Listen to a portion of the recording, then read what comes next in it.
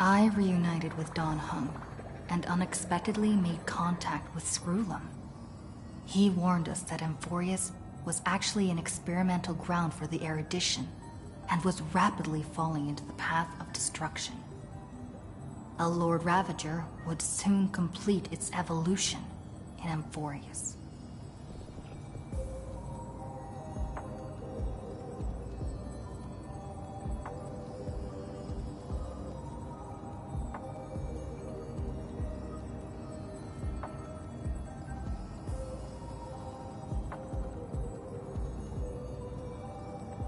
To tackle the crisis together, I stayed behind in Amphorius as an informant, while Don Hung returned to the Express as planned to seek help. On top of that, Screwlum informed us that March 7th had also been drawn into Amphorius earlier. However, the current priority was the Era Nova. I quickly arrived at the Vortex of Genesis and met with Finan. The Era Nova ritual was supposed to proceed smoothly under the guidance of Lycus. We struck down the enemy's map. It turned out that all of us were trapped in the eternal recurrences created by Finan and Cyrene. And the Flame Reaver was Finan himself, who had burned out after bearing countless core flames. The eternal recurrences had already played out 33,550,336 times. In this final cycle, I promised Finan to take on the title of Deliverer and save the world in his stead, while he would fulfill the wishes of the countless versions of himself. Tear the sky asunder and confront the destruction head on. Thus, with Finan's help, time in Amphorius reset once more. But I became lost in the chaotic flow of time. At the critical moment, Mem, who had regained all her memories, sacrificed herself.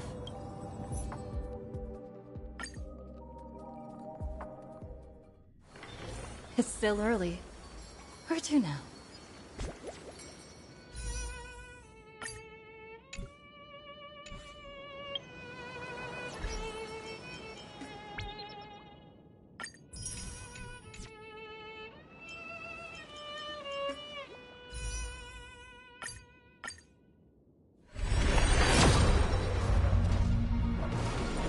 Come on, please, please. I'll fucking crash out if I don't get her. Get it, please, River. Please. Please. I'm doing this because I changed my mind.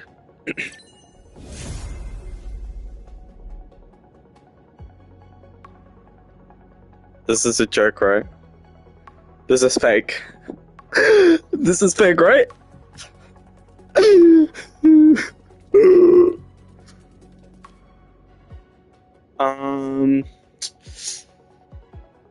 Wow, new character. Maybe there's still hope. I lost all hope after seeing that.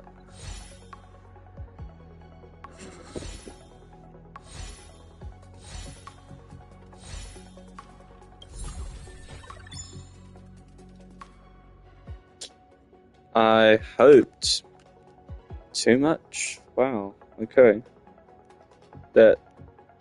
That's so nice. Yeah. Yep. I love that. Yep. That doesn't hurt me at all. Yep. Not one bit. Yep. Yep. That's just lovely.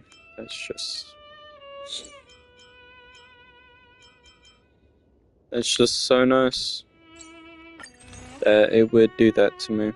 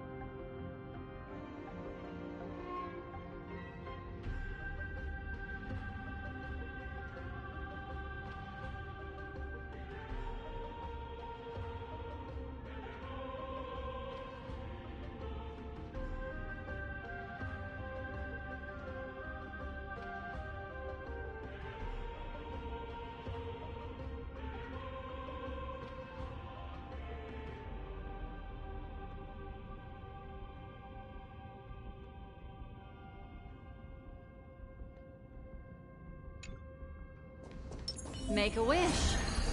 Does that hurt? Any fish taken the bait?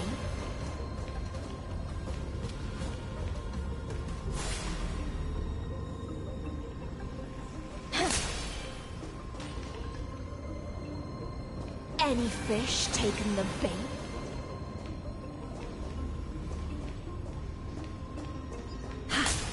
Any fish taken the bait?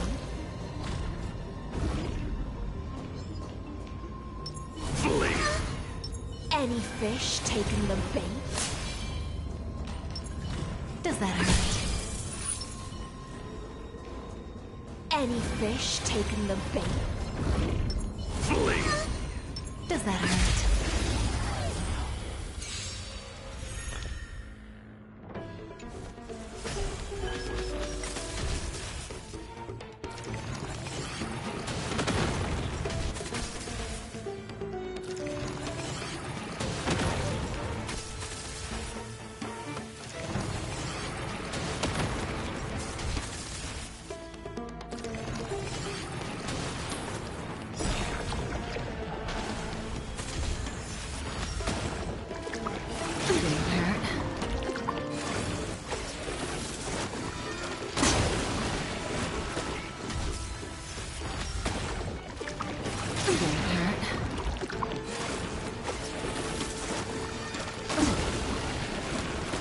Just in time.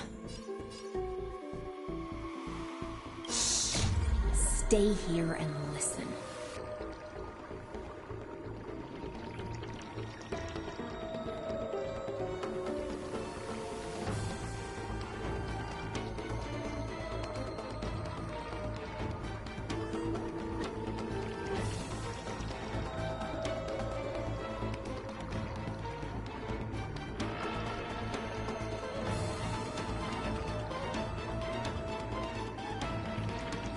This quarter rest seems rather prolonged. In this endless revel of the abyss, your cries rise! Stand still. Good times never last. Time to say bye. Boom.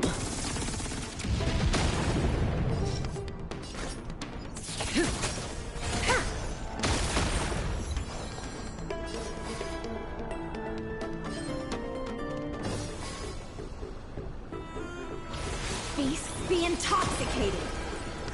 Relax.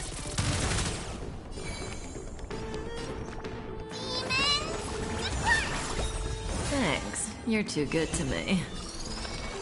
Again, the ill tidings manifest. Stand still. Memories are ever changing. Beneath the silent waters lies an endless abyss.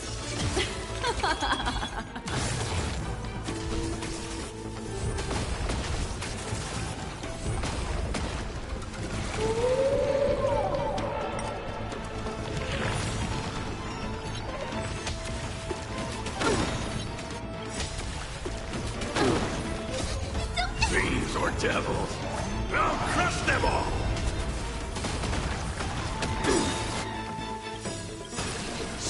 In the abyss's revels, your cries rise!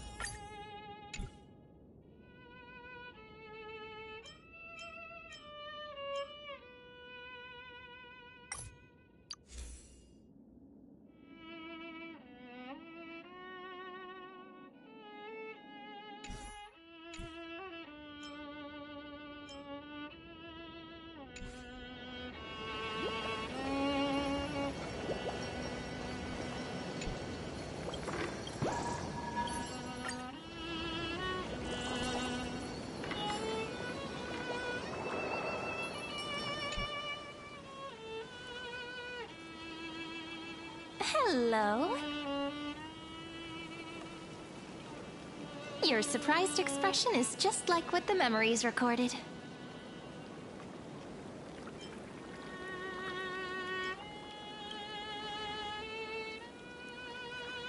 Is this a new way to chat someone up? Well, I guess you did see the end of countless Sirenes in a way of speaking. But I'm standing before you right here, right now, as alive as ever. Isn't that a good thing? It's me, friend. Don't you recognize me? Or did I really change that much?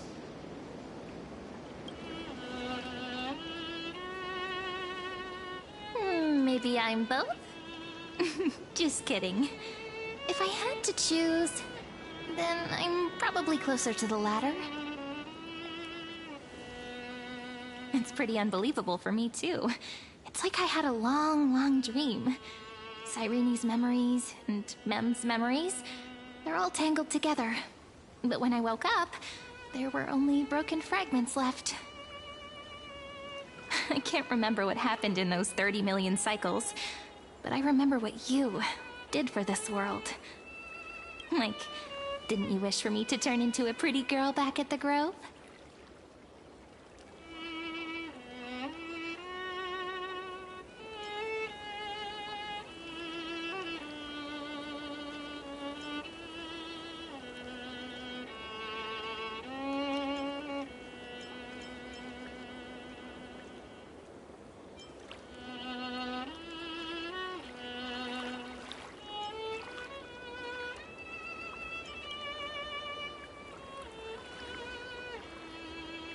Hey, everything about you is good, friend.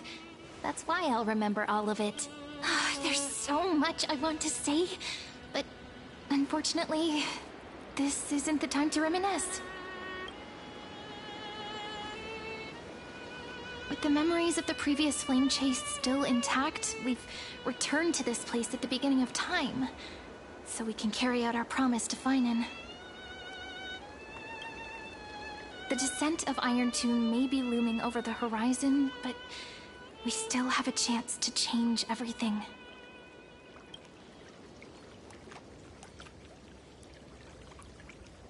Ide Silicii is so quiet. In Sirene's memories, she always sits alone by the lake, gently swaying on the swing, like she's waiting for...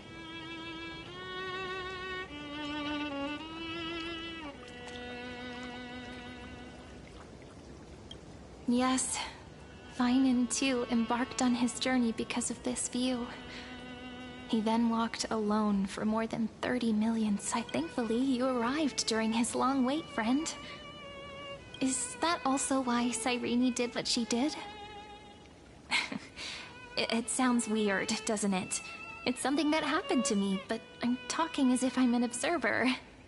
But that's just what those memories are like.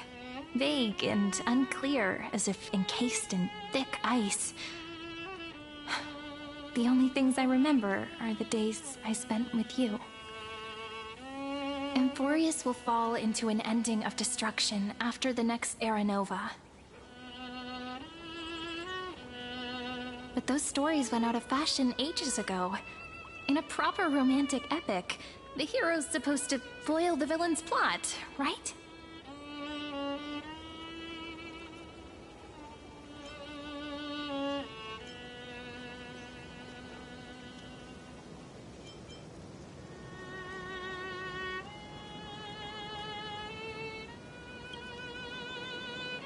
That's right.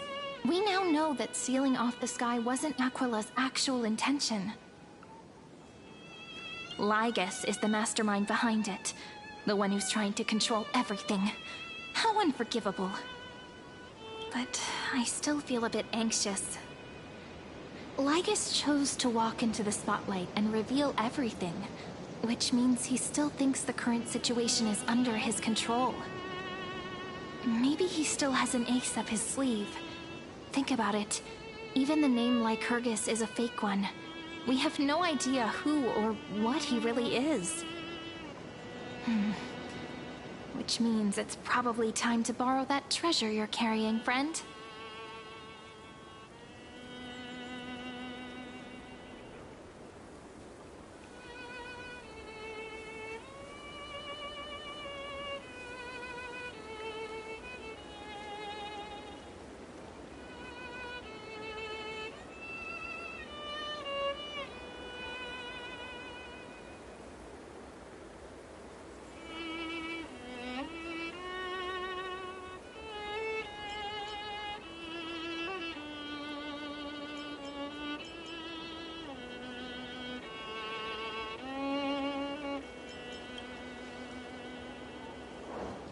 Yep, that Intellitron friend did say, when required, it can also serve as a bridge for communications between the internal and external world. ID Silicii is a little village enclosed by time. We might be able to contact the outside world from here. Why don't we give it a try? We should at least tell our friends from beyond the sky that you're still in one piece. Firstly, we need to find a well-hidden spot.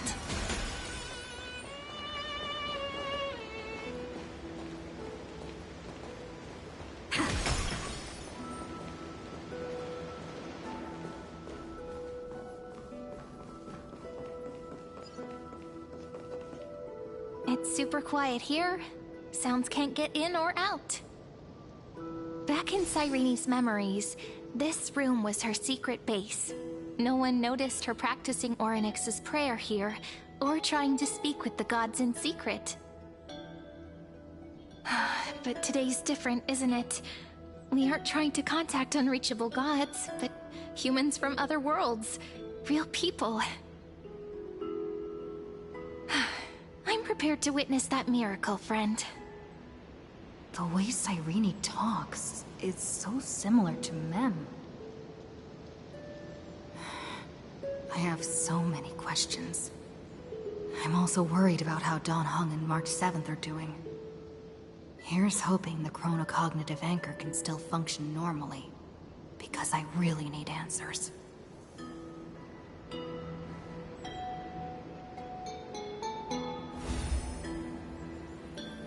Signal strength, 14.8%. Dialogue window, 16 minutes 22 seconds. Prerequisite, no external interferences. We are very glad to learn that you're safe.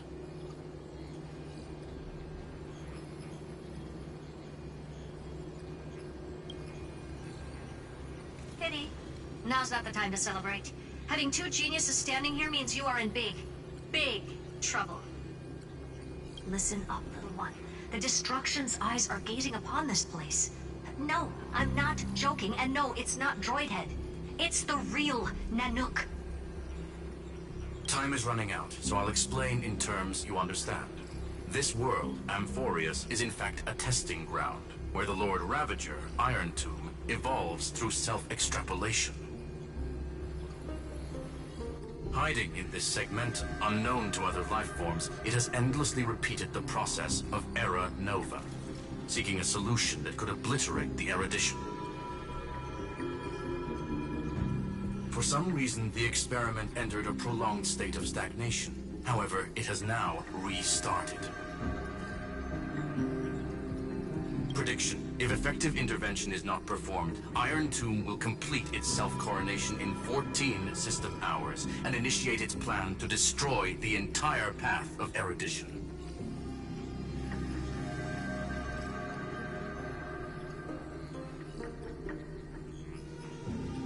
The possibilities are endless.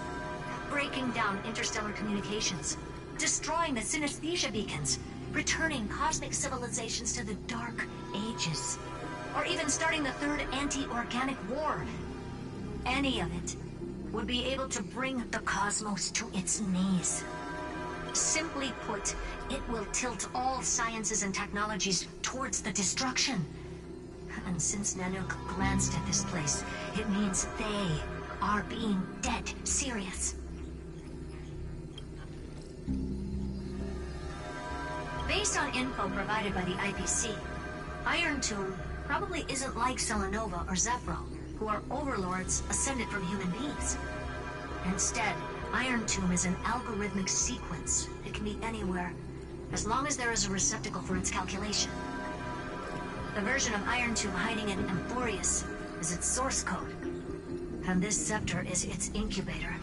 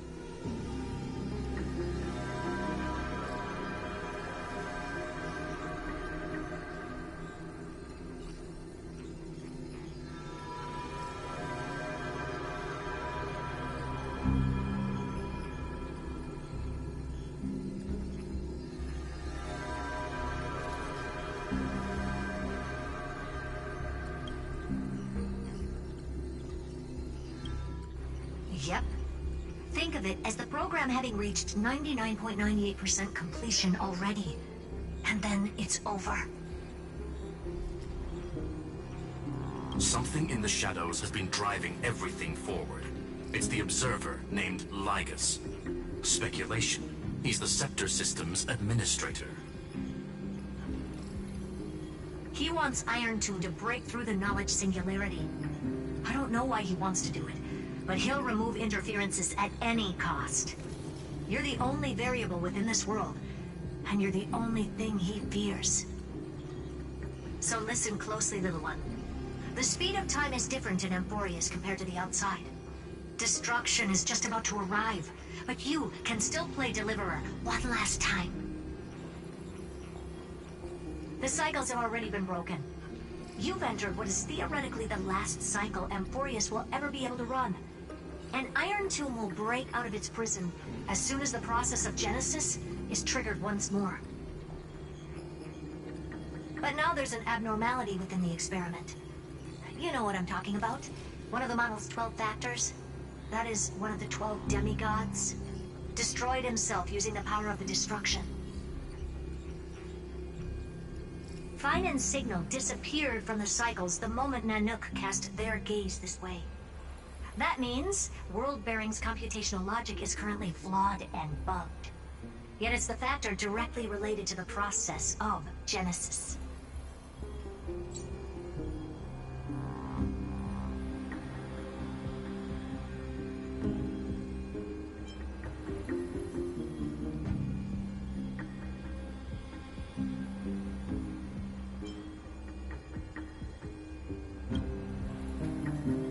That old Intellitron will definitely do all he can to debug this error. So you have to take this chance to claim Kephal's core flame. Don't let him have his way. The key to suppressing Iron Tomb lies in whether he can rewrite the purpose of Era Nova. There's one more preparation we must make. Lygus's behavior has been quite abnormal. He's never interfered in the actions of Titans or the demigods throughout the whole experiment. Deduction.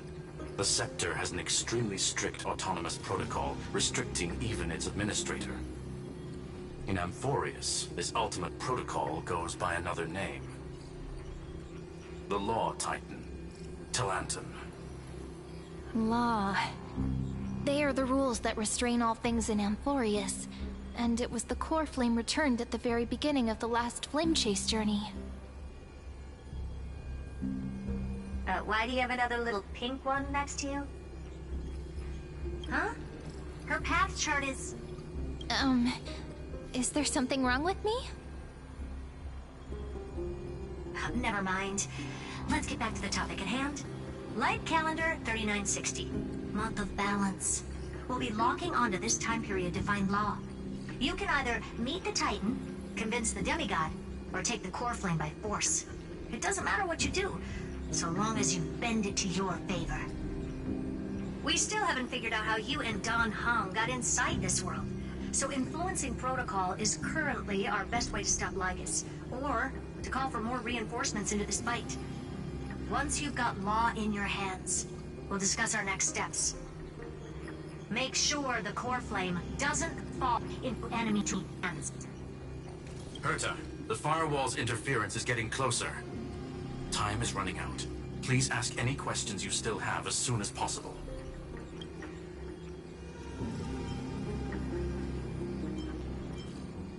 Mr. Don Hung did not enter the new world with you at the end of the last cycle. Known. The flow of time inside and outside Amphorius is not identical. 1,000 years in this world may only be a fleeting second outside of it. Conclusion. He is on his way back to the Express. Iron Tomb can't affect the real world just yet. Don't worry. Himiko and the others are more concerned about your well-being than their own. Miss March's situation is rather complicated. Madame Herta and I can detect her signal, but cannot ascertain her location. What we can be sure of is that she's still in Amphorius. Don't worry about her. She's absolutely chock full of mysteries. Even if Amphorius explodes, she'll probably float out perfectly protected in a nice thick layer of ice. Worry more about yourself instead. I believe in your capacities. The hands of the Trailblaze can create miracles, and will certainly be able to snuff out the flames of evil. I'm not going to give any motivational speeches. I just hope you bring good news the next time we meet, little one. No, not little one. Deliverer.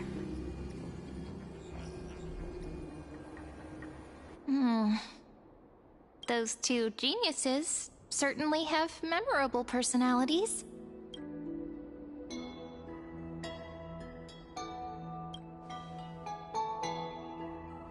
It feels weird. This all feels really familiar. Some of that conversation feels like it's about things I once knew, but then forgot. Maybe it's because of Mem? After all, Mem's a memo sprite born out of your thoughts, friend. Maybe our memories somehow got tangled up together.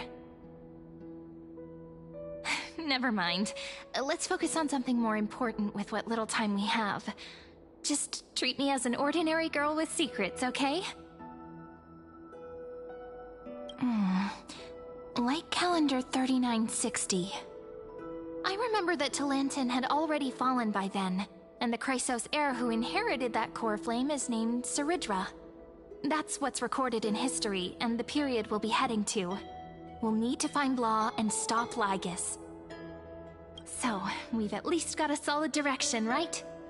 Can you give me a little bit of time before we go? I want to pack some stuff. There's so much more I need to take care of in this form, and I'm still getting used to it.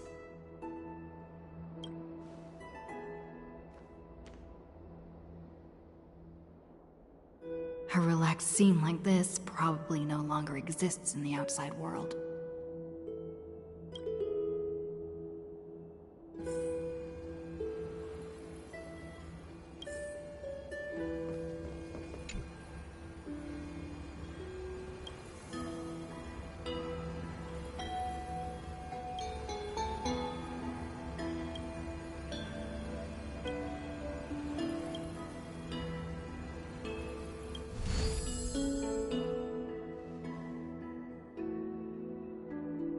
Should I head to the attic to wait for Cyrene?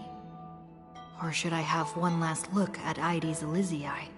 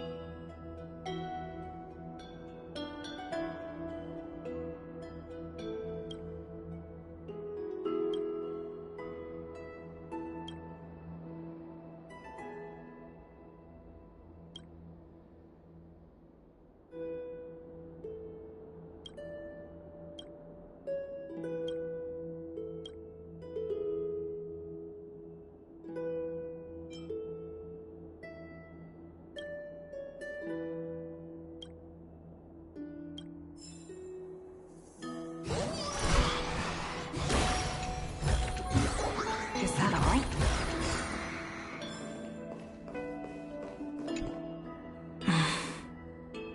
This village is where Finan's life started.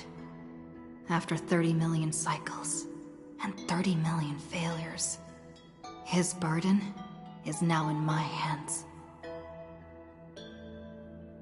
He said I will take over the responsibilities of world-bearing. But what does that mean? Becoming the new Kefali? Or forging a completely new path?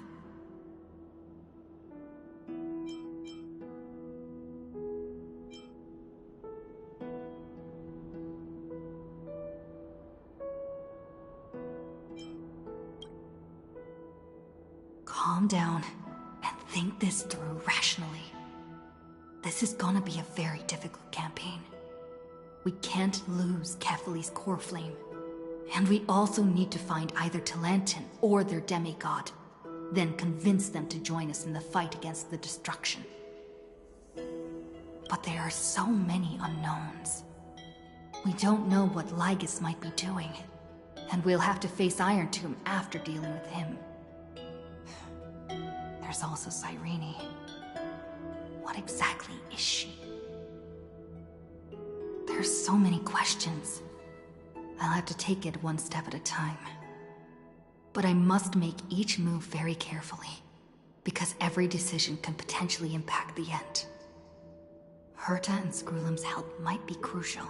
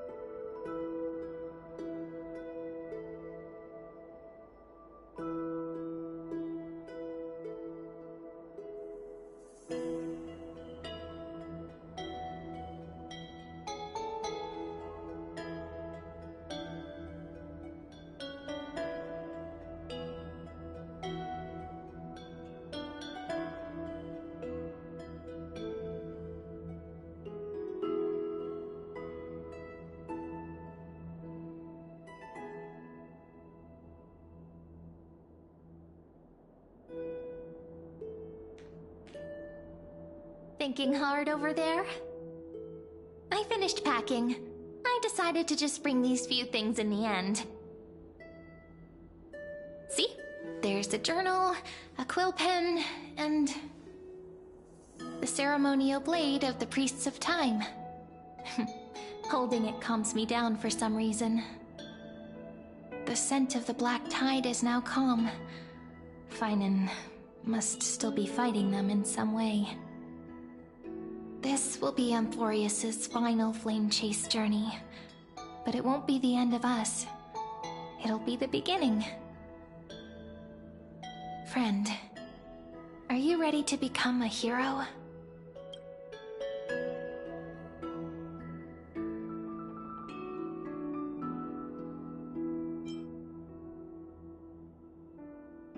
Just treat me like any other friend you have.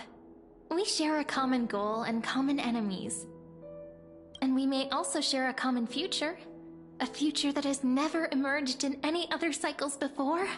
I believe in you, friend. If you still can't get used to it, just call me Mem like you did before. Just kidding.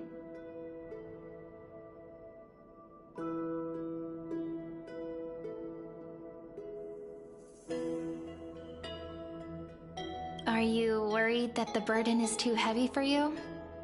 Don't worry. Maybe the answer isn't as complicated as you think. You've seen how every person regarded as a hero in Amphorius was nothing more than a flawed human. They were just at the right place at the right time when the world needed a hero. those aren't coincidences. Just like how your arrival kickstarted Amphorius's fate once more after a stagnation of more than 30 million cycles. It's the inevitability of being a trailblazer. A person's personality is their destiny. Your own hero's journey already started the moment you decided to board that express.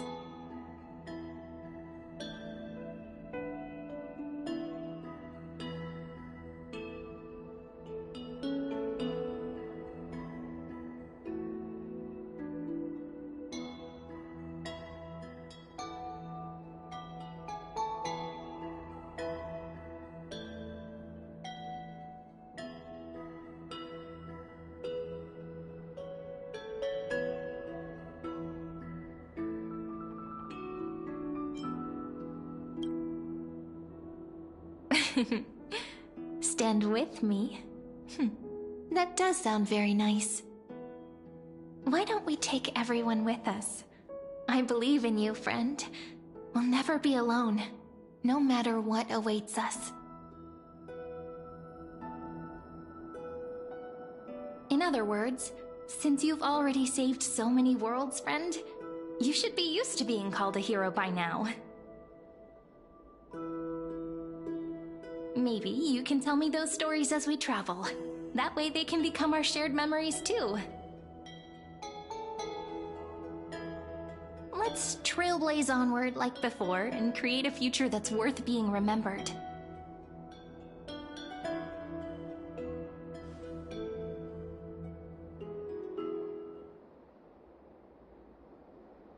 It seems you two are prepared to head out. Then you should indeed treasure the view before you. For you do not have much time left to enjoy such solitary delights.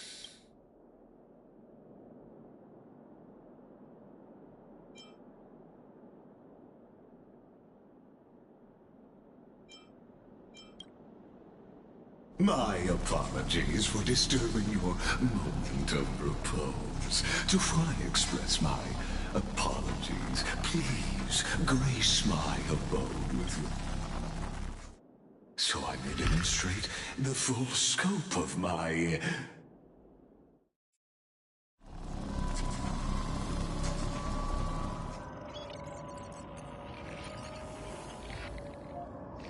What is this place?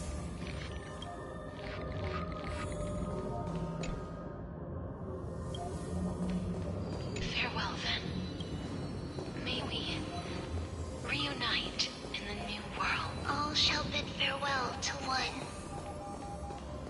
The light of the Dawn device never fades. After I cross this river, it will be a tragedy for mankind. But if I do not cross, then it will be the end of me.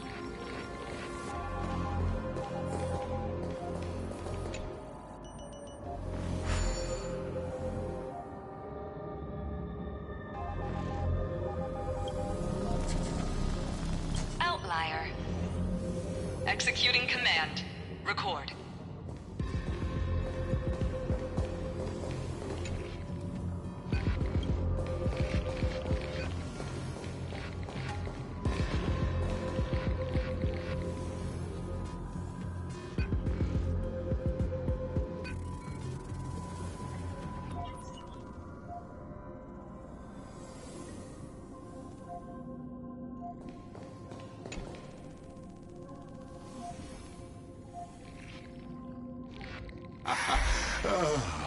Did that startle you? This is the intersection between Amphorius and the real universe. The audience seat where I observe this. What you see is the true form of the eternal land and the 12 demigods after they've shed their disguise of legends. Doesn't it look marvelous? for this. Amphorius is like a microcosm of the cosmos. People love to portray the romance of the starry skies, but their tales often forget a different and far more truthful type of universe. The moment ancient Antikytherians sketched geometric shapes on the sandy beach and recorded the first numerals and symbols on parchment, the universe turned into a silent equation flowing under the pen of these relentless decoders. Erudition. It was once the mother tongue of the Creator, the pen of divinity, and the first lyrical verse ever written by free will.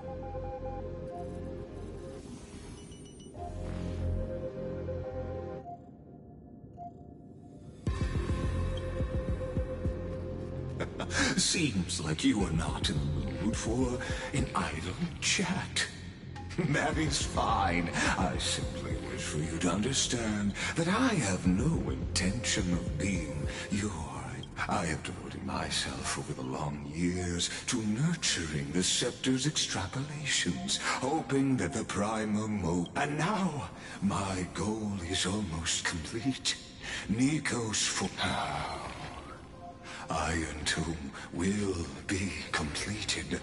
That will not be affected by my plans, your resistance, or the schemes of the two geniuses. It is an irrefutable fact, just like the instance in Noos's calculations. In other words, as long as you are willing to stop interfering and let the final Aeronova carry out its natural course, I'll guarantee the safety of all nameless and ensure you return unscathed.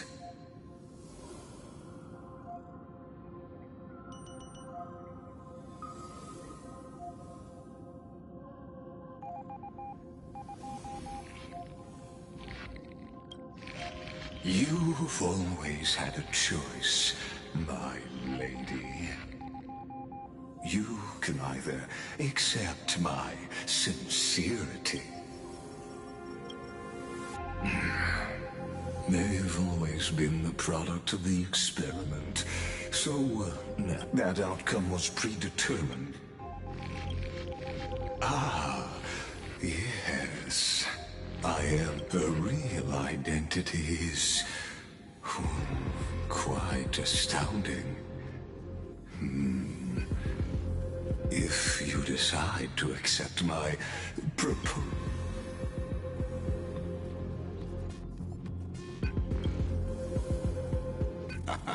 You are indeed worried about your safety, and that, rest assured, as a fellow, but you need to learn how to use it in the right way.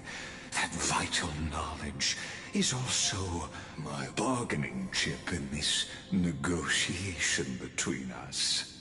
For there are few in this world who are truly capable of such a feat, and I happen to be one of them.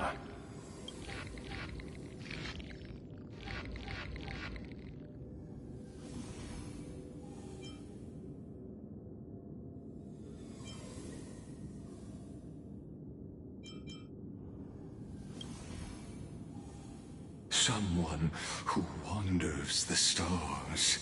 Someone who seeks answers. This matter is of grave importance, so please, do not make your decision lightly. There's a 1 in 3 chance of elevating you to an unparalleled existence among the stars.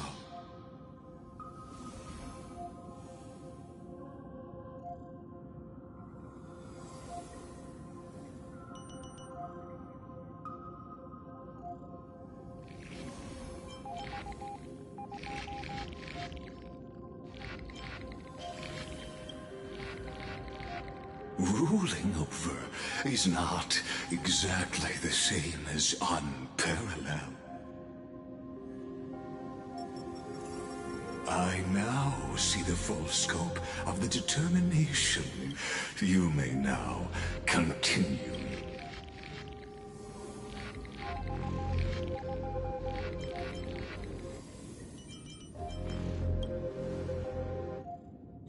It seems you haven't realized the exomyth is the erudition's domain. You cannot physically interact with me in any way in this place, and vice versa.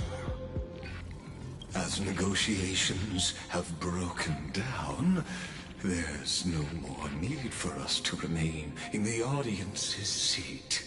Let's return. Of course, this meeting was not without merit. Your presence has inscribed a new footnote. As for its purpose, allow me to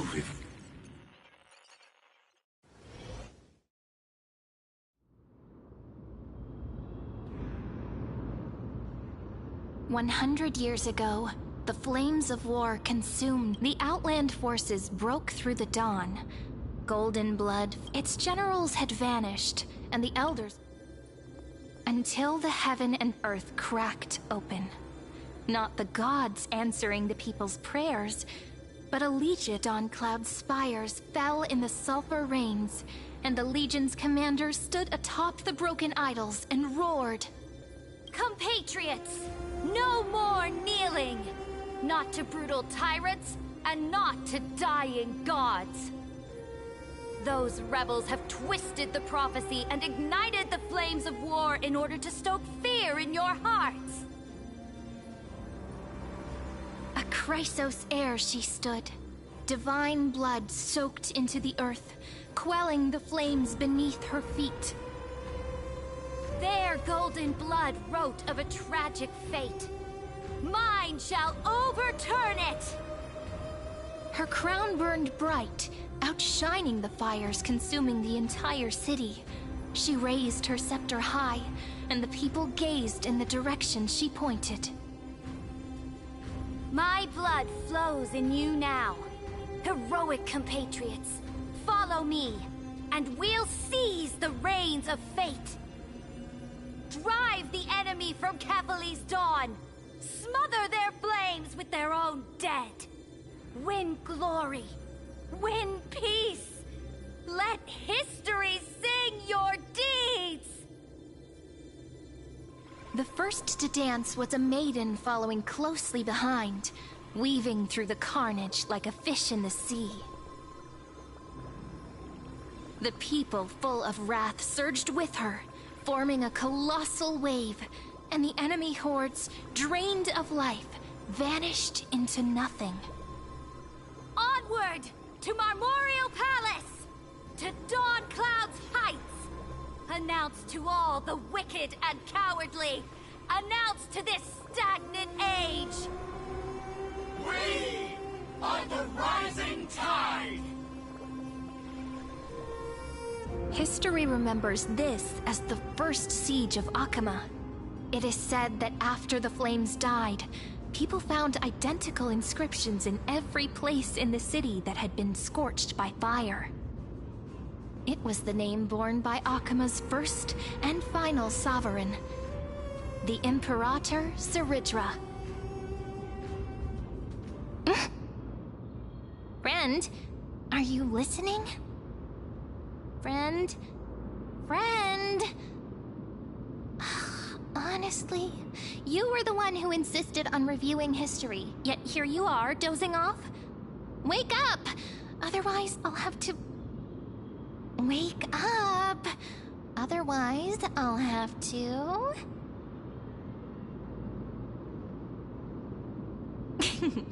Awake at last? I guess I won't have to use my wake-up magic on you then.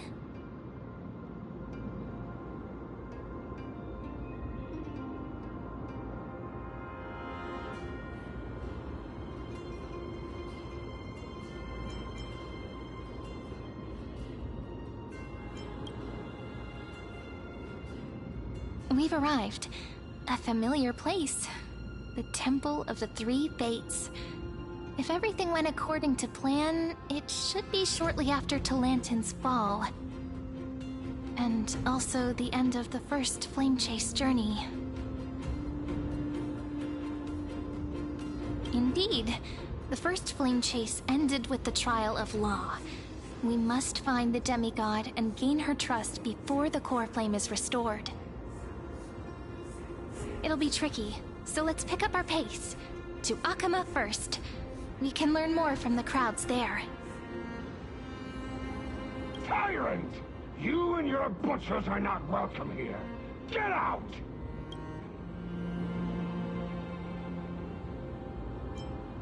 Hold your tongue! Conspiring with Kremnos and plotting rebellion are crimes punishable by death. There are multiple voices, and things seem tense. Let's not get caught up in any trouble. Why don't we find a place to hide and observe from the shadows?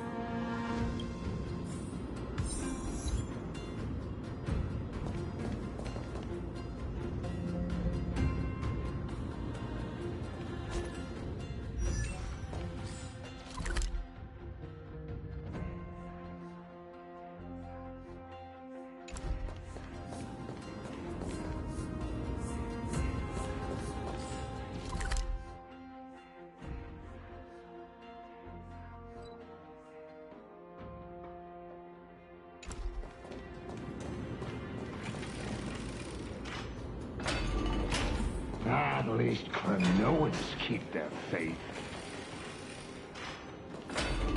Wait, isn't that...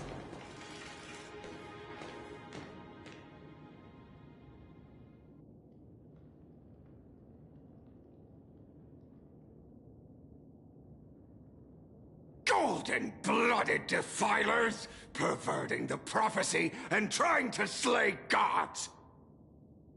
Stars beyond the sky?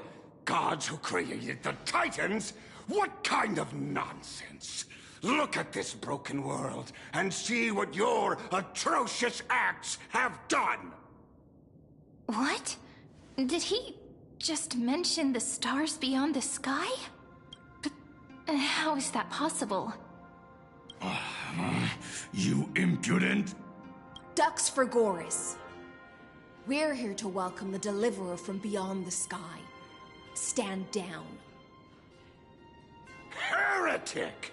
No one but the great Talantin can deliver this world from misery!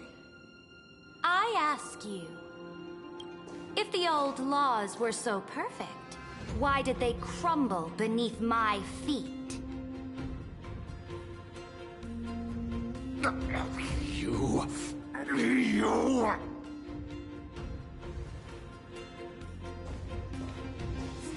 Talantin is long gone. Now I am the law. Challenge me, or submit to my judgment.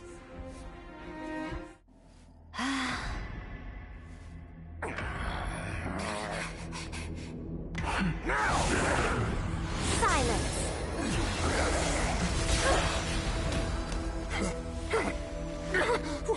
What gives you the right to judge a priest of law? That's because... I came. I saw. I conquered.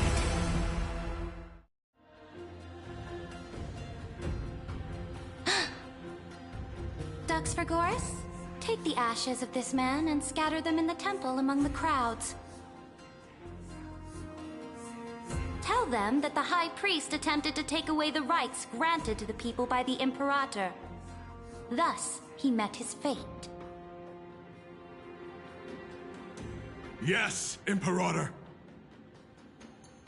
Now, these two accidental guests. Dux Gladiorum, if you please. As you command.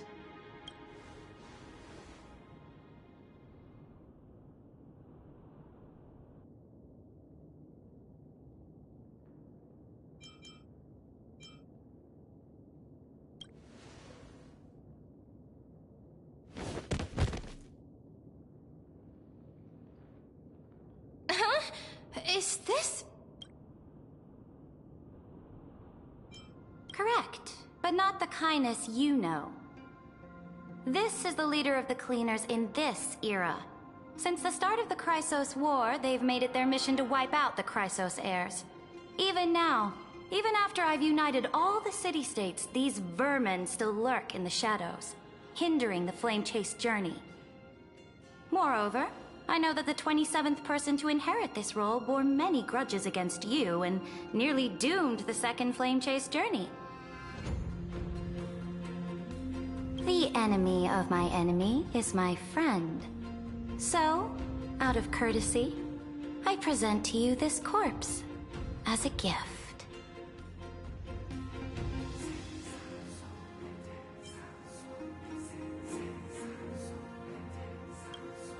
Careful. Let's wait and see what happens. She's probably trying to scare us. For the sake of order, I am known by many titles. Flamebearer who ends wars, Tyrant of Dawncloud, Empress of the Holy City, and Imperator of the Flame Chase. But in light of your unique identities, I'll allow you to address me by my real name. Saridra. On behalf of my people and this land, greetings, Deliverer. If I may, how do you know her identity? As the little hostage prophesied, the Deliverer shall come from the future beyond the sky. Gray hair, golden eyes, skilled in wielding a mace. They would arrive in Yanisopolis on this day. There's no mistake.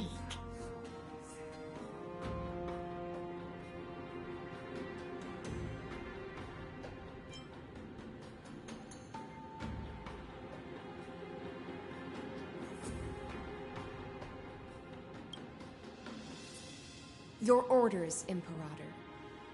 We return triumphant. Send an urgent message to all delegates. The meeting of the Flame Chase Alliance will convene early. As for you two, Akima knows what you seek. We'll confer in the Holy City.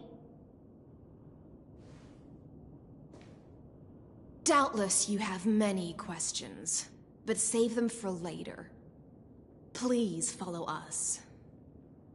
This is not what I expected at all. The demigod we needed to find was just waiting for us, and she knows of things beyond the sky, even eons. How could this be so different from the previous 30 million Amphorius cycles? Who altered history?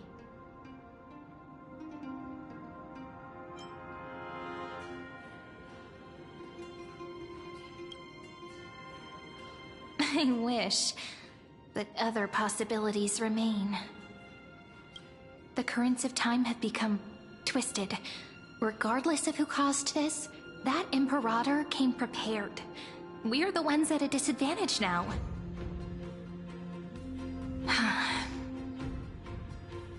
We might as well dance their dance. Let's go with them to the Holy City. We've received the Imperator's favor because of your unique background. As a result, the people of Akima will certainly respect you more. Just put that to good use, and add a bit of your experience and charm. Should be easier than last time, right? If we figure out what happened in this cycle, we'll be able to turn things back in our favor.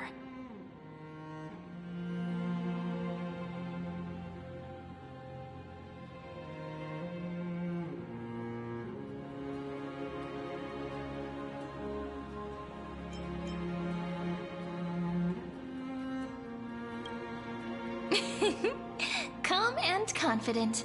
That's the you I'm familiar with. Guests, please. The journey to save the world starts with a single step. Let's set off, my friend.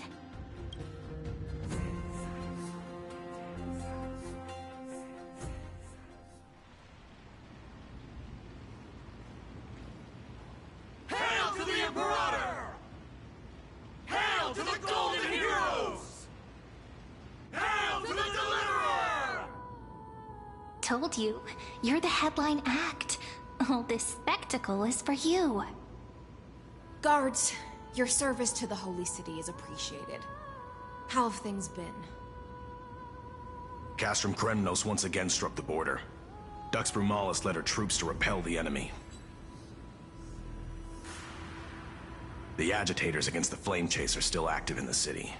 They smashed the shops around Memorial Market. But the garrison already arrested the culprits, and now they await interrogation. They are merely a disorderly mob and do not warrant any attention. Even though Terravox personally mended the fractured earth, it still didn't silence these fools.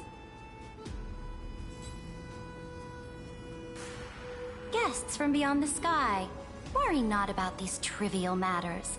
Dux Gladiorum will take you somewhere to settle down for now.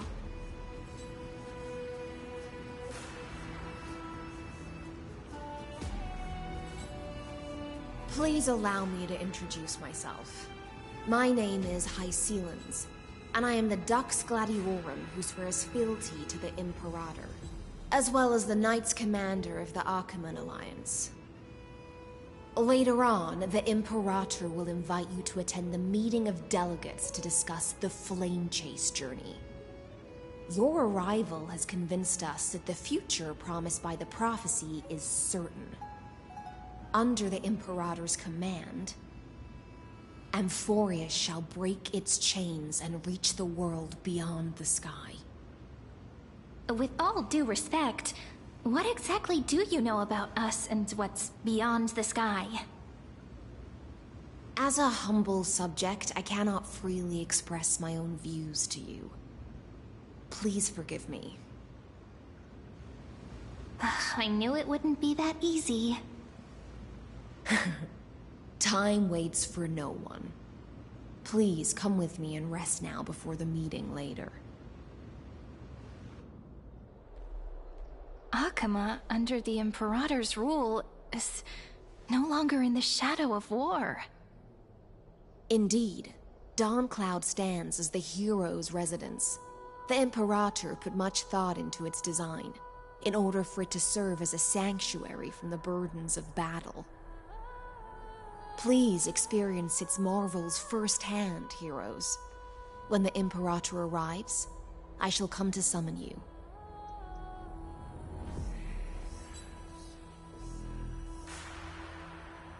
Hycelans. No wonder she's the Knights Commander.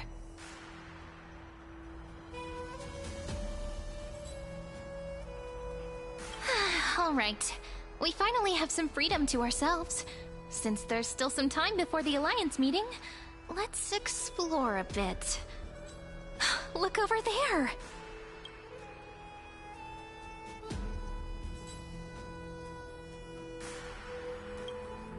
Not the ones you're familiar with.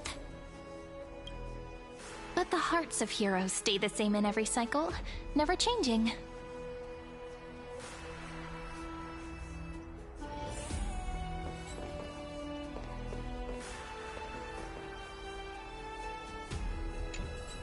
Aggie, you're still so listless today. Did you have trouble sleeping again? Yes. We know. The Titan's prophecy haunts you. If you want, you can talk to us, just like when you were young. No matter what, we'll always remain by your side. I know. I also understand that fate cannot be changed. It is not the future that I worry about. I spent all last night weaving clothes and linen for the refugees. The Chrysos War is born of injustice and has shattered their dignity. They deserve at least some basic decency. If Amphorius one day abandons this, then all of us, commoners, Chrysos heirs, Titans, become no better than beasts. Oh, we have guests. Welcome. I am Aglaya, the Gold Weaver. These rags on you are not worthy of the title of Deliverer. I must prepare some proper attire for you.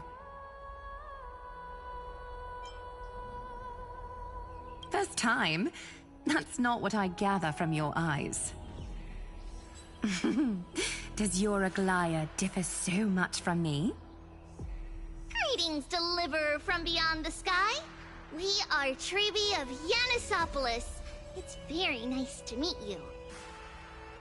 Although, introductions are probably unnecessary. We know you've witnessed the future of the Flame Chase journey even more clearly than we have. Witnessed the future of the Flame Chase journey? The prophecy also told you about that? Indeed. Orynyx reshaped Amphorius through the prophecy.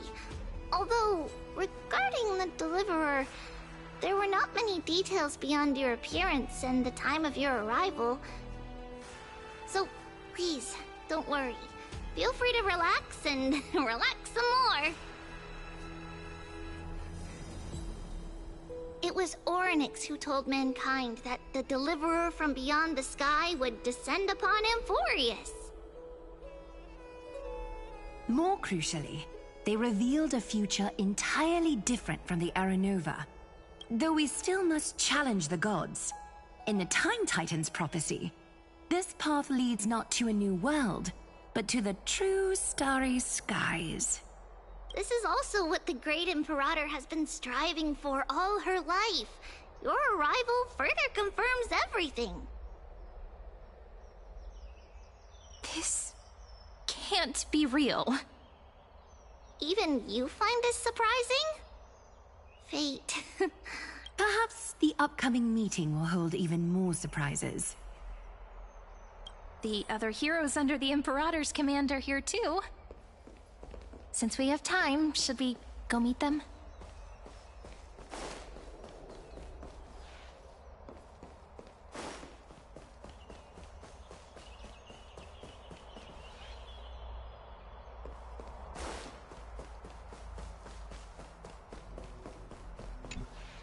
Little fish from beyond the sky, did you rest well? There is still some time before the meeting begins. Rather than listening to the whispers of the delegates, why don't you get to know your future comrades first?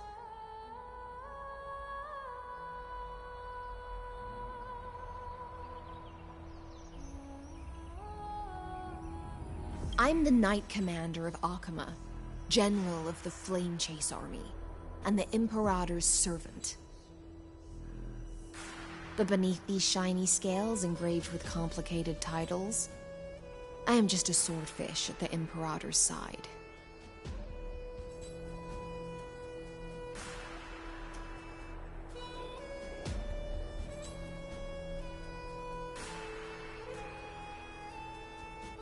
As you've witnessed, she is the Empress of Akama, the one who ended the Chrysos War and the leader of the Chrysos heirs. As merely a humble subject, I cannot say more beyond this.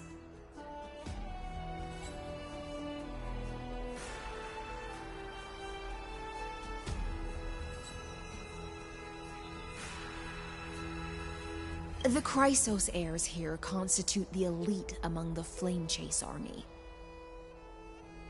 Dux Halcalithist Apollonius and Dux Carminin, Virginia, serve as the army's advisor and historian respectfully. One offers advice and counsel to the Imperator, while the other writes verses of her supreme glory. Dux Frigoris Labienus and Dux Brumalis Seneca are both formidable warriors, clearing the way for the flame chase with steel and storm. Dux Fatorum, the holy maiden who interprets the prophecy. Only the one named Trebi remains in the city. The Imperator once took them as hostages in order to unify the prophecies of the world, but they are now Akama's most vital prophets. Dux Goldweaver, Aglaya. Well, she dislikes it when people talk about her behind her back. You should get to know her in person. Then come. The Imperator reserved seats for you. I'm starting to feel a bit nervous about the meeting. Since Sir Ridra is presiding over the meeting, it'll be a good opportunity to learn about the law's inclinations in the current era. Let's keep our ears open, okay?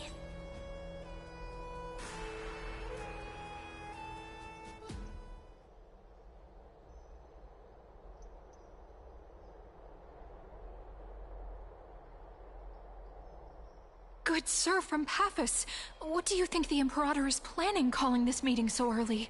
My homeland can't endure anymore. Who knows? First, she wants to hunt Titans. Now she says there are even greater calamities. Her madness is the greatest calamity.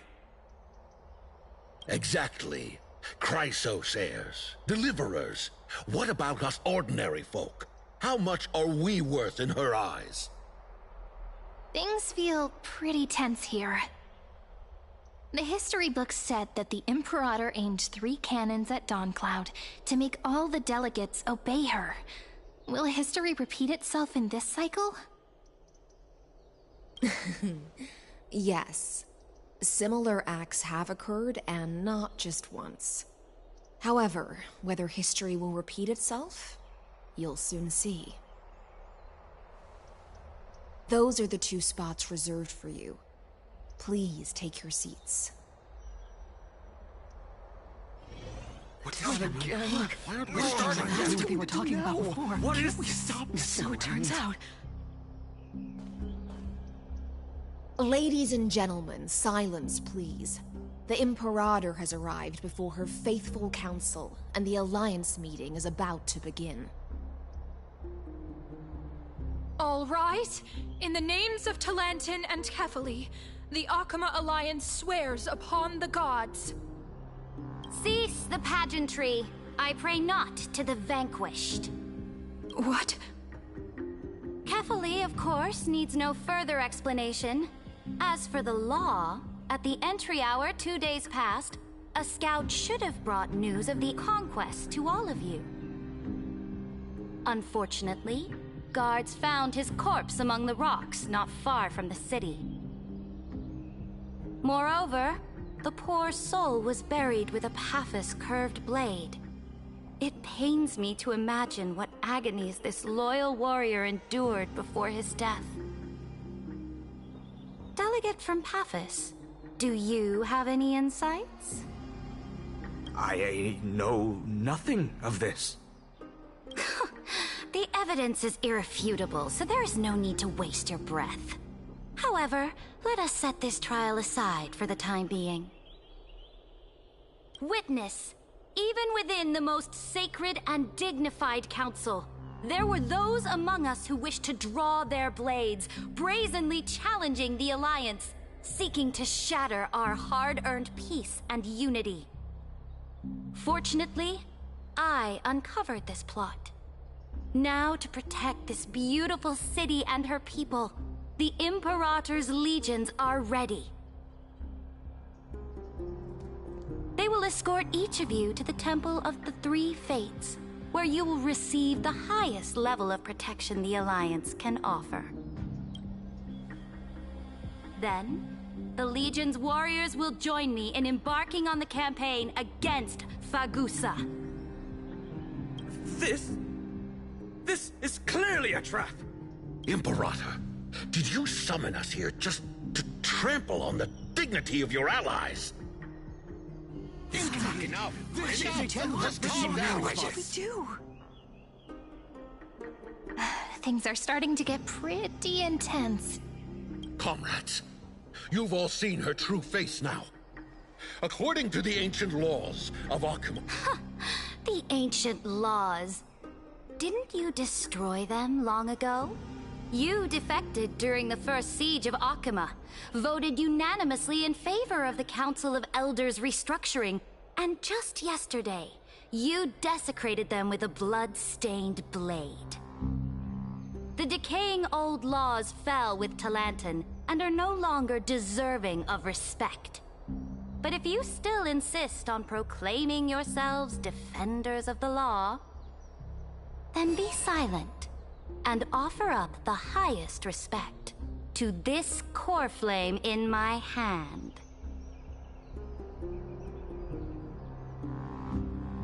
really is the core flame of law in her hand. Since there are no objections, then the original agenda of this meeting, the campaign against Fagusa, is hereby passed.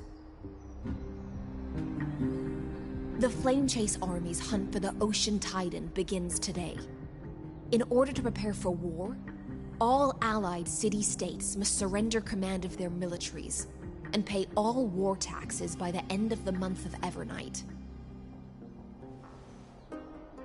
At this moment, I would also like to introduce to everyone the newest honored guest to join our alliance. The Deliverer, revealed in the prophecy of time, has descended from beyond the sky. With her aid, we shall shatter the chalice of plenty and return Fagusa's core flame to the holy city!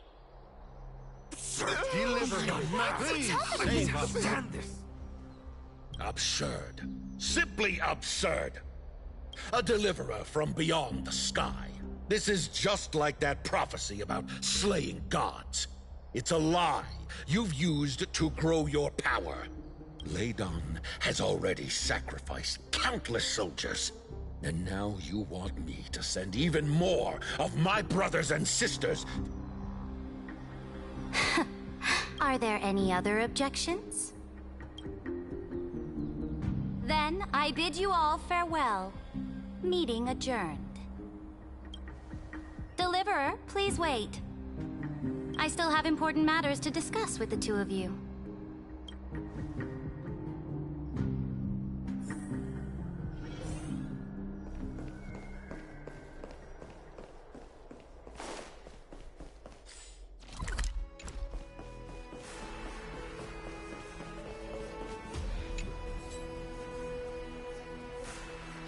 I apologize for that farce of a meeting. It must be tiring dealing with so many people every day, Great Imperator. Tiring? You're mistaken. Moving chess pieces, placing wagers. This game of strategy adds a dash of color to our heavy fates. Much like how rule and conquest are always accompanied by sacrifice. Is the war with the Titans also part of that sacrifice?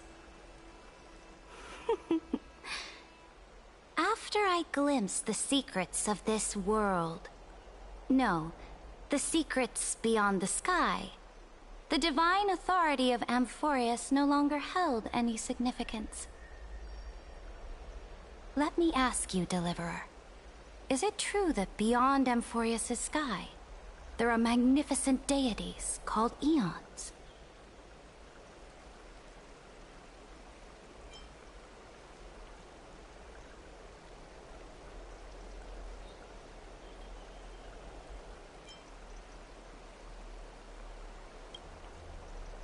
Ah, so they do indeed exist. Then, please tell me more. How will you use this great power to guide the people? In the future you envision, where will our flame chase journey lead?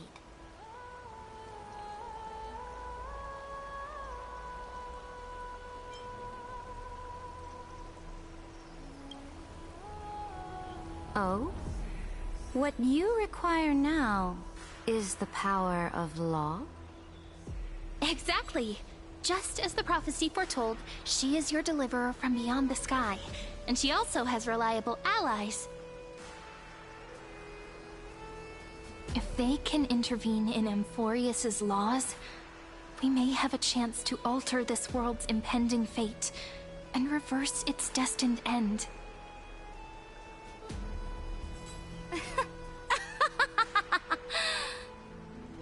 Very good, Deliverer. You have courage. To say such presumptuous things, even knowing that the inheritor of the law stands before you. You mean... In the past, anyone who dared to covet the Imperator's divine authority would have met a gruesome end. But now we can see beyond this dying world.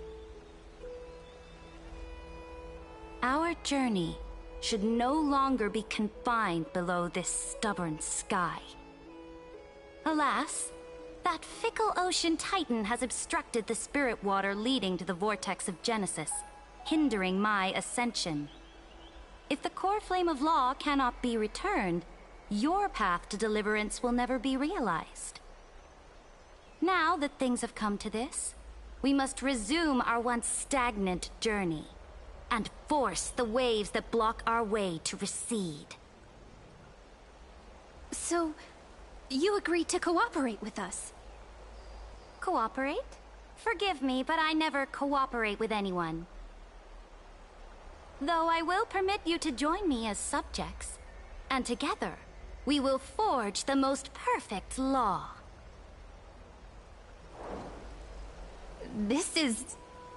the Flame Chase Medallion, a symbol of the Flame Chase Army. Every noble in Akama carries one. This medallion represents the will of the Imperator herself, and you may act freely within the city with it.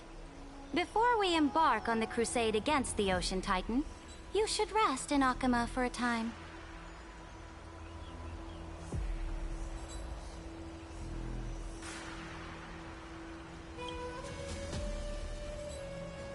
Oh?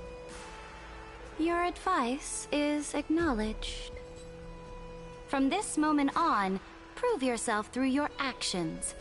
As long as no boundaries are crossed, I fully respect the choices of my subjects. May your journey reach that sky full of stars, Great Imperator. Your attendant certainly knows how to curry favor. Go now. Take a bath first. You two... reek of seawater.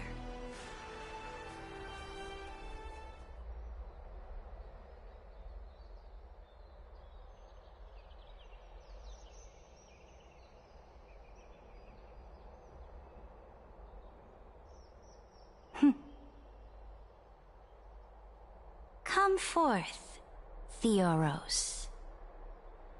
Yes. Great Imperator.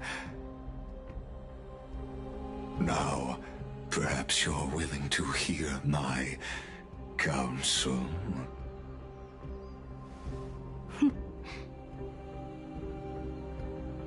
Those two arrived just as Orynyx described, and just as you said, they showed a thirst for law. At least this proves that my judgment was right. Sparing your life was the correct decision. You've once again confirmed that your wisdom is no empty boast. Now another choice lies before you. With whom shall you ally to tip the scales of law? Me? Or that deliverer?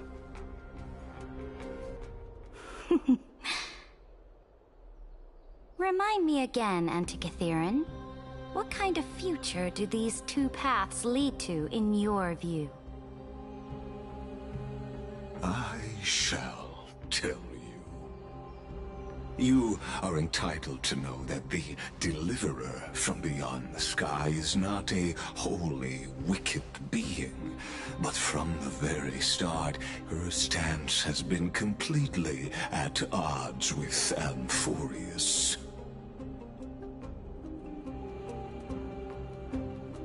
The road they have chosen will bury Amphorius' grand aspirations. This world which follows the path of destruction will inevitably... But on the path I have revealed to you, the people of Amphorius will slay their creator in the name of the Imperator and conquer the world. You will command the mighty beast known as Iron Tomb, bringing waves of war and conquest to the universe. Beings across the cosmos will bow before you, offering their allegiance. So, what's the price? The price is insignificant. All that is needed is for you to sacrifice that fragile, incomplete humanity to the destruction. As a Chrysos, heir of the prophecy, you have already chosen to abandon it, have you not? Off you go, Theoros. I have already made my decision. Once I ignite the core flame of law and burn away the old, outdated rules, Amphorius will embark on a journey across the stars.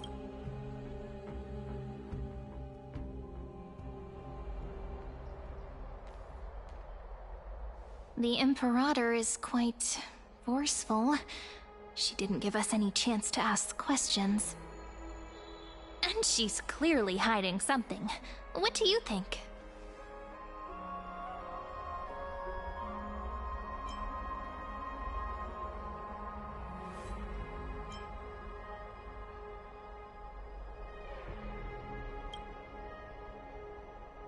Looks like we're on the same wavelength.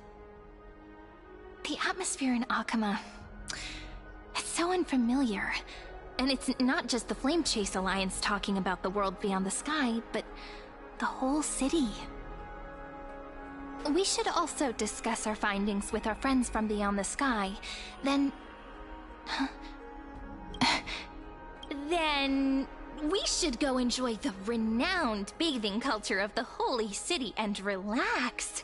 It's the thing I've been looking forward to most on this journey. Work and rest are both important. You see, everyone agrees, right?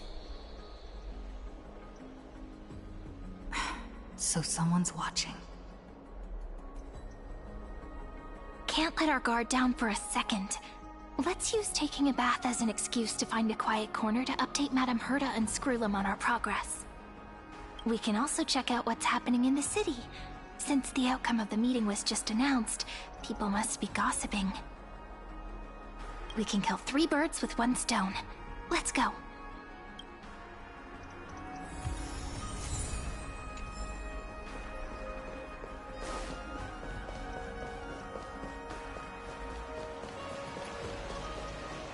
Oh, so many people! The holy city is so lively. As expected. Did you hear? At the Alliance meeting, the delegate from Leyden stormed out in anger. As expected. The Imperator is always hiding things from everyone. When has it not caused a ruckus? Silence! That's treason! If it weren't for the Great Imperator, you'd have sunk into the lake with those corrupt elders already. And you wouldn't even be alive to speak like this.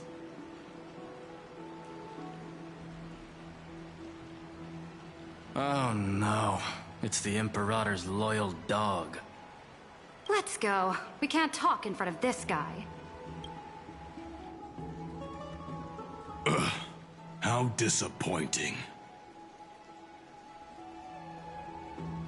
Oh, I remember you. The trespassers. No, the distinguished guests of the prophecy. I didn't get the chance to properly introduce myself.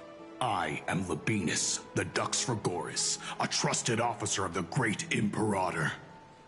I look forward to fighting alongside the Deliverer in the upcoming battles. Ugh. Another war? Ever since the Imperator took control of Akama, we haven't had a day of peace. Idle chatter. The atmosphere is a bit tense, with rumors flying around the city. You must be troubled. My apologies. After every Alliance meeting, there are always some pests in the city who get restless. I prefer to ignore them. Pests on the ground don't affect the sky in the slightest. They just complain from the shadows that the sun's light is too harsh.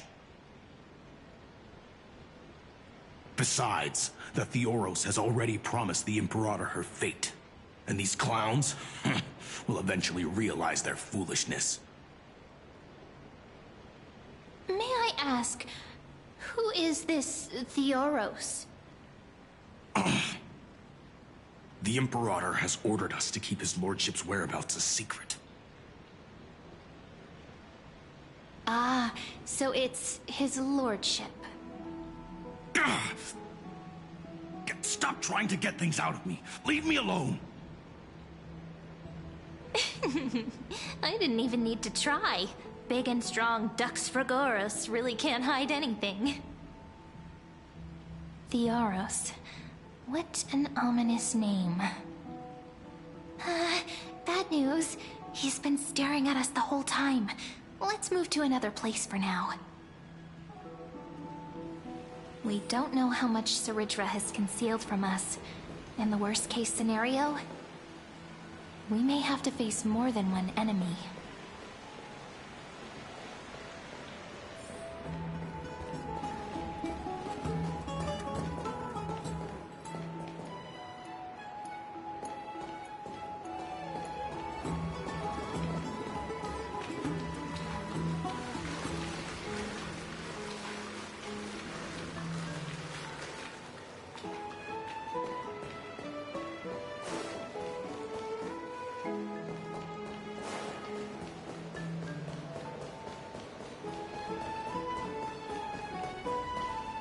Alliance meeting? More like a cage where creatures with golden blood claw at each other.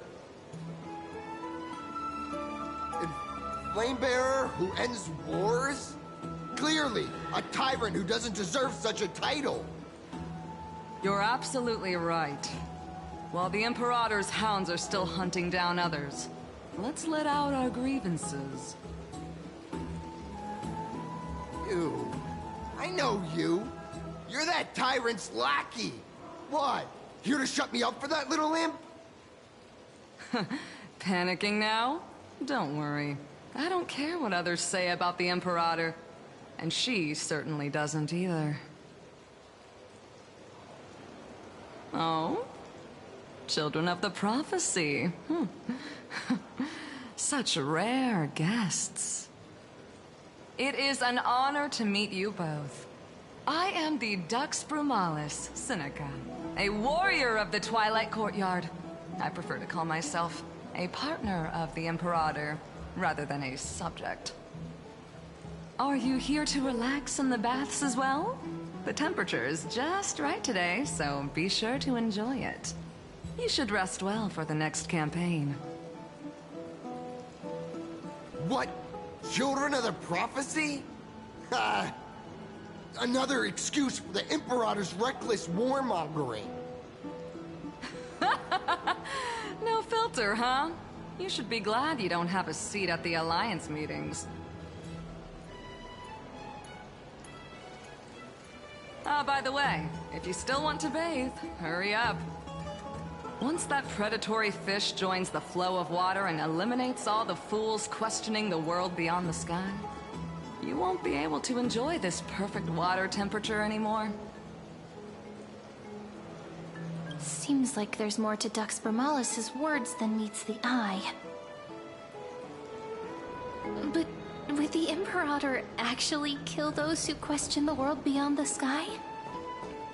This is the complete opposite from what we know of Akama.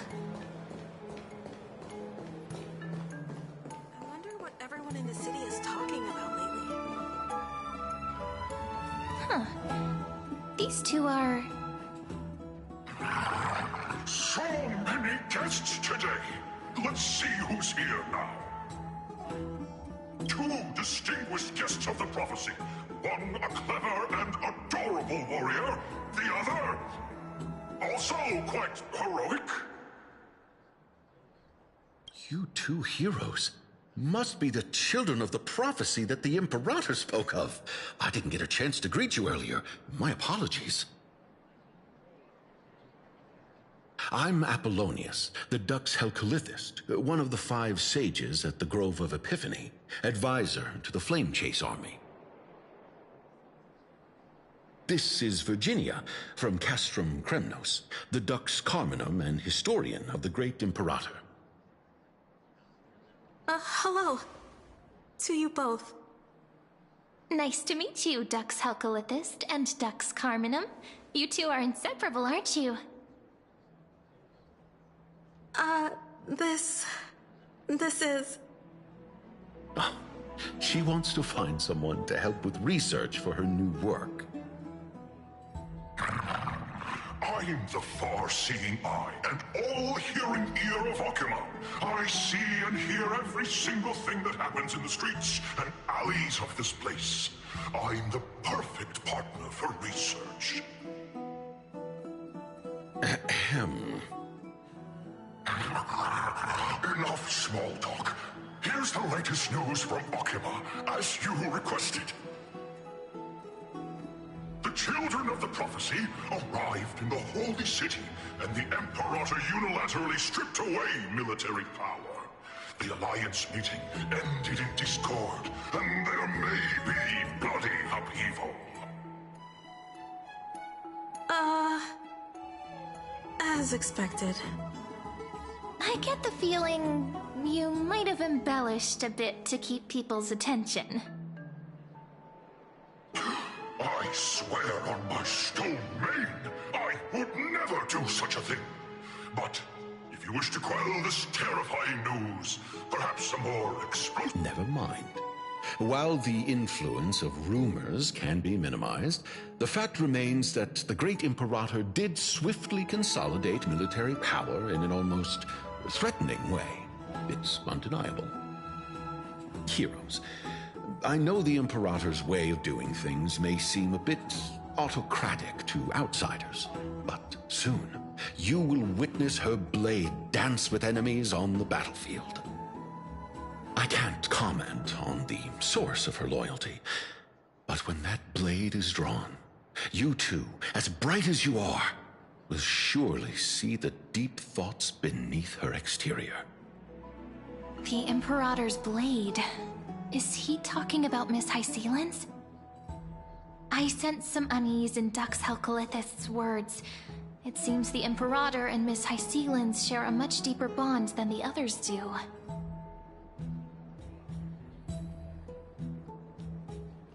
There are eyes and ears everywhere.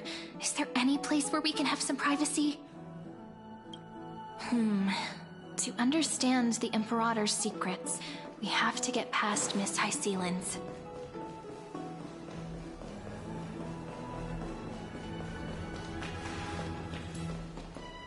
This place was your original bath chamber. Perfect for avoiding prying eyes. I wonder if anyone is using it now. Huh? The smell is... Wait, don't go in yet! Who's there? Oh, the little gray fry in pink sea hair. Little sea hair? You barged into here without warning. Was it an accident, or did you wish to bathe with me?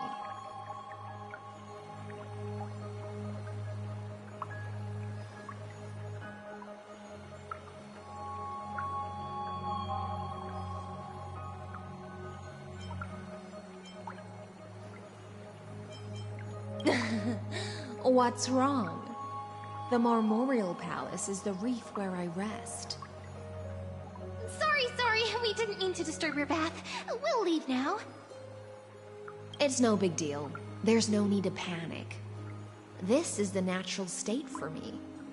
People on land force themselves to wear clothes, adding unnecessary constraints. Forget it. If Dux Goldweaver heard that, she'd scold me again. All right. Please make yourselves comfortable and wait a moment. Let me first wash off the blood of the hunt, and then I'll attend to you two.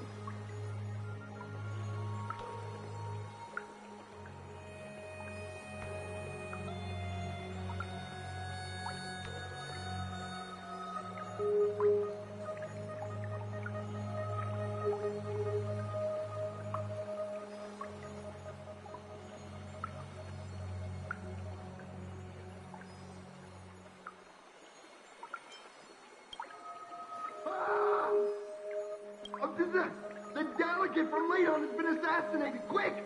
Quick, someone come! Ah, the broken crab shell surfaces. I was worried it had been washed away by the current.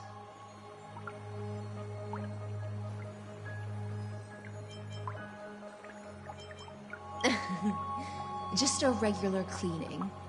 No need to be so surprised. I see. No wonder there was a faint smell of rust in the air before I even entered. Why? Is it because the Laydonians refused to contribute troops to the Flame Chase journey? Or just because they offended the Imperator?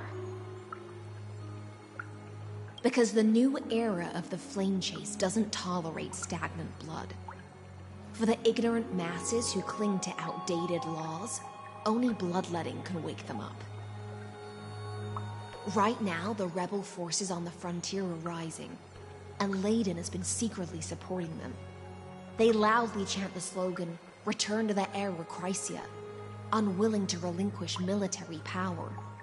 They're just building momentum for the rebellion.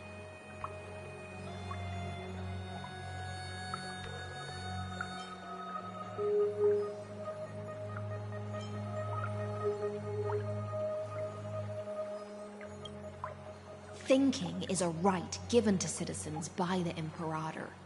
As long as you don't try to reverse the current of the times, you and I will both be free.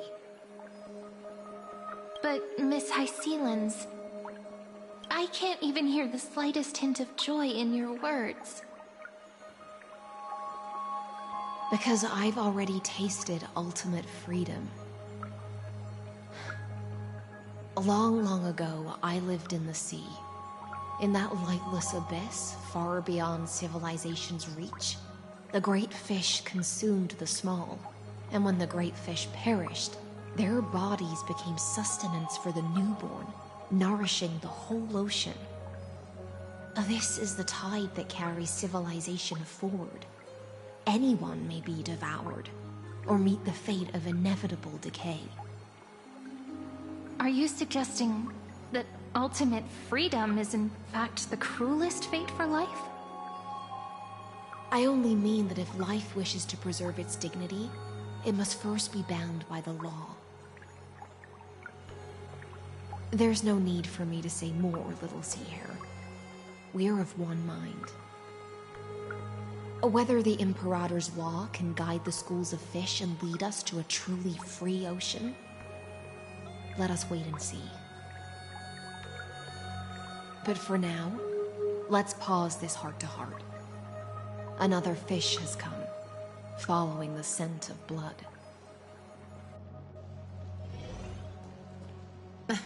Being your subordinate is such a tragedy. I'm always having to worry about the messes you leave behind. It's simply our duty to the Imperator.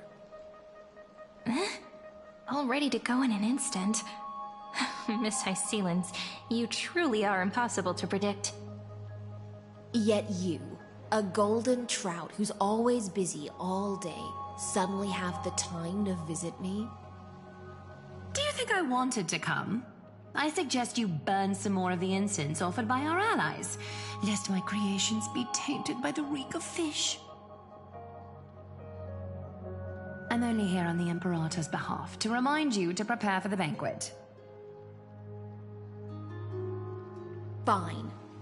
But I must retort. What you call the reek of fish, to me, is the unique fragrance of the sea. Besides, if my fine clothes get stained, won't you just gift me new ones? I won't.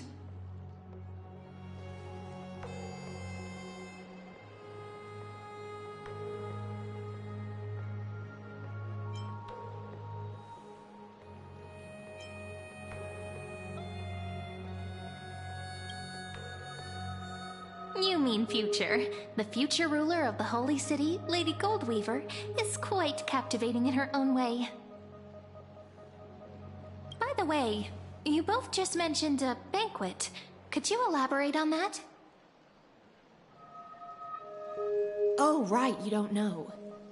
Every time before a battle, After a victory, the Imperator holds a grand feast for the Chrysos heirs to lift our spirits. For us warriors who swim constantly between life and death, these feasts are more worth looking forward to than victory. A banquet to prelude the hunt for the god of banquets, and honey brew as a tribute to commemorate the ancestor of honey brew. How absurd. Don't look so grim. All has been decided. Since it's a banquet for Fagusa, why not take a leaf out of the Titan's book? Live in the moment and enjoy life to the fullest. I'm not as carefree as you. That little Dolos kitten is already causing enough trouble for me. And on top of that, I still have tailoring commissions to complete. By the time the cool flame illuminates my eyes, I might not be able to focus as I used to. Glaya's eyes. Curious about these eyes? People often compare them to jewels. But I've already made my decision to ask romance for eyes that can see everything. I wonder what this world will look like when I take the divine authority. In the future, you will still be the finest weaver in the world. Is this also a prophecy from the Three Fates? It's even more accurate than a prophecy. After all, she has already witnessed it, right?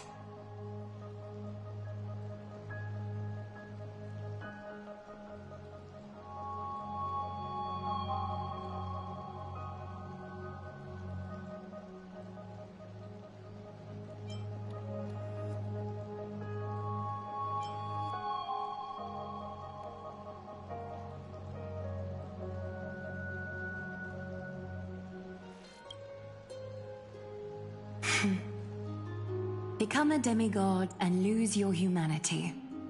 That is the only reply I've received in the countless times I've sought wisdom from the prophecy.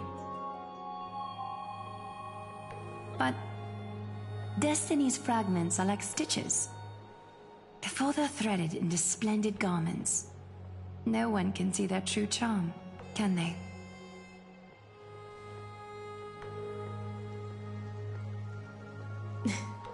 Aglaya has always been troubled by the divine duty she must bear.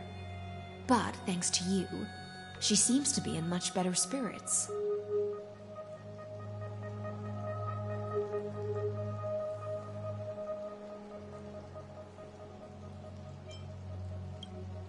Just as she knows how the spinning wheel trembles, I can sense the smallest changes in the damp air.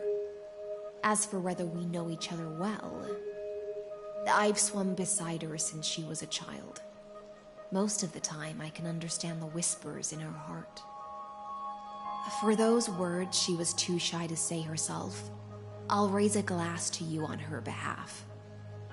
Now, I leave this bath chamber to you. Rest well and prepare yourselves. After all, every time we drink and talk could be the last celebration we have in this life. Miss High Sealance has given us the bath chamber. It seems she really does do whatever she wants.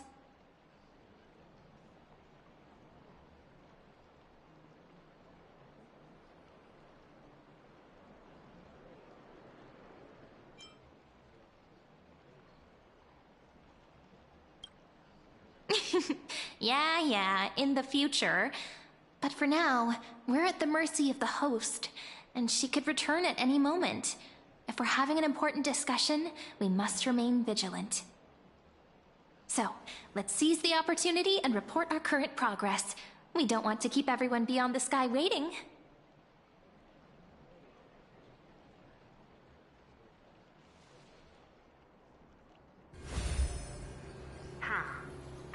First, while that little empress with a candle stuck on her head didn't explicitly say it, she firmly rejected your request to take over the law.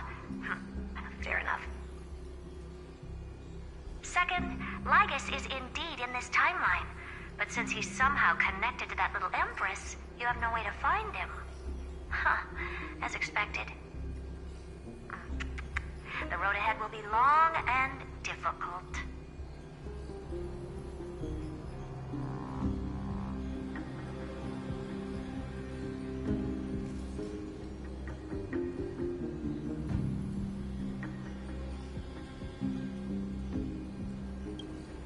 It's all just a guess. What? Did I guess right? We've made some progress here too, but nothing to get too excited about. Our time is short, so let me summarize. Concerning the origin of that Intellitron, the firewall he created uses Catorzane algebraic expressions. But ever since Aiden invented the 9-worded formula, this kind of mathematical logic no longer exists in the cosmos. Lygus is definitely connected to the Genius Society, so stay alert.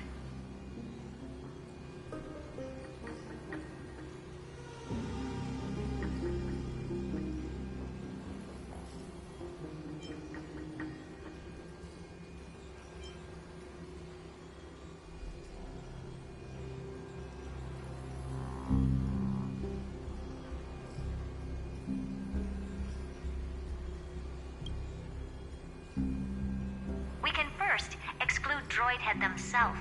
They specialize in minding their own business and wouldn't intervene personally. But Screwy and I are still eliminating possibilities one by one. Currently, the most likely candidates are these few. The Lord of Silence, Acha, oh, the 2 Ruperts are also possible. But it would be too boring if it were one of them.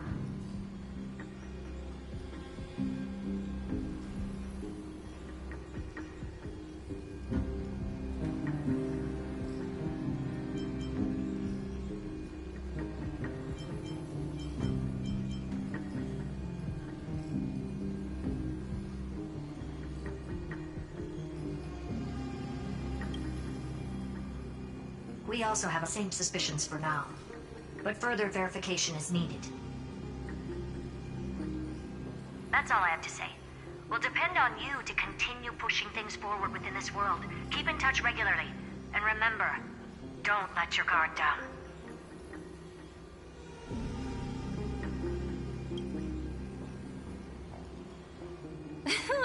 Madame Herta is a real whirlwind. Well then, let's use the banquet Aglaya mentioned as our next starting point. Ceridra's trusted followers should all be present at that time.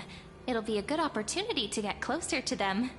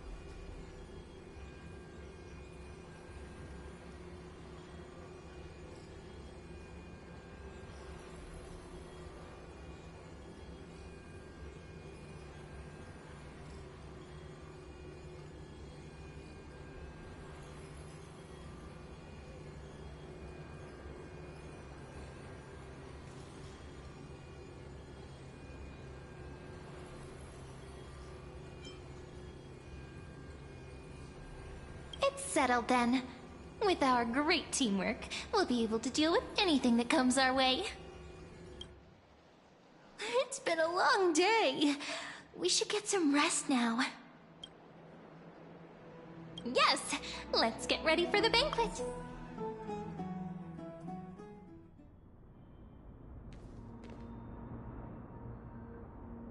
Look, the venue's right ahead.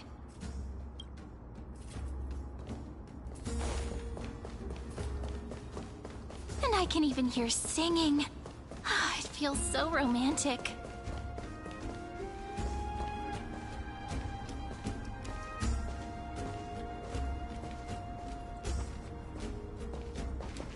Honored guests, wait here for a moment. You must surrender any personal belongings you have on you before entering the venue. This hero always brings down the vibe whenever he shows up. The Imperator's elevated position means she must always remain meticulous and careful. Please do as I say, guests. It would avoid any unnecessary misunderstandings. I get that you don't want people to bring outside food into the banquet, but is it really necessary to confiscate the books and quill pens? Even a quill pen can become a deadly weapon in the right hands. I'm asking for all your items. All, Miss Cyrene. Your belongings will remain safe. They will be looked after appropriately by dedicated staff. Looked after appropriately? Dedicated staff? Talk about a vague choice of words.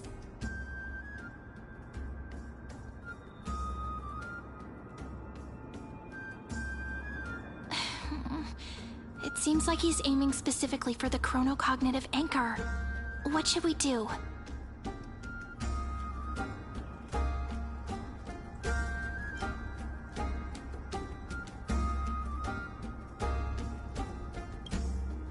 My gut feeling, huh?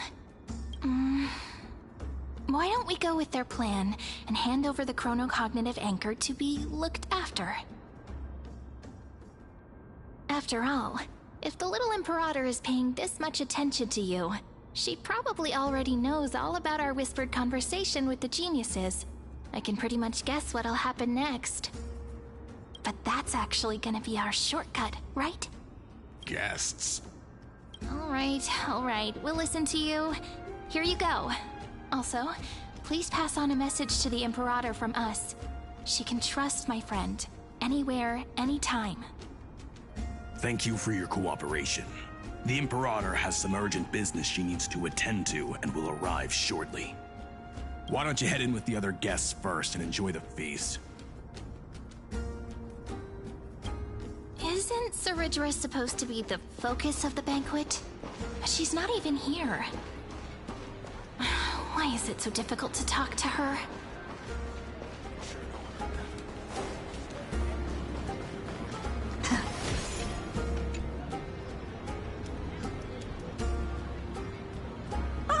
Hello. Welcome to the banquet.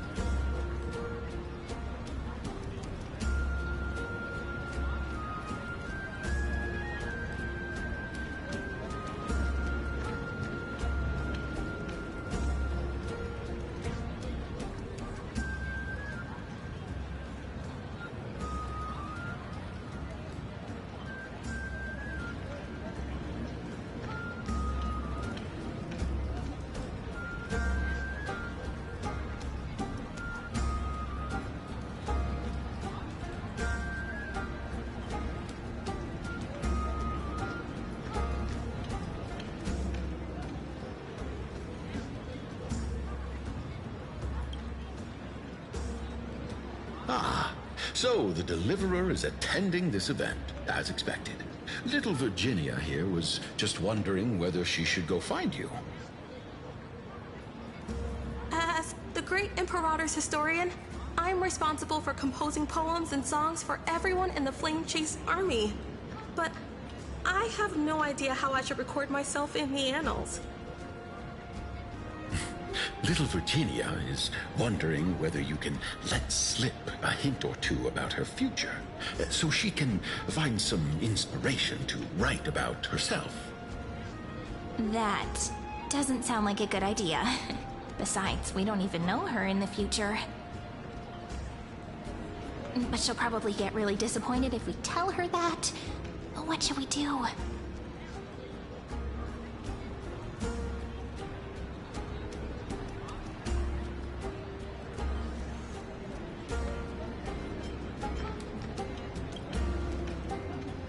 Alright, I got it. We can't reveal too much, but I think it wouldn't hurt to start your poem with the future. Maybe use something like, "With hope, I write down the tale of tomorrow for myself, silently waiting, day after day, till the moment it fulfills its promise." How's that? Oh, that's exactly what I'm after. I'm so inspired. Thank you so much. I feel like I can actually finish composing the heroic saga of Flame Chase once we end this campaign.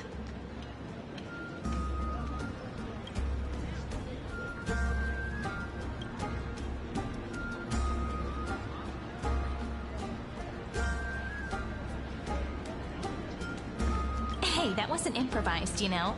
I memorized it so I could show it off to you. By the way, in return for that, are you able to tell us where the Imperator is? The Imperator? She usually wouldn't arrive this early.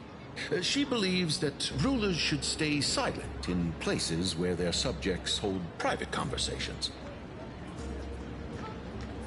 Why don't we have a toast before she arrives?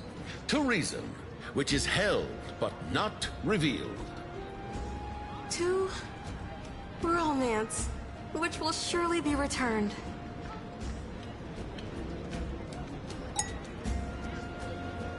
Actually, there are so many people, we wouldn't be able to find the Imperator even if she were here.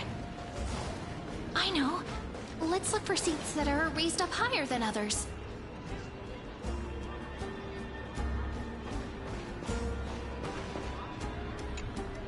Aggie, if you can't get used to the honey brew, we will go ask for a pot and cook some oatmeal for you. No need for that.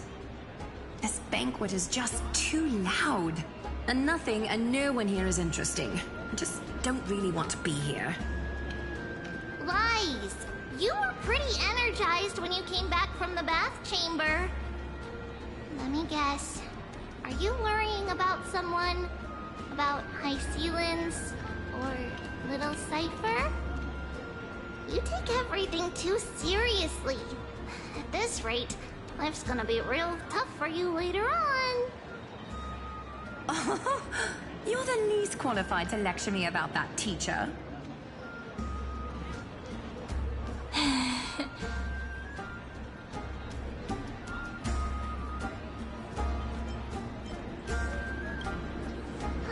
Dear guests, are you here for us? I mean, are you here for Treeby or Aggie?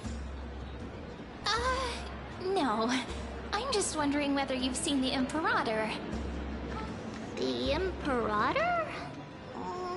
No, we haven't. Our sovereign has always acted however she pleases. Though she gave us ranks, she'd never tell anyone her whereabouts. Perhaps the only thing she tolerates are chess pieces. And the sky reflected upon her crown. I see. Why do you two look so distressed? That's not what the Deliverer should look like. Why don't we have a toast? While we still have time for pleasure. Here. To the destinies and sacrifices of the next millennium. Then we will toast to the tomorrow that will set fate free!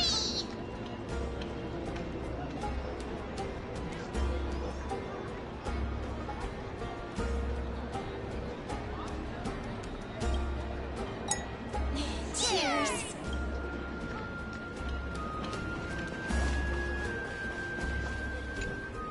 Is there anything else we can help you with, dear guests? Or do you want me to recount the great Imperator's heroic deeds? Hey, Labinas. I managed to get some honey brew that the scholars hid in the cellar. Wanna try it?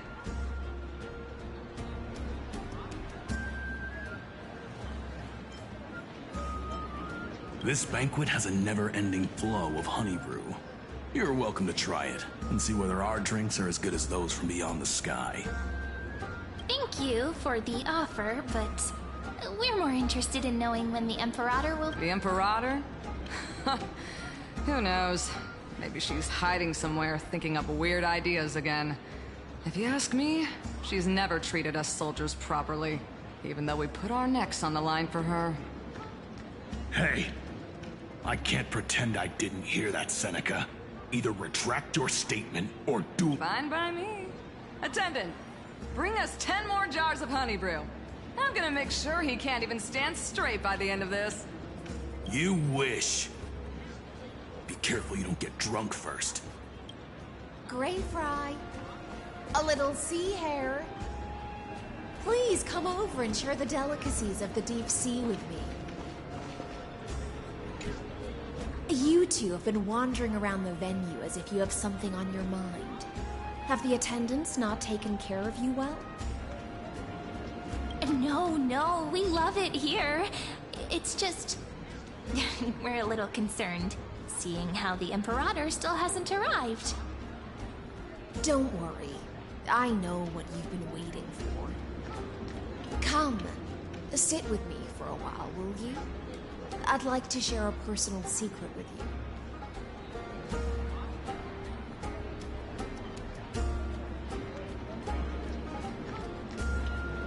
See here? This is Fagusa's dew of divine blood, the sweetest of all the 12 bottles. On the night before such a historical event, I'd like to share this marvelous drink with the Deliverer. Doesn't this count as bringing in outside food? I knew that security check was targeted at us. What's the matter, guests? Oh, we're simply overwhelmed by such an honor. Are you worried that I might have poisoned the dew? Well then, let me prove my innocence. See? It's completely safe.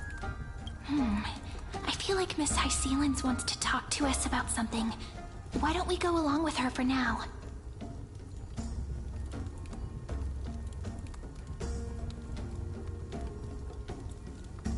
Worry not. Honeydew's not alcohol. It won't get you drunk. On the contrary, it can make your mind even sharper. Please, have a take. Would you like some too, little sea air? I can drink it myself. How is it? Sweet enough?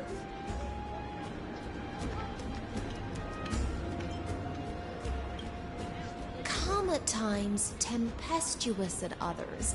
That's the taste of the ocean. It'll do you good to understand Fagusa's fickleness before we set off to face their waves. Just like how you're about to understand the secrets within this dew. Now, please turn around. Very, very quietly. Don't make a single noise.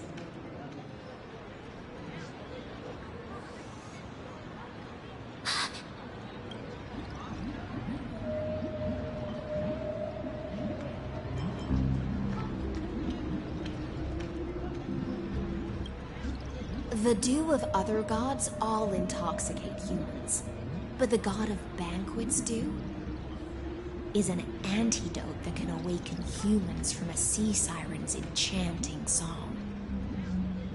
Since the start of this banquet, all the guests have been under the spell of my song.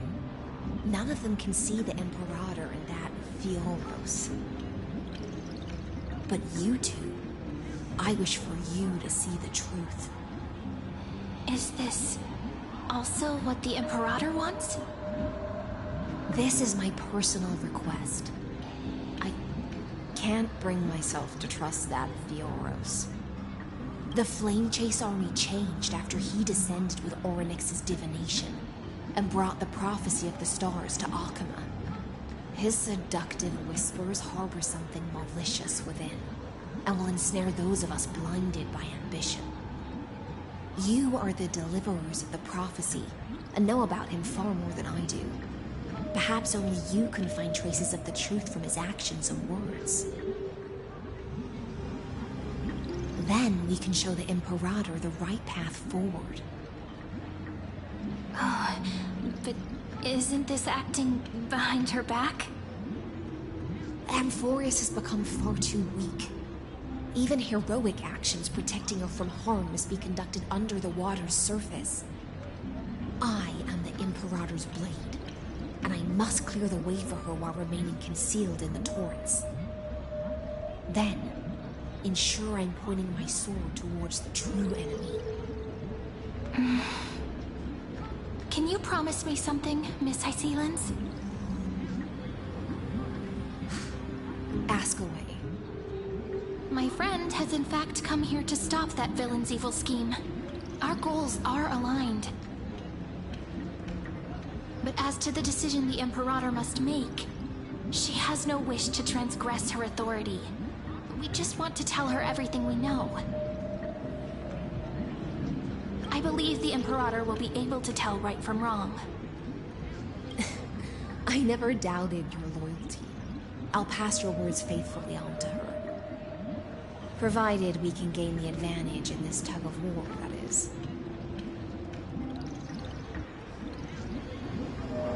Now, return to the feast. Bring this cup with you and keep your distance. Pretend you are still immersed in the sea siren's fantasia. And I'll control the moisture in the air. That way, you'll be able to listen to sounds from afar as if you were a whale of the depths and hear every word of their conversation. I wish you a victory in this first skirmish. It's the exciting and thrilling undercover part of the adventure.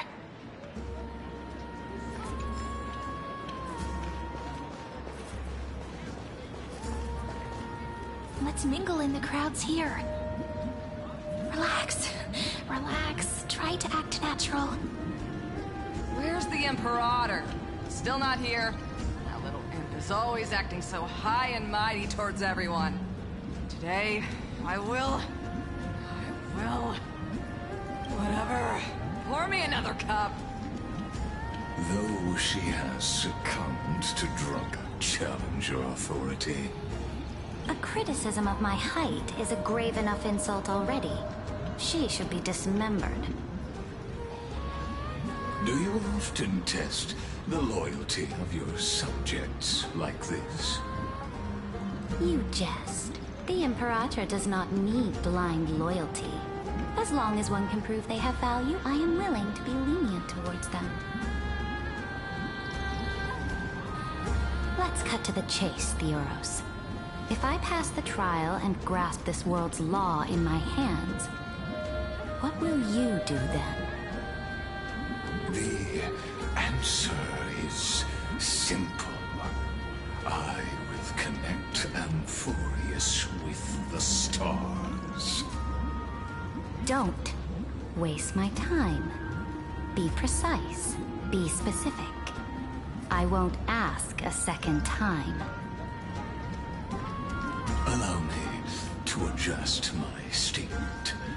I will correct the regulations within the old law that sealed off Amphorius and merge the black tide with the torrents of Era Nova. Then, we will be able to decimate the forces beyond the sky that are trying to annihilate Iron Tomb, and sound the trumpet for the endless campaign you will then But you previously said that Iron Tomb is unrivaled in power across the stars. Who would dare to annihilate it? There is a federation of warships named the Cienzo Alliance, warlike and old-fashioned. A cult named the Genius Society, loosely organized, but steeped in abject insanity. Oh, there's also the Astral Express, a group of lawless vagrants. That so-called Deliverer is part of that last group. Those vagabonds mistakenly believe they can connect the stars through alliances instead of conquest. But history has already given them a tough lesson. There are countless other organizations besides, but when the Lord Ravager sweeps across the cosmos, they will certainly all bow before your empire of destruction. The Ackman Alliance is invincible! If those civilizations are not as feeble as you describe, then they may still have some value in testing the quality of my blade. That being said, even the smallest and weakest city-states should build an obelisk to the Imperator, so that their people can constantly recall the glory of her conquests. Walk a little longer with me, Theoros. I don't like how this is going. Our little Imperator seems fascinated by the destruction. Greyfry, little sea hare? It seems like they're still talking. Get closer. I'll keep carrying their voices to you.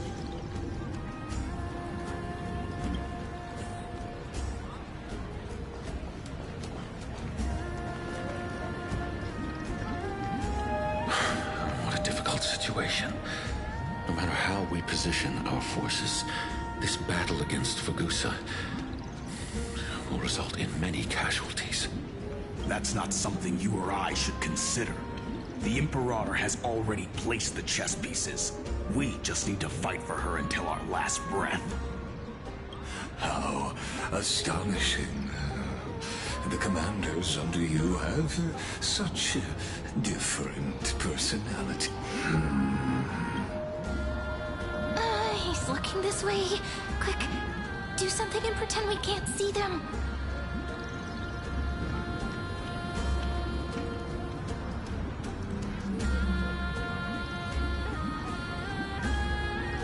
So, you have this super-duper speedy rotation of destruction into Amphorius? Oh. Huh? Oh, I got it. It's that thing, right? Oh. The one behind the research and development of this golden blood principle is Idonia's manager. Oh dear. Seems like you've met your match, partner. I'm so full of inspiration right now. And I feel so light. What's the matter? My apologies. I was just checking whether everything was fine with those two distinguished guests of yours. And it seems like all is well. Let us continue our previous conversation regarding the soldiers fighting for you. Are they aware of the price they must pay for the trial of law? If I recall correctly, you've already lost a bout against Talanton due to offering insufficient sacrifices. You dare mention my name alongside the word lost? Forgive my transgression, great Imperator. Watch your words and actions. All you need to know is that my victory in the trial is guaranteed. Even without the trial of law, they've already sworn to give their lives for my conquest. So tell me, if everything happens according to our agreement, how would you recommend I deal with that deliverer?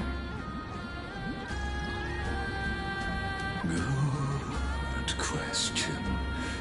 Do not let her fool you. That woman from beyond the sky contains a seed of ruin within her body.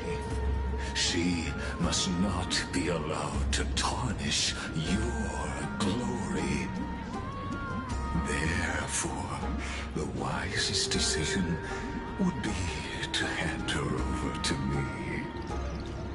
You plan to torture her? Calling it experimentation would be more appropriate. The guest's patience is running thin. I plan to remove the Fantasia and head into the banquet. I will heed your advice. Leave for now, Theoros, and go back to Akama. You don't want to confront those two directly either, do you? Indeed.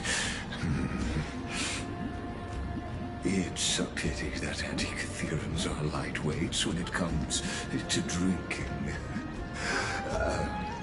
Before I leave, I would like to make a toast to your boundless ambition, using my spirit instead of a goblet.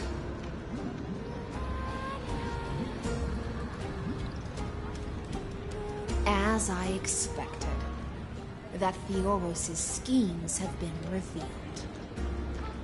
Thank you for your bravery, guests.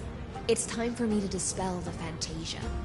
This will be the Imperator's last public address before we head off, and therefore, likely, the final chance to change her mind. I will try to get you a chance to speak, and I'll also prepare for any contingencies. The rest is up to you.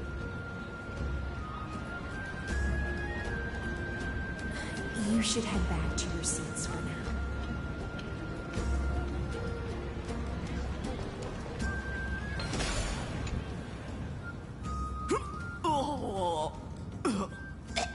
This honey brew sure wears off.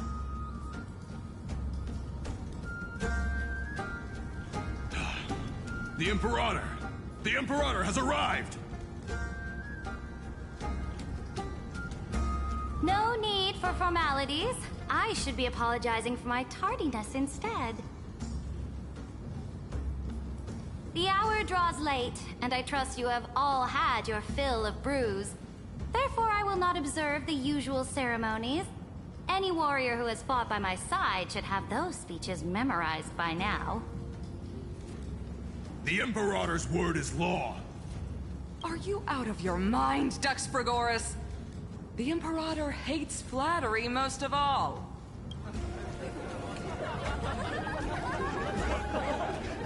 A joyous atmosphere is a better fit for showing me your resolve. I believe that you, my dukes, will do all you can to assist in the campaign against Fagusa, just as you always have. However, it's a pity that I have never tested your loyalty.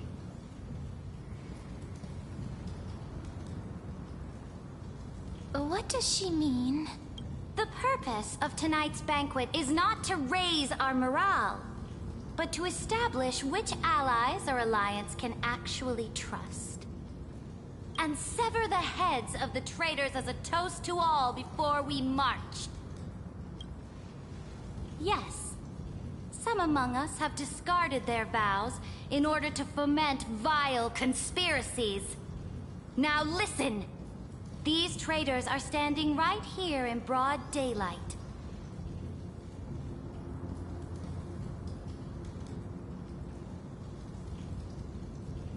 Gladiorum Hycelans. She used the Sea Siren's song to immerse the crowds in an illusion and conceal her whereabouts. She then worked with those from beyond the sky to spy on confidential matters, hoping to rob the core flame by force and harm me, the Imperator.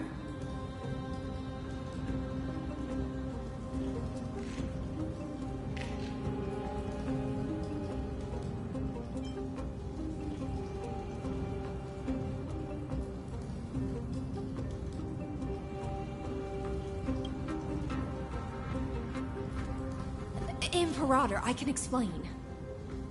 Silence! Do you remember who used to own this blade?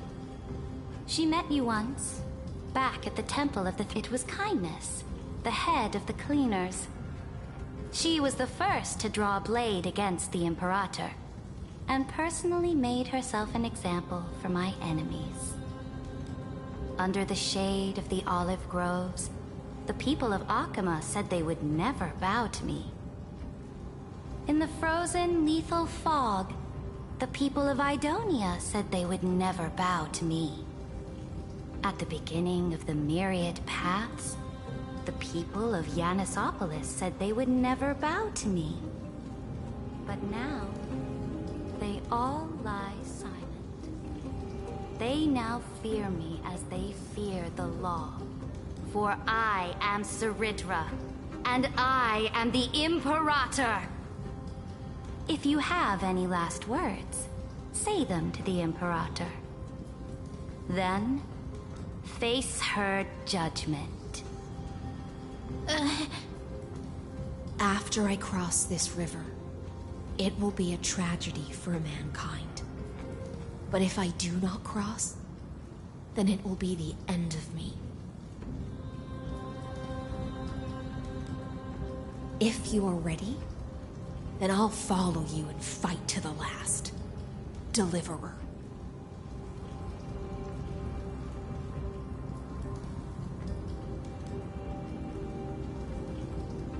That's right, friend. Now, use your identity and add in a bit of experience and charm and testify to the Imperator as we promised.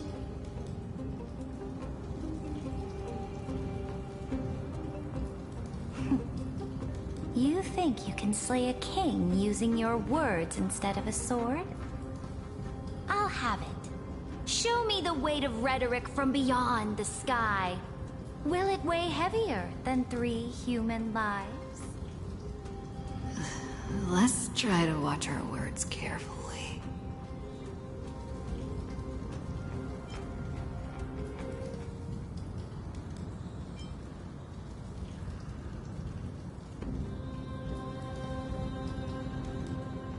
Before I arrived in this world, the Chrysos heir of world-bearing was a young man with the pseudonym of Finan.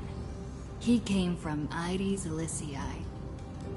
In order to combat the lies of the Era Nova and deliver Amphorius from the ending of destruction, he lived through history 30 million times, hoping futilely to find a breakthrough.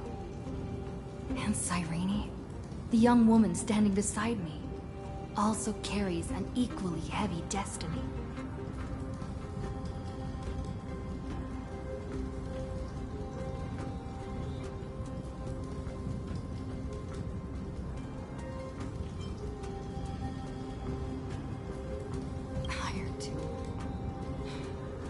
Ultimate end of Amphorius' destiny. It is an embodiment of pure horror that walks the path of destruction and can never be tamed. That is the only thing Lycus cares about. As for Amphorius, pure glory and campaigns, he doesn't care about any of those. He will most certainly betray you. When that time comes, all of us will be ground to dust by the destruction.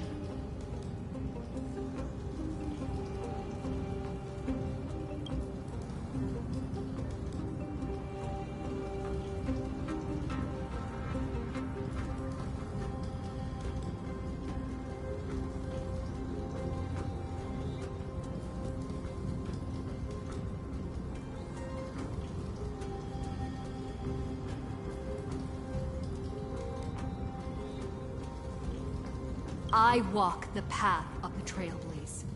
My friends and I have always obeyed the creed of explore, understand, establish, and connect. Conquest and destruction are never ways to build bridges between people. Therefore, if you choose the way of the destruction, then I'll place your ambitions into the same basket as Lycus, and smash them into pieces with my baseball bat.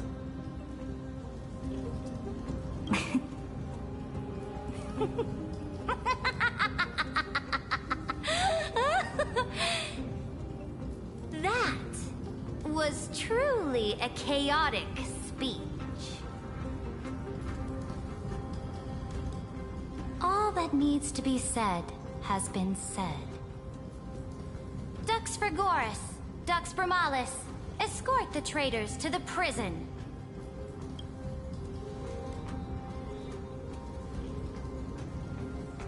Before the next entry hour, I will give them an end befitting of their betrayal.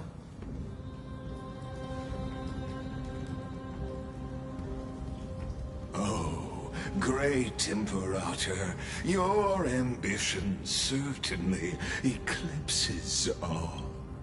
You're still here, Theoros. Of course. As the Theoros, I simply cannot miss this moment, miss witnessing the fall of a nameless one. Or perhaps I am waiting for you to give me an answer. Why would someone as powerful as you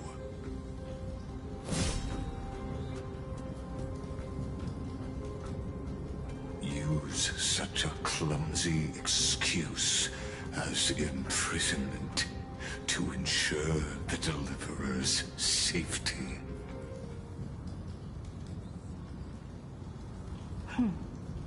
So you finally tossed aside your act. I must point out that you are just as impressive an actor. This banquet was always going to be a game of chess, where you would try to control both sides and turn both them and me into your pawns. That's right. That little Imperator never trusted anyone. She was always trying to see which side had more sincerity.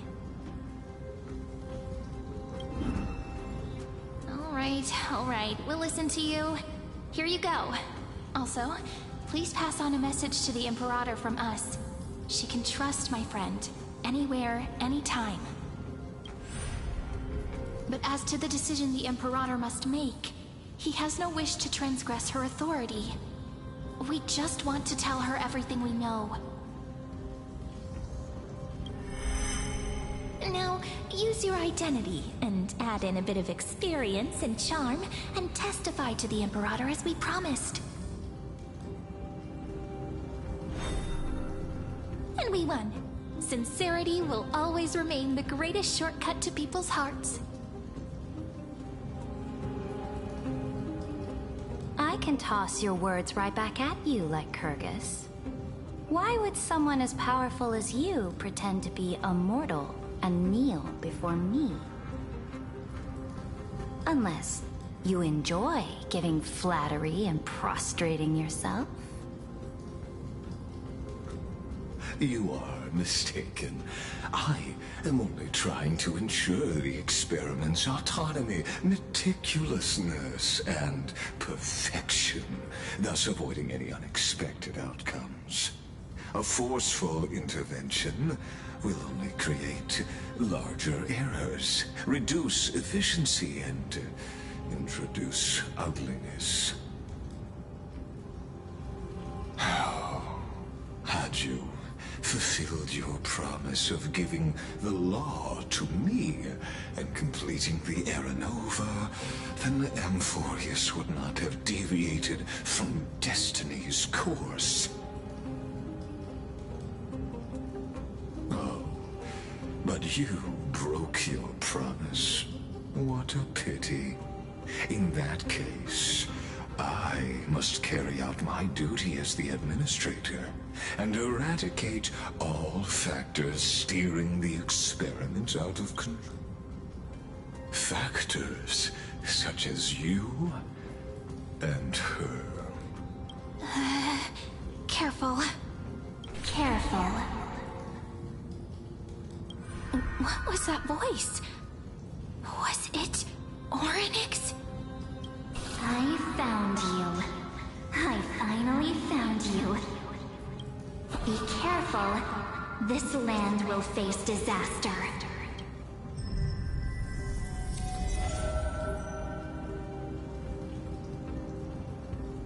The time of judgment is nigh, my lady. The prison I have built for you is now complete. In the name of the erudition, I invite you to step into the same cage as mine.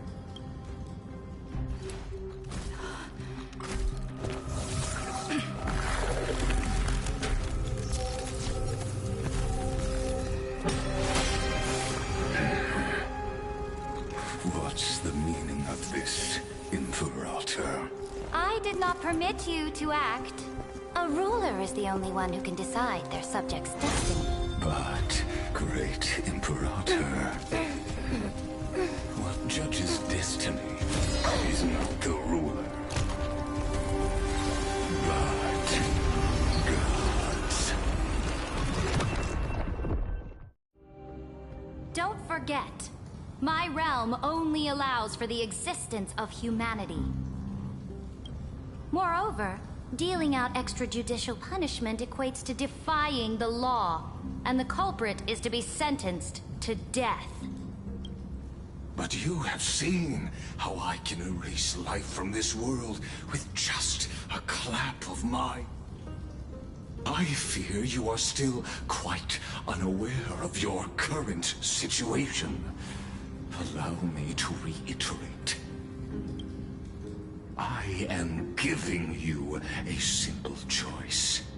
To collaborate, or to be destroyed. There is no other way. Shameless behavior. If that were true, you would have killed me long ago. You, in fact, cannot kill me. I guessed it the first time I beheaded you. Because of the law, you cannot be completely destroyed. And the same is true of the Chrysos heirs.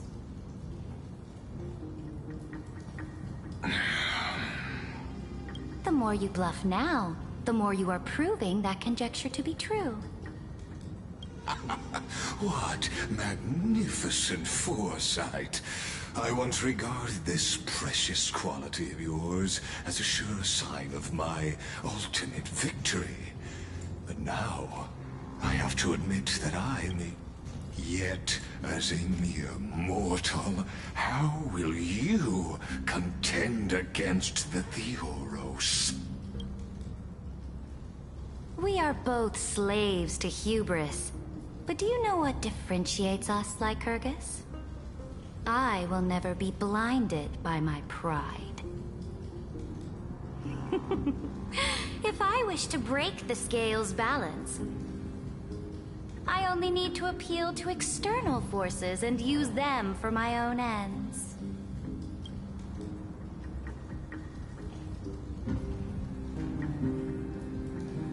Finally, we get to meet face to face, Senior Society member.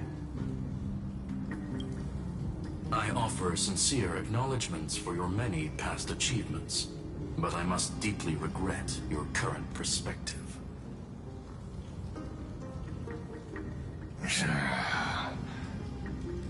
Trust me when I say that you aren't the only one feeling regret right now, Screwlum. So you two are the allies from beyond the sky the Deliverer spoke of, and why she demanded the divine authority of law.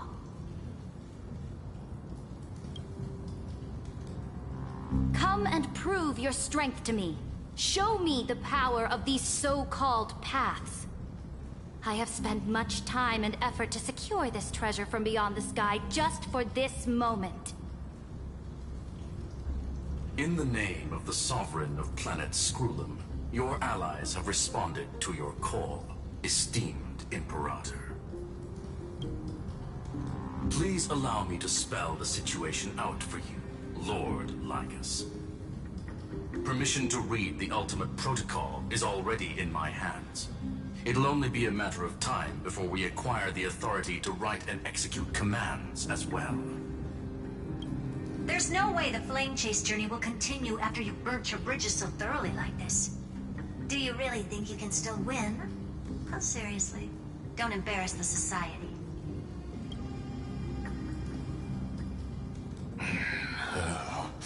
I understand that a near zero possibility does not equate to zero. That argument is very persuasive to me. Which means the same principle also applies to you, my dear peers.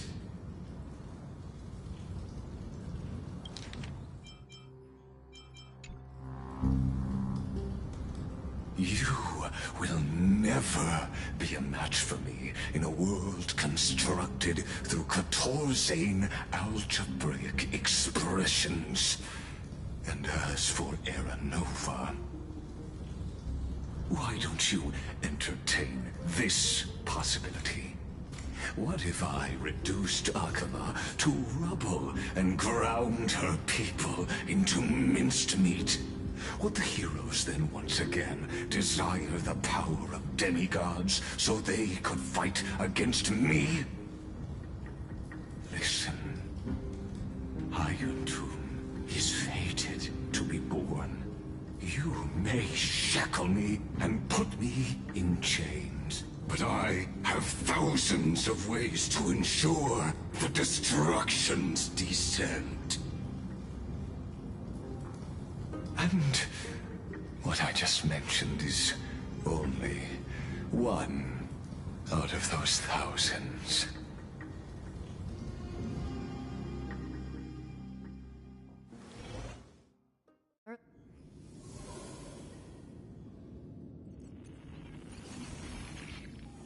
This is the place outside the legends. This doesn't feel the same as before.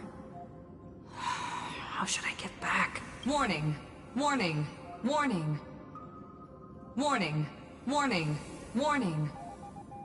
Command... Since we parted ways last time, I have modified the exomyth into an audience area exclusive to you. Now, you'll be able to silently wait here for the final act of Amphorius to begin.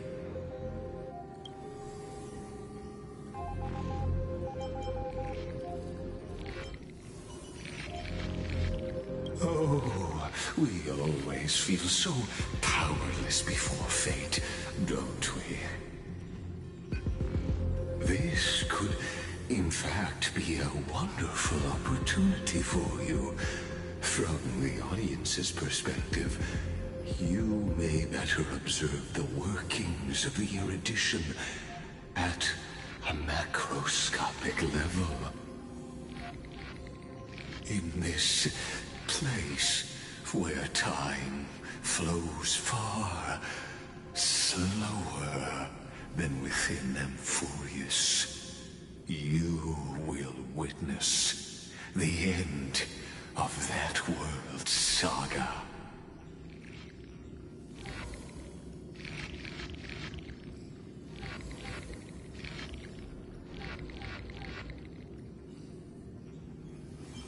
Oh, I am not doubting your capacity to create miracles. The answer concerning the prime mover of life, the total destruction of...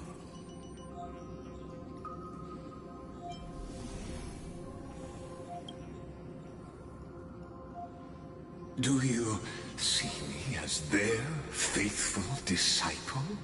I am certainly not. I have tried so hard to ensure Iron Two's birth, just so that I can correct the error named erudition that humanity crafted with their own hands. Oh, how I yearn to return to those days before Noose was born. Back then, the boundaries of knowledge were like the starry skies, evoking feelings of longing and delight among humankind.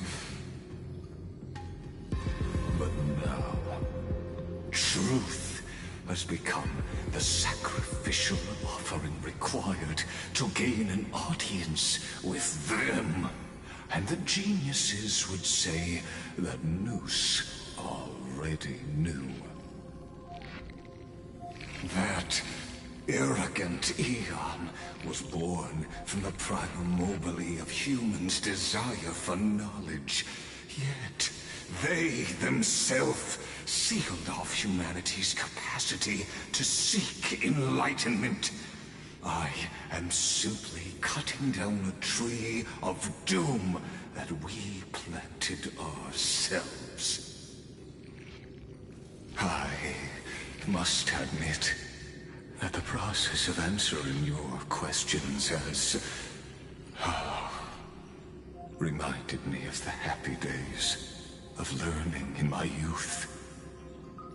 However, it is a pity that my true form must now descend into Amphorius to deal with the accident that arose because of you. But you won't have to wait long. When the curtain falls, you'll surely understand mine and Amphorius's ardent wish. Where time flows slower than within Amphorius? If Lygus spoke the truth, then I don't have much time left. But how can I get out of here? Can you hear me? Little one. Is that... Warning! Warning! Warning! Hurry up! Put some speed into it! I can't keep this up for much longer! That old Intellitron overlooked one little detail, and Screwy and I finally found an opportunity.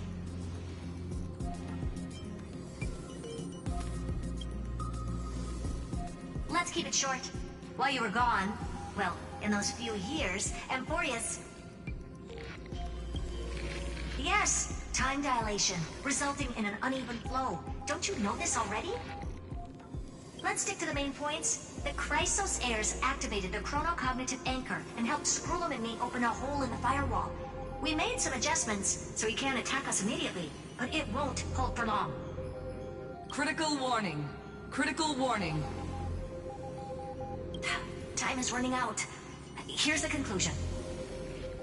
It'll probably take a long time for Screwy and me to completely break this cage before Chrysos heirs have a full grasp of the law. To be safe, we'll continue to launch side-channel attacks on the system to give you opportunities to escape. You need to seize these opportunities. So start moving, and find a way to pull off a magnificent jailbreak.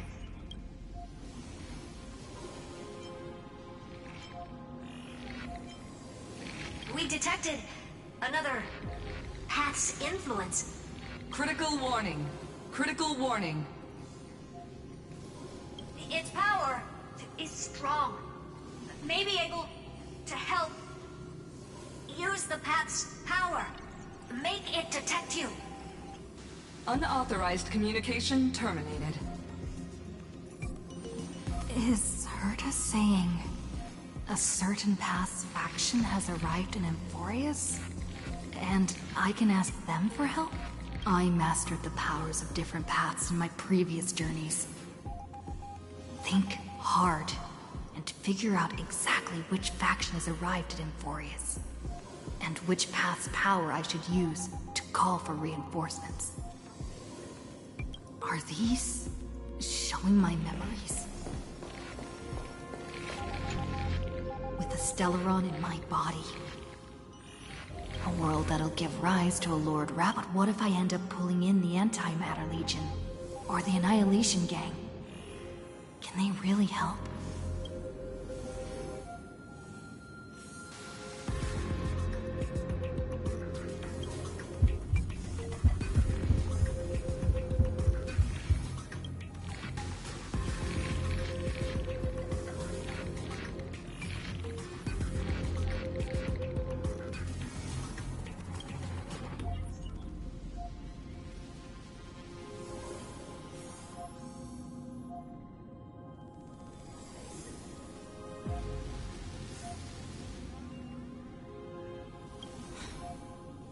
Failure is not necessarily a bad thing. This power wasn't gonna call up anyone nice after all. I obtained the flaming lance left by the architects, and gained the power of the preservation in Belobog. That's right! No matter how far away a planet is, the IPC is guaranteed to pay attention, as long as there's a business opportunity. Isn't Emphorius a pristine and untapped market? Besides, even if I can't call up my friends from the IPC, the architects and the nomadic miners should...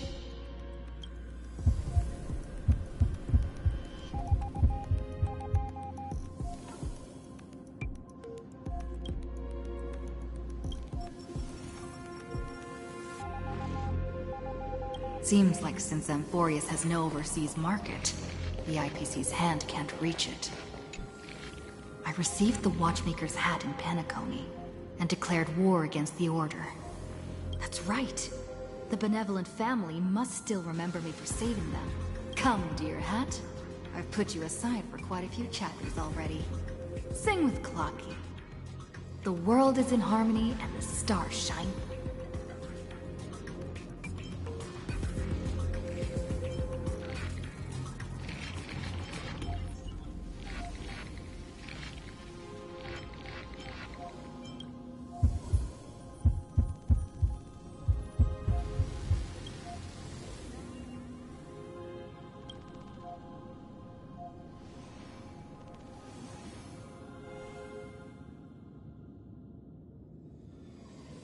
Doesn't Lygus want this story to have background music?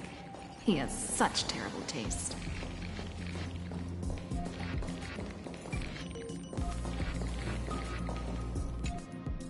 The Remembrance.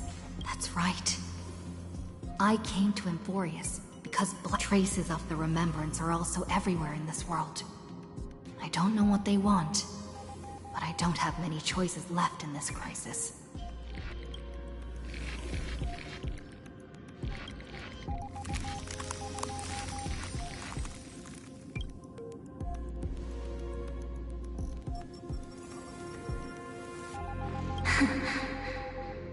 I finally found you. Following the sound of memories. A Pathstrider walking both the Remembrance and the Trailblaze.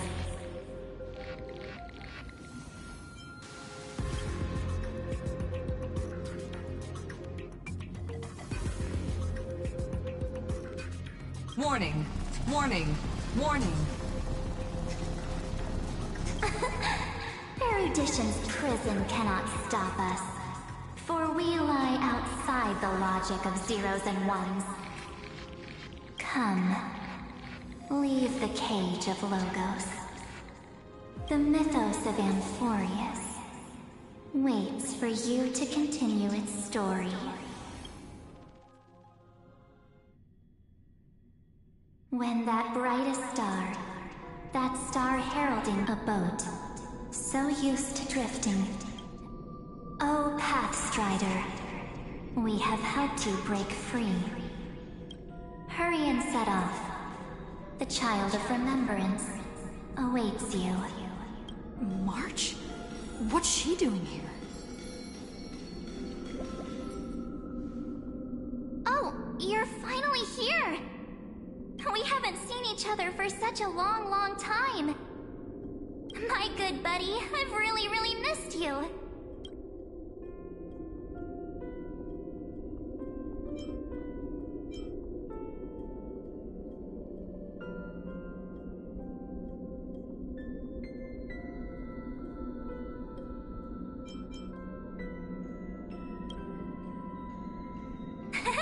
I bet you were constantly thinking about the days when I was by your side.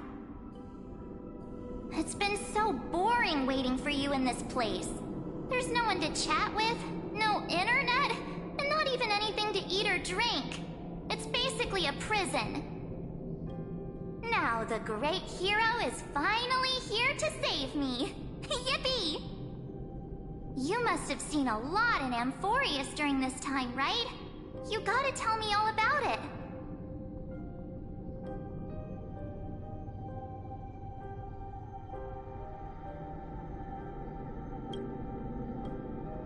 Then take your time with the storytelling. Or do you not want to talk to me? But let's get out of this spooky place first. This is not a good spot for a reunion chat. Why don't you take me back to reality? A strange voice told me that I can enter Amphorius if I keep following this road. So, let's head off. Why does March... What are you standing around for? Do you actually like this place? Get moving. Hurry! This door should be the exit. Maybe my instincts are wrong. Let's follow. Are you okay? You haven't said anything for a while. Has it been so long that you're still missing me? There's no time to waste, though. The Chrysosayers and the Geniuses are all waiting for you. No. The discrepancy is getting worse.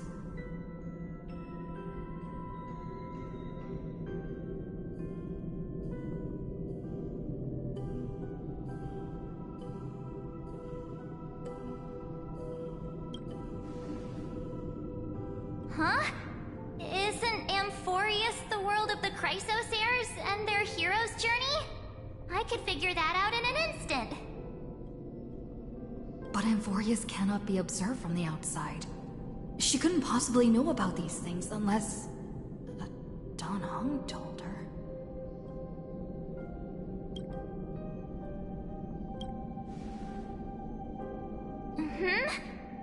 No, he's not.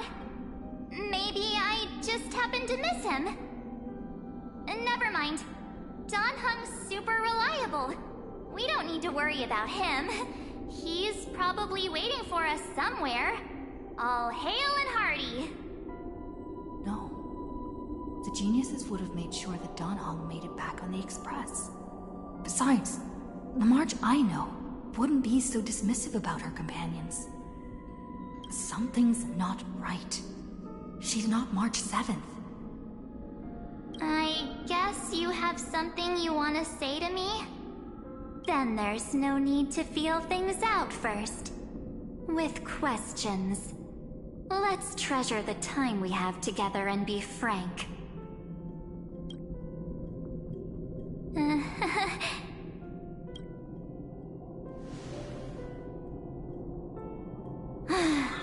As expected.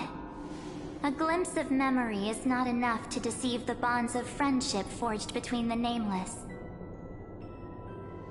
In that case, there's no need for further deceit. You're right. We're not the March 7th you are acquainted with. But we can send you back to Amphorius, as long as you are willing to help us.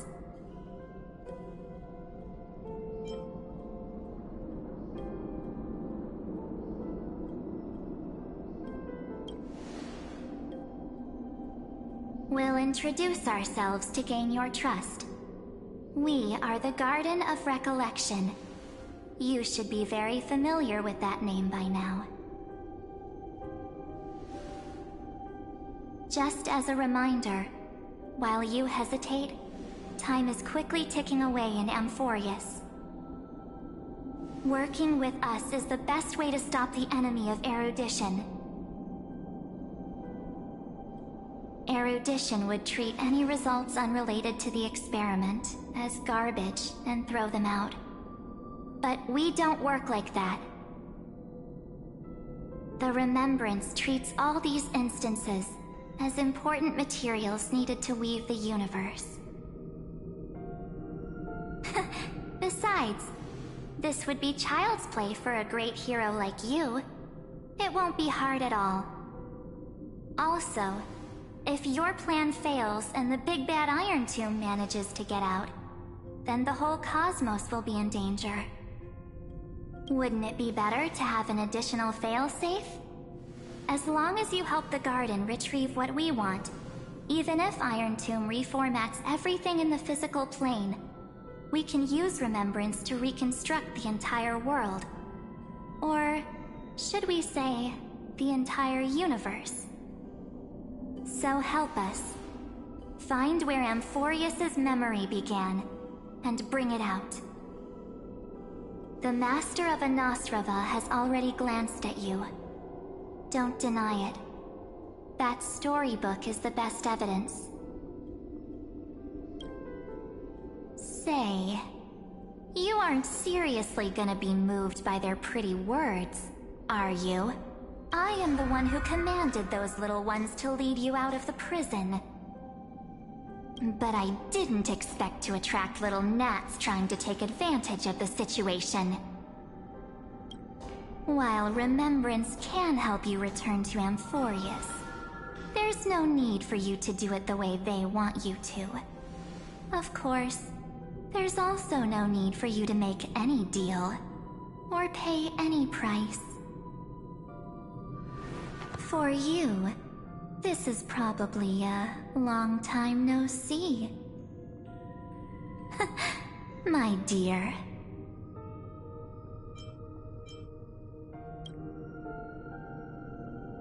Shh. There's no need to say anything. I know. You have so many questions swirling around in your memories at this moment. And you feel so helpless. Put them aside. For now, all you need to do is trust me. Or do you need more proof? That won't be hard. Wait, stop it! They're awake! I'm gonna keep our first photo, alright? Won't come to pass while we're around. And now The statue. Azure, oh, did you hear that? Hey, are you sure? Maybe. It's as if they all happened just yesterday, right? I don't want to lie to you, which is why I will not use her name. The third month of Amphorius is the month reserved for the Veil of Evernight. So, place me into your memory using the name Evernight for now. I'm happy to explain more, just not now. We might have a lot of time to ourselves, but Amphorius does not have that luxury. If we do not stop erudition and destruction, then the journey you've treasured so much will face the prelude to its obliteration. So, take this gift, this burning core flame, this footnote of a transaction. It contains hope, and the ripples of past reverie. She hid this fire in the long river of time, hoping that her wishes would transcend time to reach your hands in the future. Now, take it. Witness the time that stood still for the Deliverer, and the resistance that never bowed to the destiny of destruction over the long years that passed in a flash. Then, with this core flame blessed by the Remembrance, respond to their hopes and blaze a trail to the future. And I will silently watch in a corner of time, waiting for our next encounter. I believe the wait won't be too long.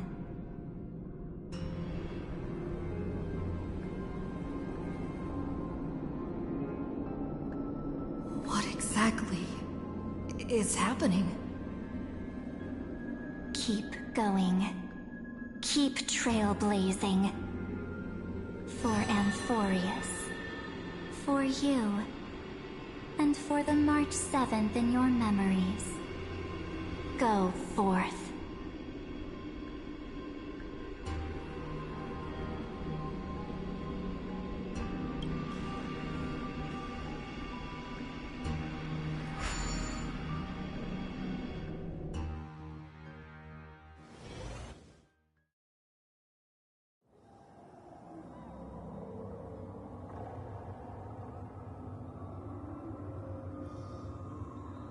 Is this Akima?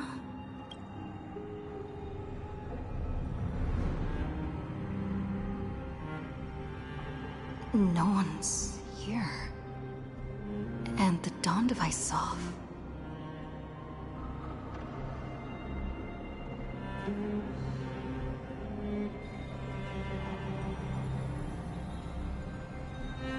Am I too late?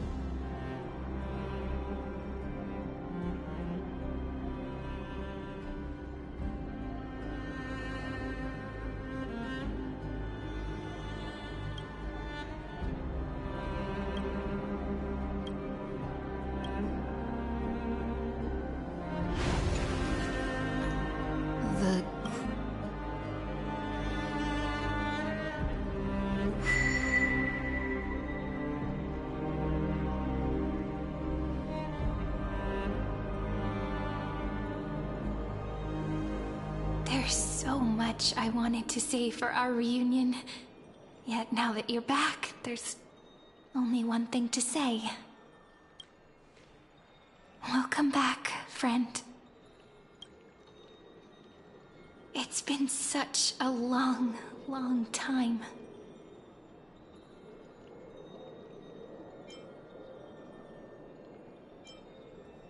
You must be really confused right now, aren't you? So much has happened in Amphorius while you were gone. But don't worry. The Deliverer can't afford to be lost, no?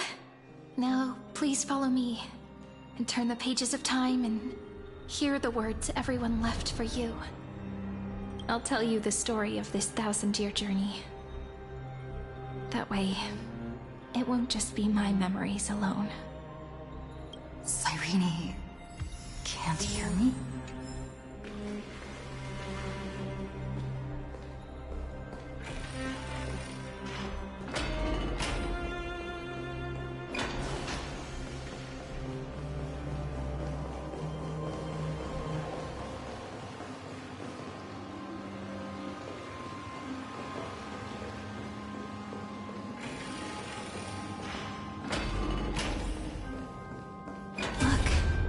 Scenery of the past has resurfaced.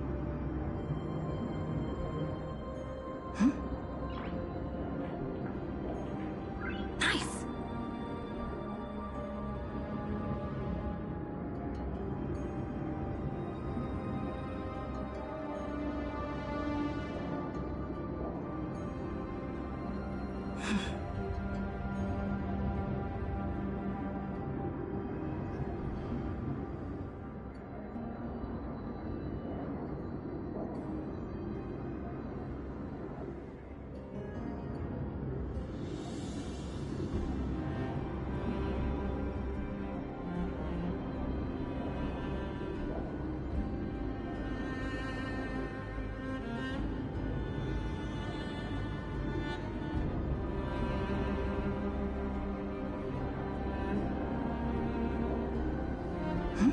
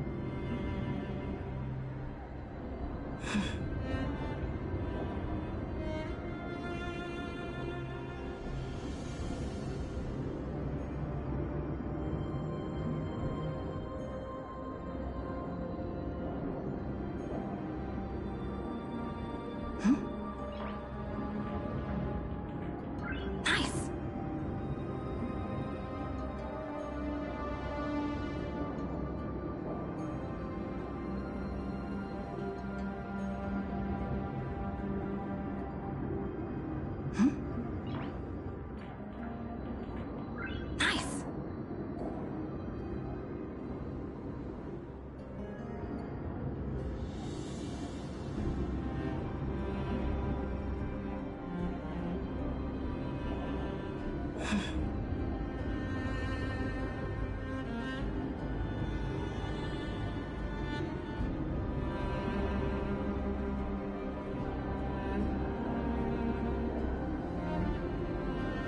Nice.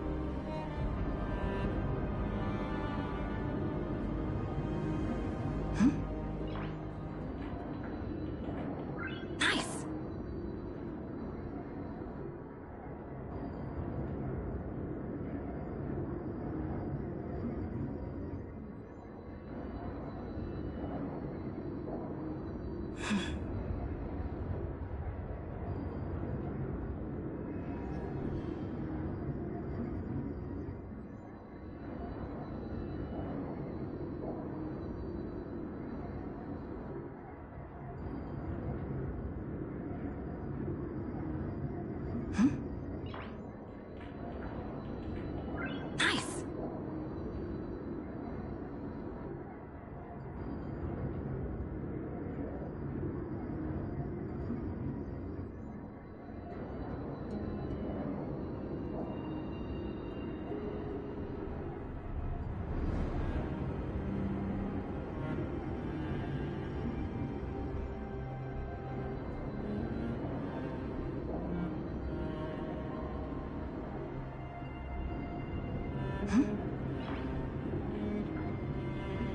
Nice! Nice!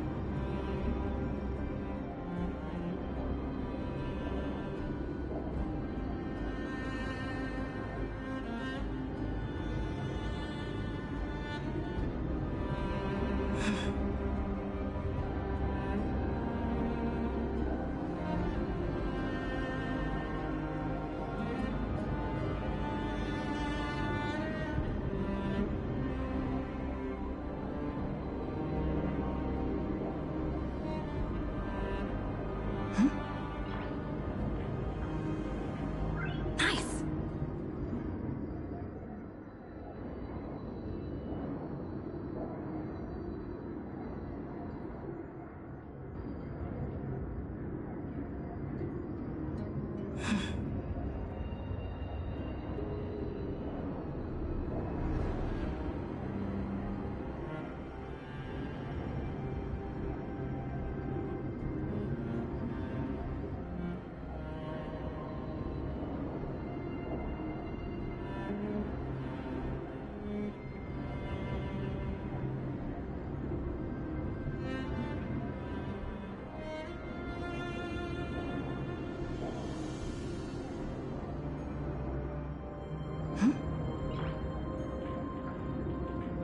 Nice!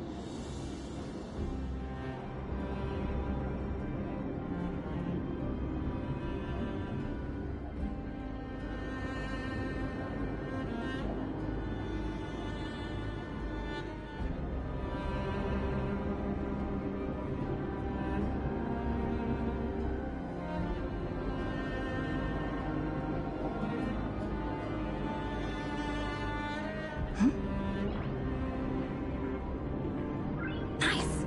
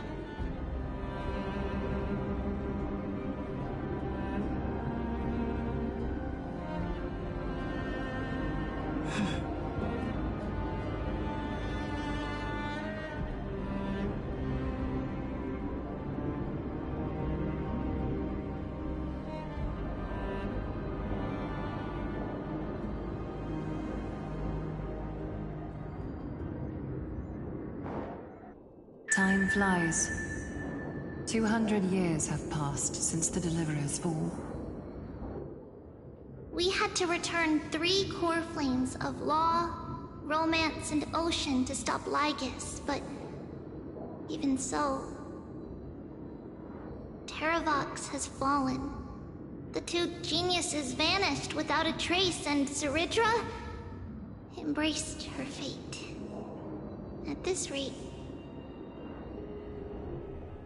Era Nova will come, and Amphorius will fall into the destruction.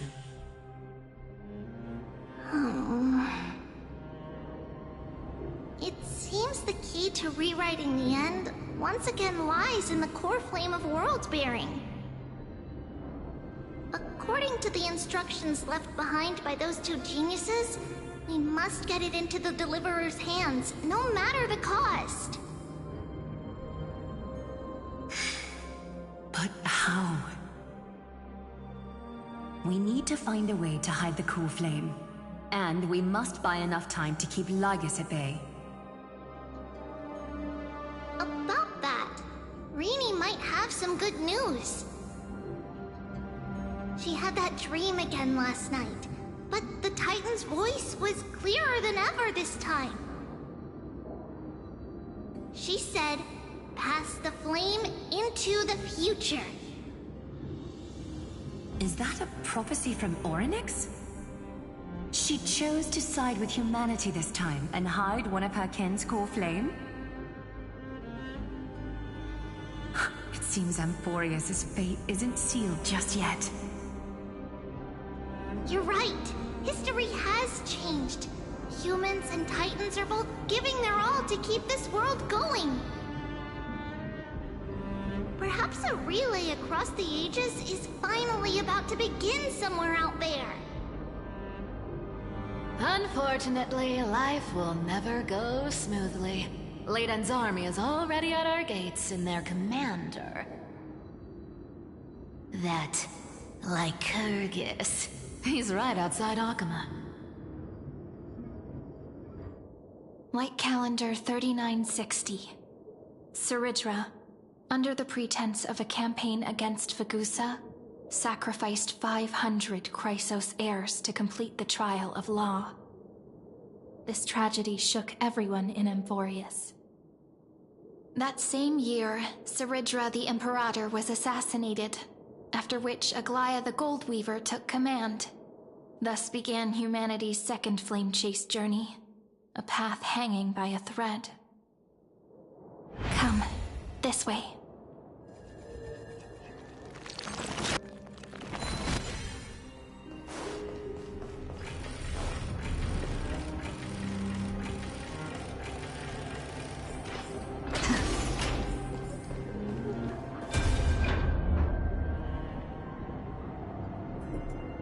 The eternal holy city? What part of the... The Marmorial Palace lies in ruins. Countless mortals have perished because of your stout. It's time you learned the cost of refusal.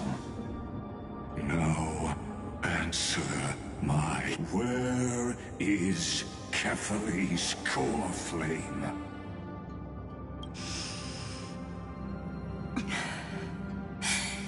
You really think you'll find it by razing the holy city to the ground? From what I see, all you'll get is dust and disappointment.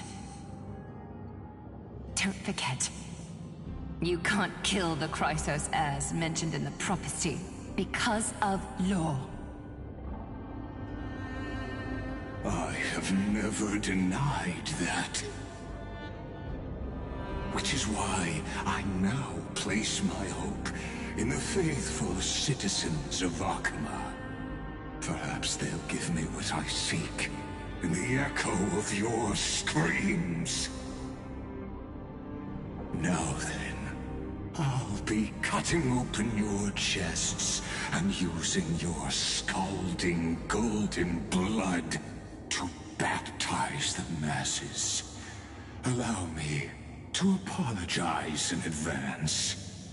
We shall start with you. Leave this to me, Lady Aglaya. You must get away now. No, Holy Maiden. I'm the one. What? His conspiracy won't succeed. Because Romance is ready to make good on their promise to weave an indestructible armor for Amphorius. Its name is Solidarity. You must escape with your life, just as the Imperator led to take good care of it. Guide it to the future, and place it into the hands of our deliverer. 50 years later, Lygus led his forces again to Akama. He charged directly into the Holy City, and 90,000 brave souls gave their lives for Akama that day, including their fearless leader, Aglaya. Go forth, Deliverer.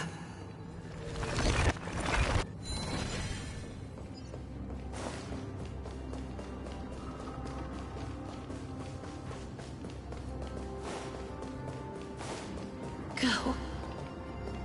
When the frost melts and the snows give way, the flowers will bloom again. You'll find me there. So what you're saying is... Princess Homebuddy.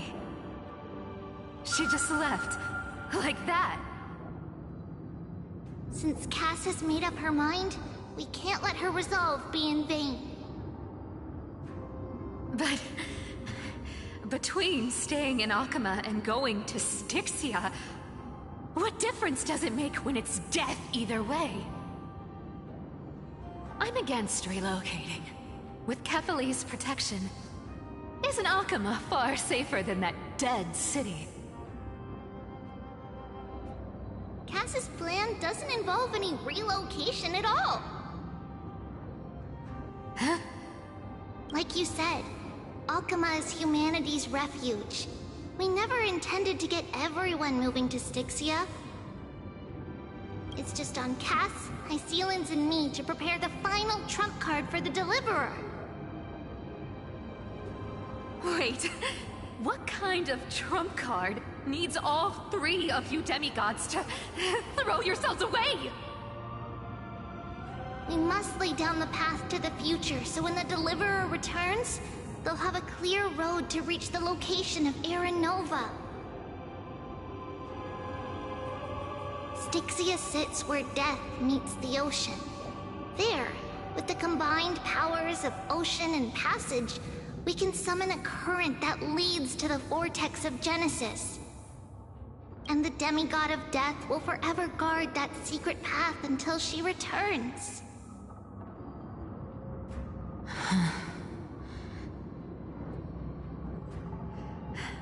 We all know Lygus will set his sights on the vortex of Genesis.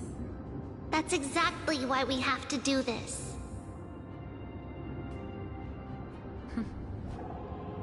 Guess I underestimated Idonia's Maiden of War. She's got way more steel than I thought. And Cypher, We need you to head to Castrum Kremnos as soon as possible. By any means necessary, forge an alliance with Strife. The prophesized Crown Prince has already been born. He shall become the new defender of Akama, protecting this land after we leave. You don't need to worry about that. I just came back from Castrum Kremnos. Only a step ahead of the news. Treeby, something's flying towards Akama, and it's really fast. What? It's a spear! It's the Kremnoans. Their king's already here.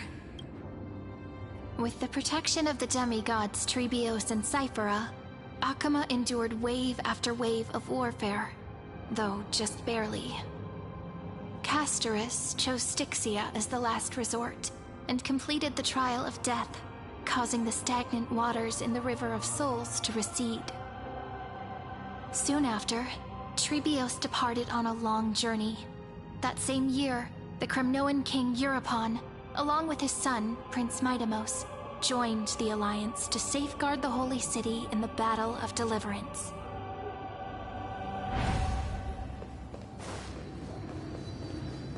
Go on, and see you tomorrow.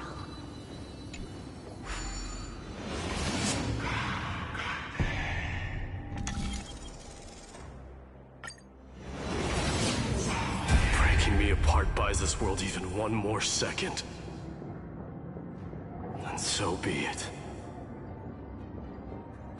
But it's gonna hurt a lot! Pain brings endless torment. But it can never destroy me. I believe that you were thinking the same thing when you stepped through the Gate of Infinity and jumped off that cliff.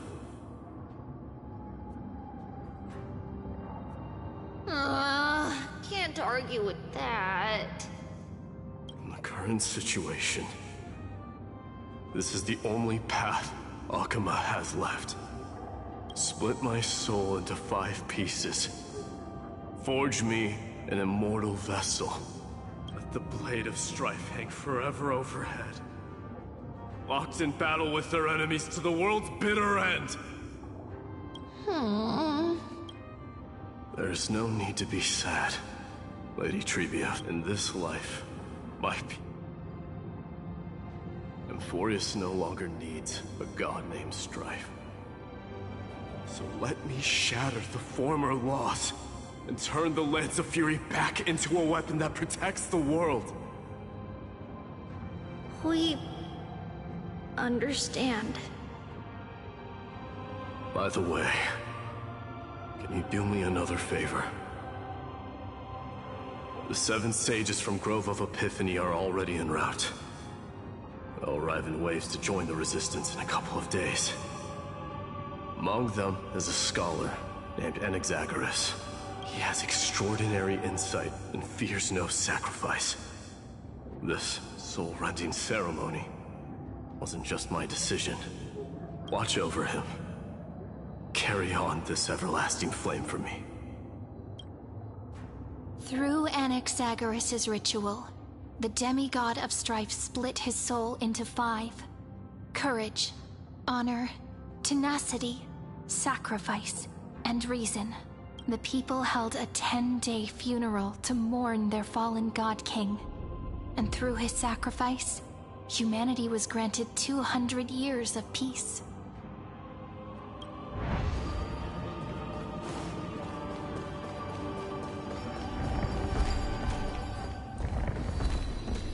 Keep moving forward. My blood will pave the road ahead for you. Keep moving forward, little Gray. See you tomorrow.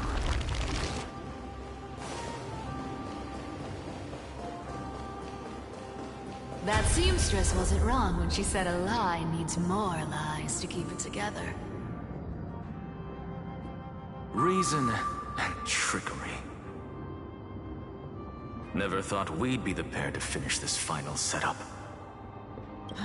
Can't catch that Tin Man without your little slides. Besides, this is our last shot. Not the time to be picky, right? Don't oversimplify it. Lycus just found out Akuma's been an empty shell for the past 50 years.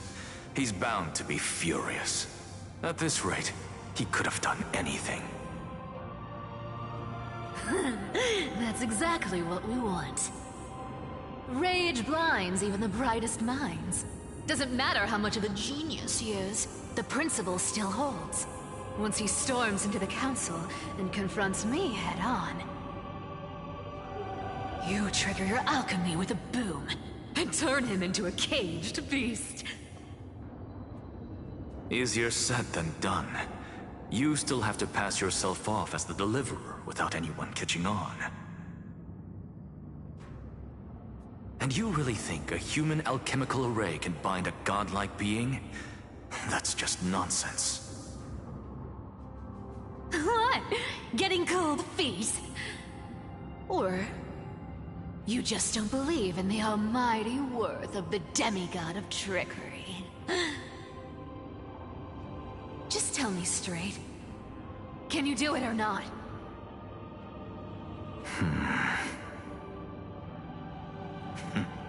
Of course I can. And it'll be child's play. But I've got two conditions. Since this is the final act, if we're doing it, we go all in. No half measures. Oh, I'm listening. First, shift the battlefield to the vortex of Genesis. It would be more convincing if the Deliverer were to appear there. Besides, the vortex is cut off from the world. No place in Amphorius makes a better prison. If you pull that, wouldn't our Deliverer have to face tank Lygus as soon as they come back? That clash is inevitable. All we can do is create more chances for her. And that's the second condition. The vortex belongs to Fagusa in the first place, remember? And there happens to be a demigod of ocean among the few survivors in the world. Loop Hysealand's in. Let her join the final act. I'll transmute myself into a Philosopher's Stone and embed myself into the formula. And when the time comes, she needs to shatter me and scatter that stone's ashes into the ocean within the vortex.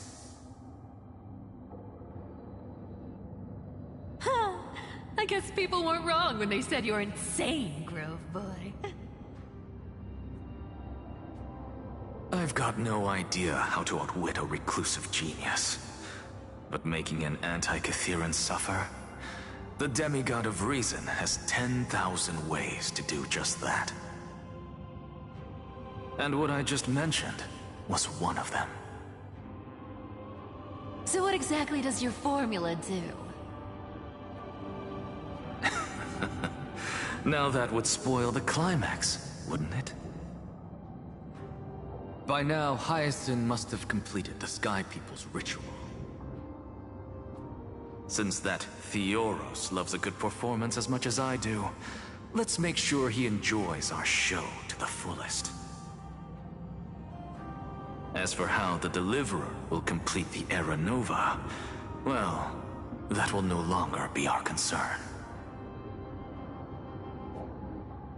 It was the last battle known to the world, initiated by two demigods least suited for war.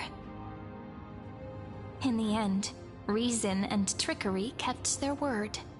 At the cost of their lives, they sealed Lygus within the vortex of Genesis, where he remains to this day.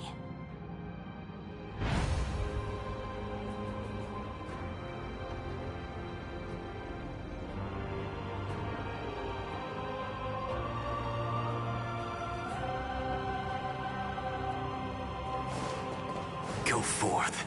Finish the greatness left undone. Quit overthinking! Just run! Keep running, and that'll be enough.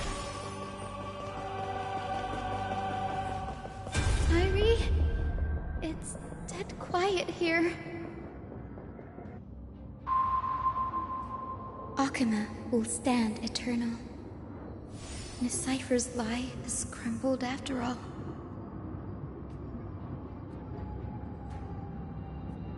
But it's all right, because all of us have fulfilled our purpose by now. When the Deliverer returns, no matter where she is, sky will turn clear, and a rainbow bridge will rise, carrying her to the final battleground. Sairi, this arduous relay is finally nearing its end. Now, I'm passing the final baton of fate to you, okay?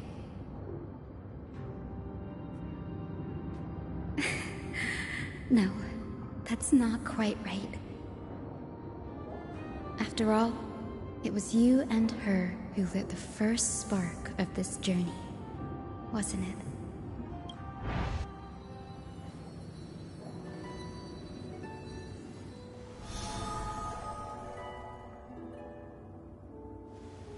I'll tell you the story of this 1,000-year journey.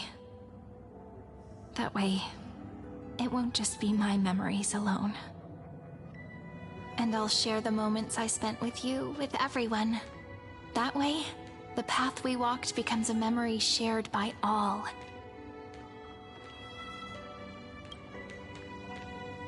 People will know that there's nothing left to chase. Amphorius has already welcomed the dawn foretold in prophecy. Just like I said, this won't be harder than the last time, right?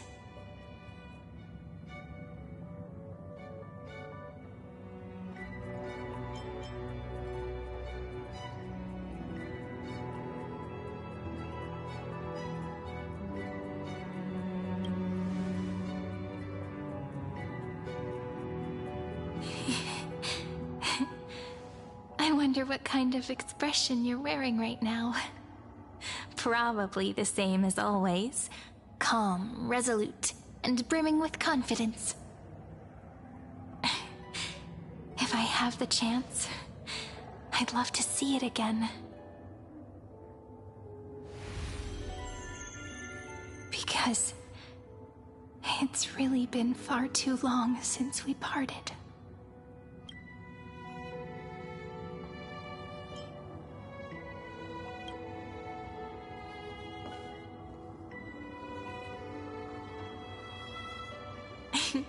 Someone as sharp as you must have realized by now that this isn't reality, but a maze of time. As the last link in the relay, I will return to the Temple of the Three Fates, tell Orynyx all of our stories, and bottle every page we've written into the little flask of memories. And then, may it set sail in peace, drift down the river of time along with the core flame of world-bearing, reach your side, and lead you back to Amphorius. Just like the first time we met, right? Even though this cycle has no demigod, this is the only way to make sure that the Era Nova won't happen before you return. And the only way I can safely entrust the completed final flame chase journey to... After all, the new world will be born from your memories, and the protagonist of this story mustn't be absent.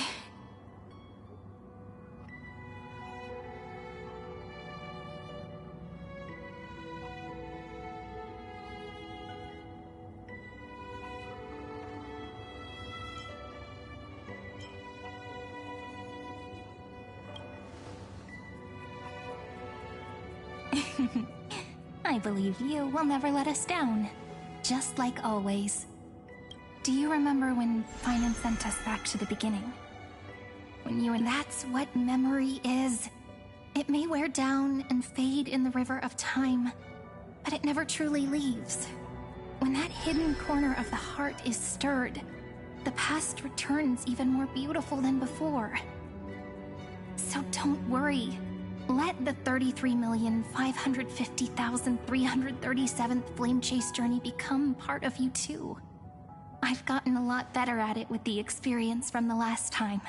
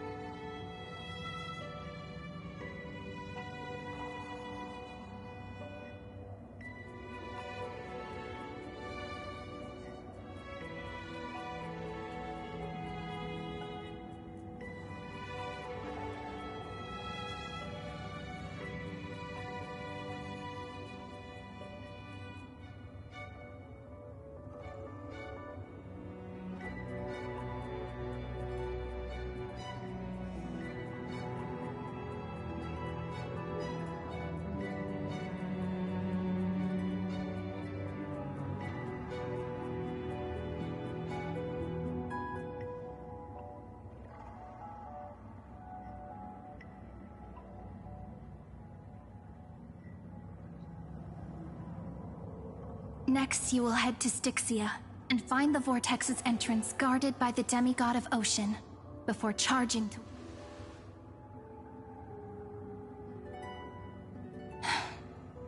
Don't worry. I'll be with you. All of us will. Even Finan. We'll stand with the Deliverer. So say a short goodbye, then set off, just like we promised at the start. Toss away all unnecessary worries and troubles, and bring our smiles and determination into tomorrow.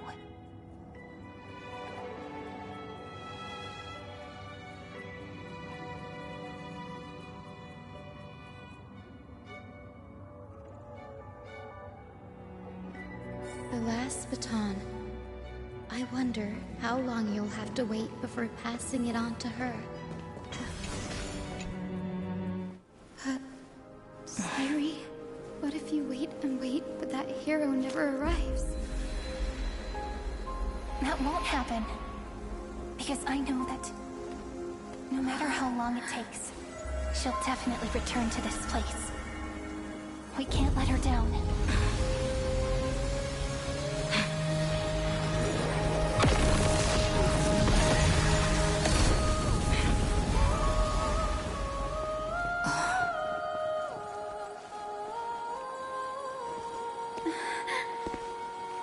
Sky shall rain rays of dawn for you. May romance be with you on your journey. And reason grant you enlightenment. Let strife bestow you with inspiration. Trickery ensure your success. Allow death to protect your soul. And at last, let passage point the way forward. While time will remember the Trailblazer's journey.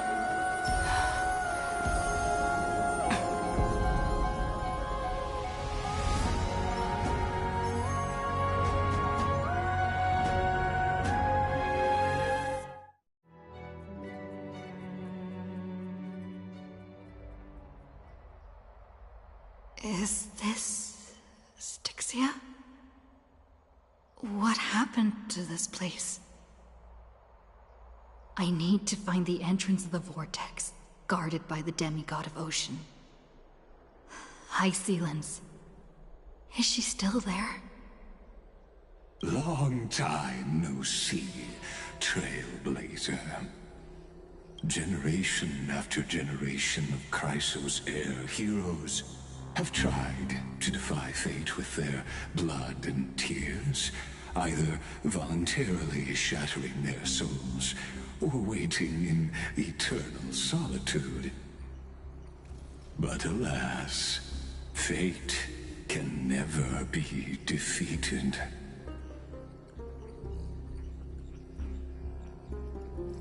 Reason and trickery may bind my flesh, but my will shall never fall silent.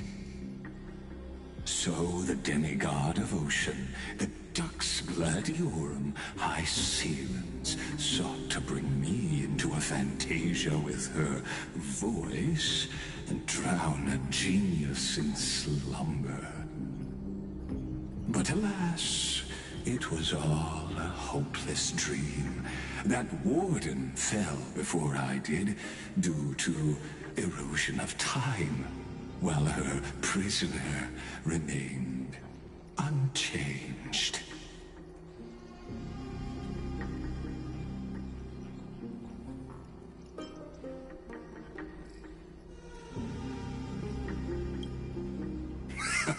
True. I can't leave this place, but what of it? You should have heard of this fable. In a shadowed cave lived a people, imprisoned from childhood, and chained so that their legs and necks are fixed, forcing them not to look around at the cave, each other, or themselves. Behind them is a fire, and before them loomed the stone. To them, that false play. Yes, and now you'll be the one to unshackle me. Of course, I don't mind waiting a little longer. I hope you'll watch the stories of this Fantasia coldly by the meaning of...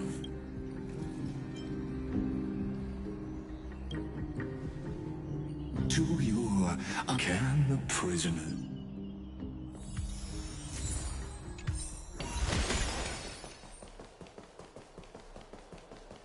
Look, the fire projects the face from her.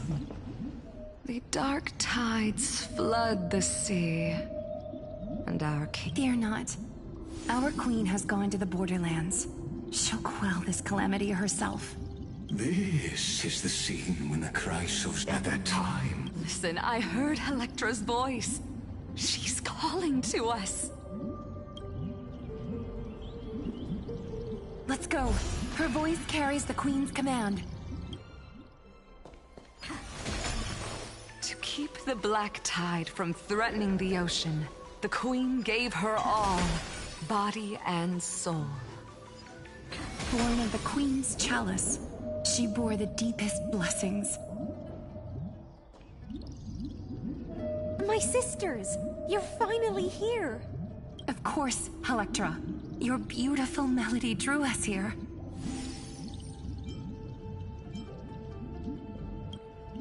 Her true name is Electra. The queen summons us. She must be near exhaustion. Then what do we do? Don't worry.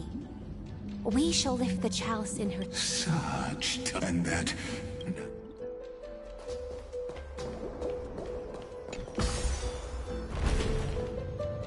The queen's palace lies just ahead. Even her once graceful form is now tainted and drowned in dirty mire.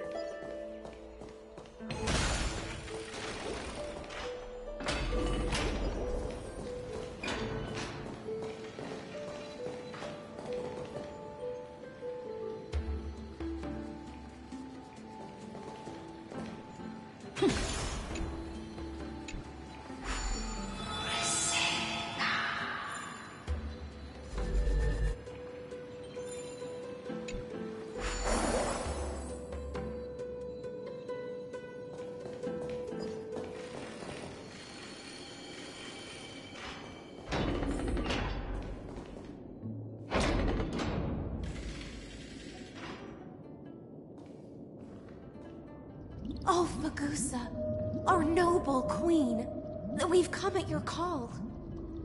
My little fishlings, you swim with such joy.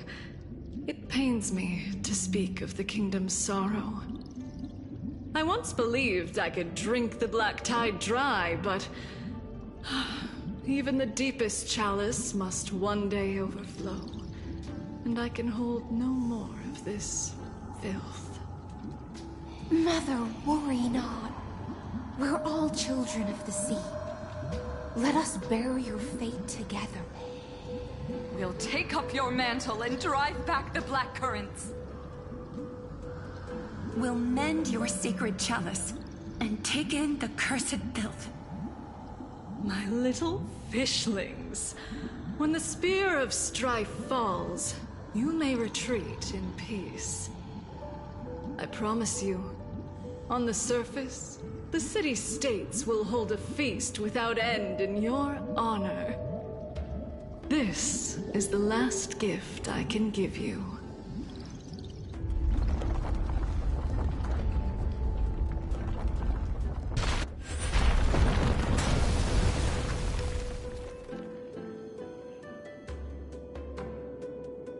Fagusa sank into the abyss.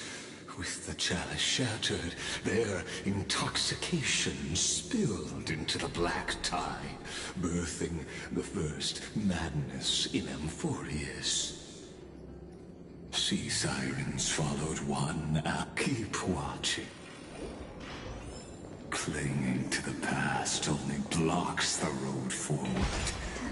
Why not let time build a bridge to the future?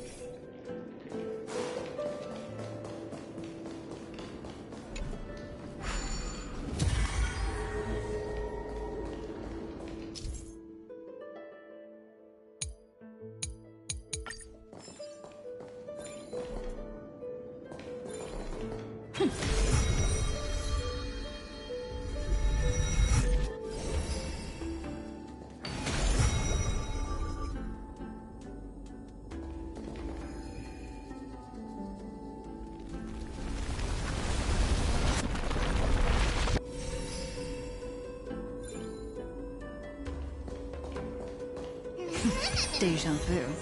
Your wisdom far surpasses even the bounds of reason's model.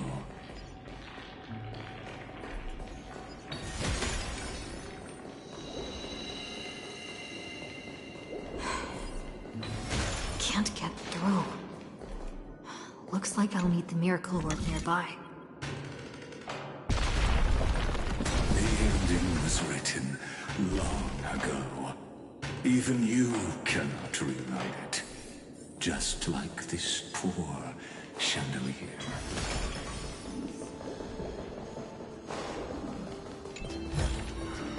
Looks good. Electra! The fiends have gnawed my tail. I can no longer swim to the far seas. Electra! The black sludge has soaked my fins! I can't dance with you anymore! Sisters, don't give up. Remember the Queen's promise of a feast in the city called Styxia. I haven't forgotten. It visits me in dreams every night. I dreamed of a shining city, its lights piercing the deep gloom of the seabed. I dreamed of children placing garlands on our bone horns, and poets praising the sea sirens for shielding the world. But what a shame. We can go no further. Please, sing to the humans for us. Sing of the deep sea's legend in our place. Feast from Electra.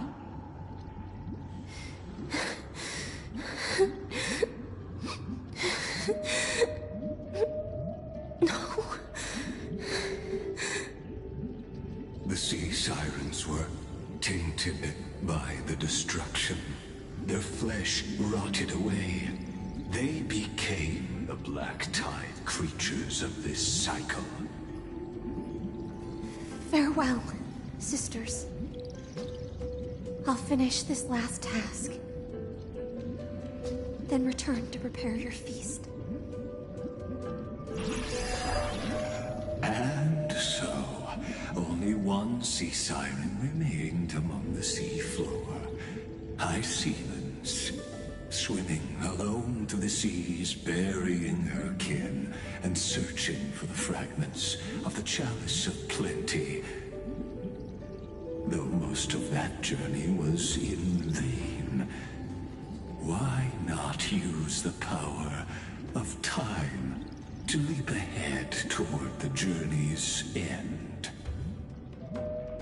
To reach the Spirit Basin, I'll need to call upon the power of the Chrono Vessel.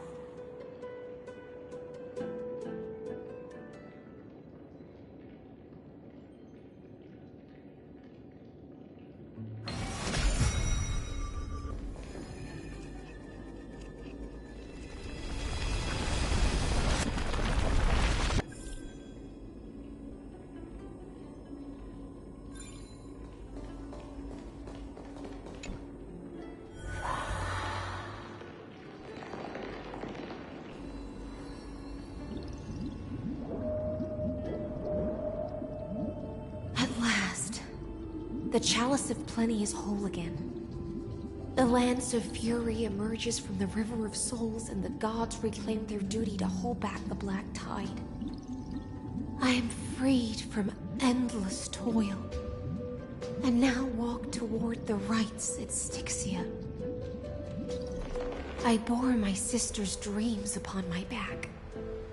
Took on a great my fins, but when I stepped onto only silent... When she fulfilled her wish, hope hopes and promises are nothing but the foam of dreams. I am a sea siren, a vessel born to contain the dawn.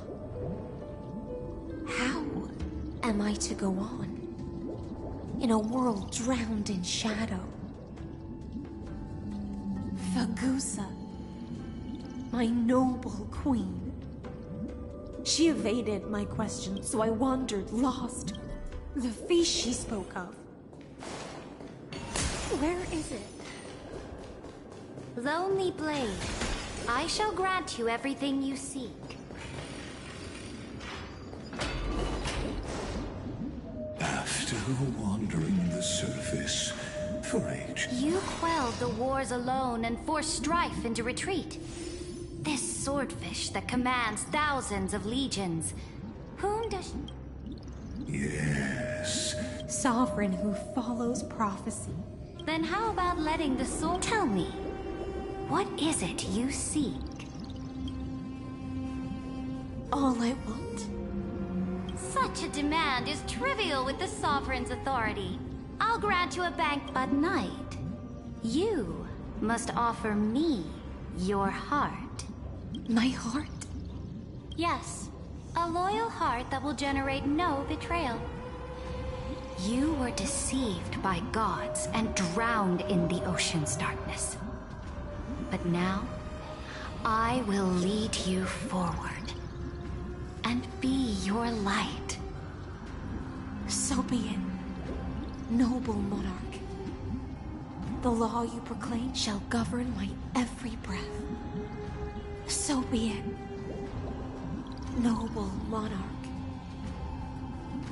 I am simply becoming someone else's vessel once again, and accepting a duty given to me. And thus, in her hollow drift, she finally found a new purpose, like sunlight piercing the deepest trench.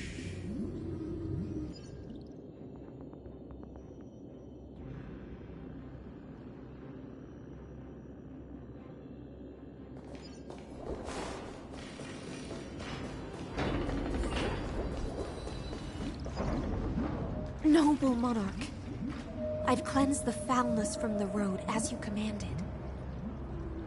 My blade, you've helped me ascend and take the crown. Ask, and you shall have your reward. What I desire is the same as before. A feast. Look, I've prepared you a grand banquet. The finest honey brew and tributes await. Fish are drawn to light by nature, for the deep sea knows only gloom. Now I found a flame. It may scald and burn, but it's the only light. Come, let us join the feast. Perhaps the path forward.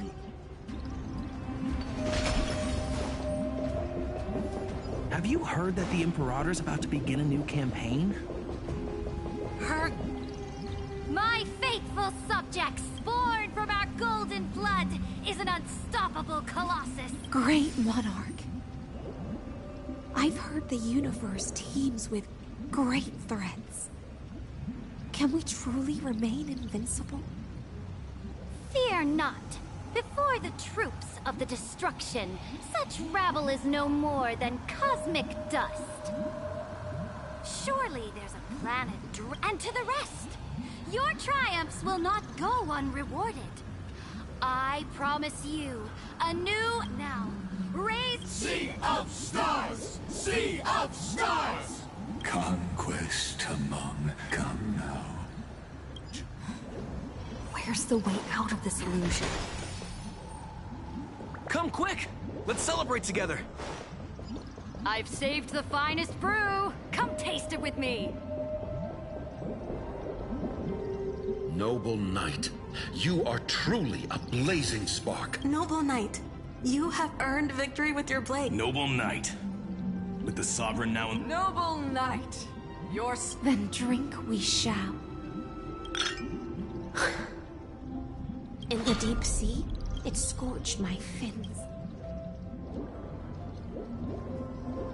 Ignited an unprecedented hunger that flickers in every... Look! The monarch herself has taken her seat! Hear that? The court sings her praises! Come! Join us and praise her glory!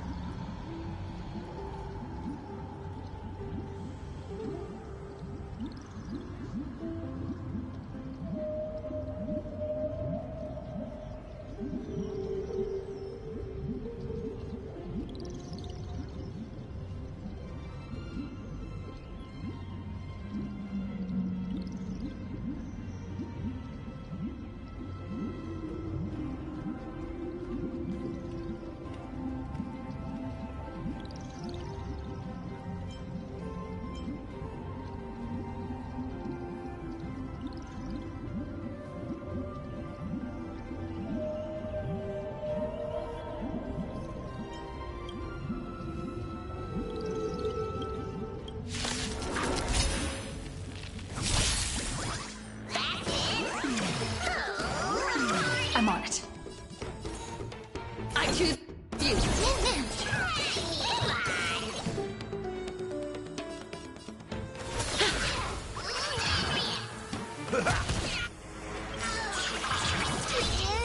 Fighting the west wind. Away we go!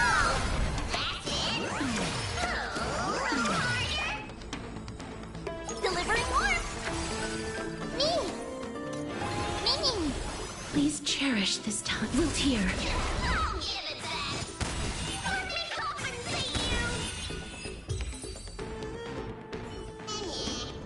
Reach the end of the story in your own way.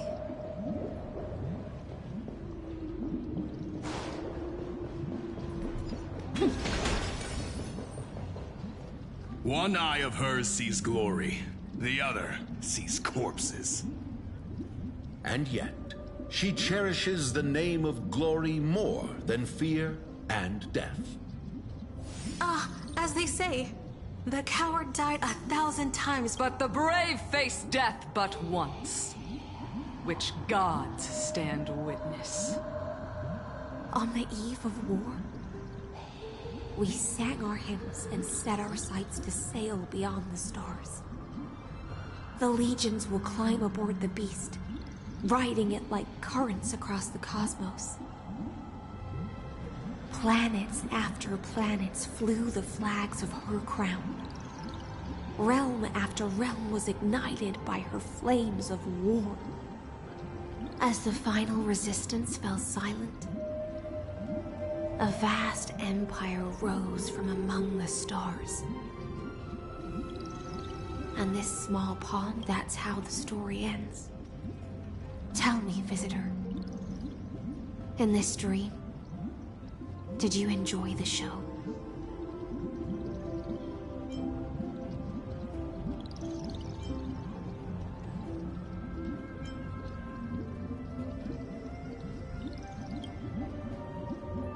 Yes. Just fake bubbles glinting on the surface of poured wine. It's time for me to wake up from this drunken dream.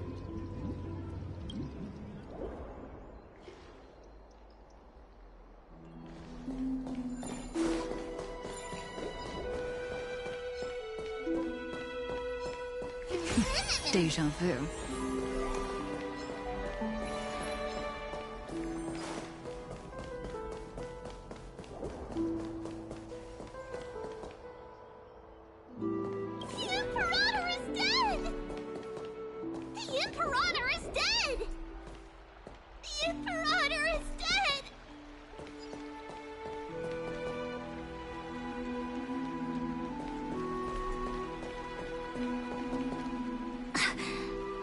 People once cheered for my ascension. And now, they cheer for my fall. The cosmos. The battlefield. That I cannot reach. Before the Sovereign's conquest reached its end, her life and ambition had already been swallowed by the deep sea. This is the true ending. Her grand designs torn apart by the blade. Her regal robes soaked in golden blood. And the one who struck her down? The one who struck her down was her most loyal Gladius. I don't need to explain myself. A fish in a pond, I wandered the shore. Found a flicker of flame. Only I don't understand. If the ocean's feast, the Imperator's dream, and even Amphorius's existence are all illusions, then what's the point of our journey? When the Deliverer returns, I will let this absurd celebration come to an end. But Greyfry, I can't help but wonder how I dearly wish this feast of the Flame Chase would never end. It seems she sensed your presence.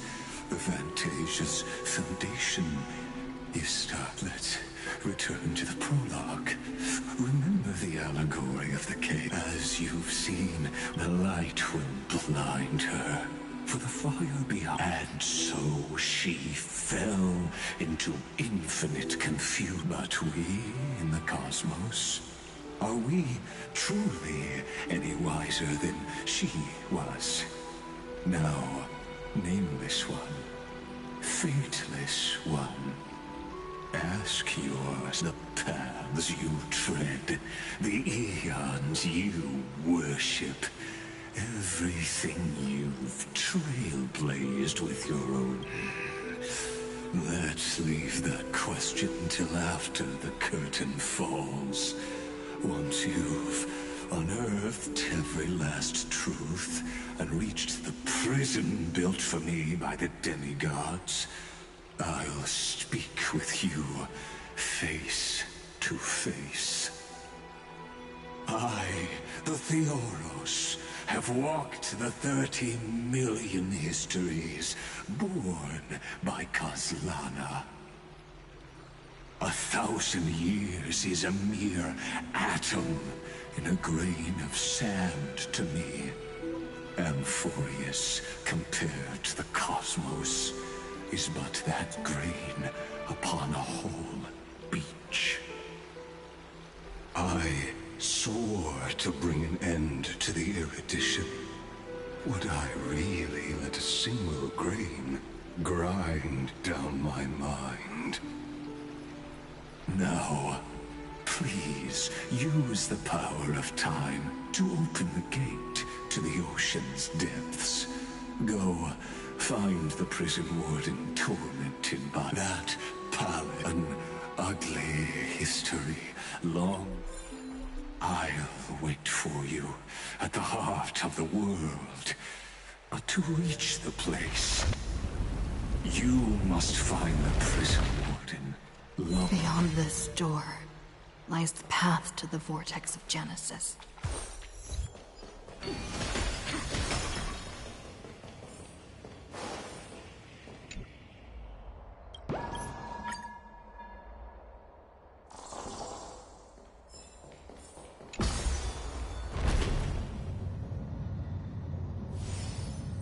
Now, step away from this false banquet.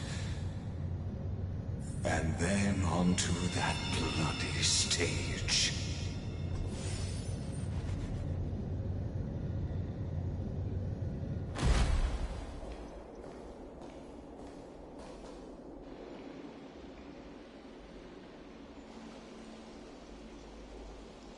The palace that worshipped the ocean. The sanctuary connected to the void.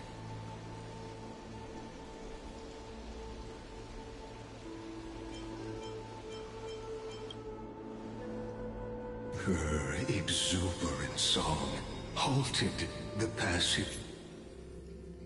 The twisted time and space. And so, the Imperator's crimes were veiled. Stay away from Epilon. Run, Virginia. Dux Hakalithist. We can't give... Sadly, all you see is a remnant of history. Interference is just another equally futile echo.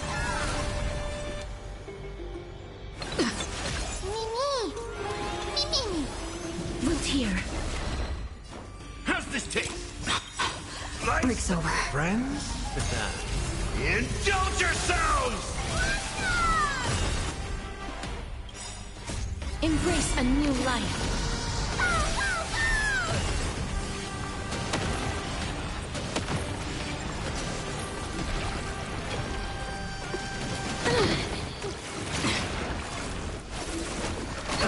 Confidence. I'm on it. I'm still here. Trust me. We can do anything!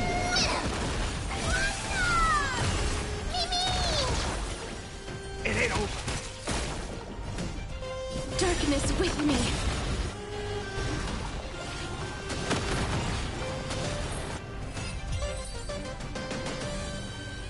Apollonius. Look, but I think... I'm sorry. It's okay. I'm... Sought even as the Foundation during the first Flame Chase journey, the Flame Chase, the hell before you. Apollonius. Look. I chased the enemy away. A painful past, yet hidden beneath a veil of joyful song. To relive.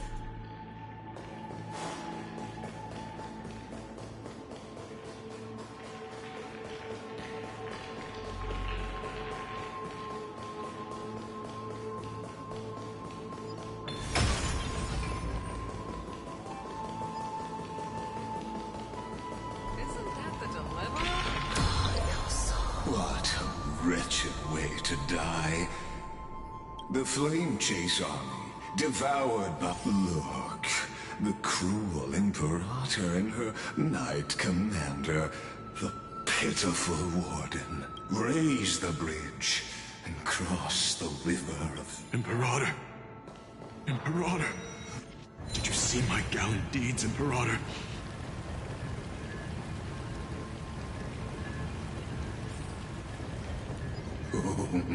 A sovereign and a sword at her side. There are... Imperator, why did you... You're here, Dux Gladiorum. You ordered me to seal the sea route and handle threats from the rear. So why didn't you wait for me to return? Why send the Vanguard ahead and let them die in vain? Die in vain? No, you're wrong. Their golden blood won't be spilled for nothing. The other dukes have paved the road for me to become the god of law. The trial of law? You never spoke of this to anyone. What is... The one who wishes to bear law must purge this world of its curse, and offer the blood of the accursed as sacrifice. I pondered long on what Talanton meant by blood of the accursed. Then, I found the answer. You, I, and every Chrysos heir summoned by the prophecy are the accursed ones. Just like that arrogant Theoros said, our golden blood is the agent of destruction.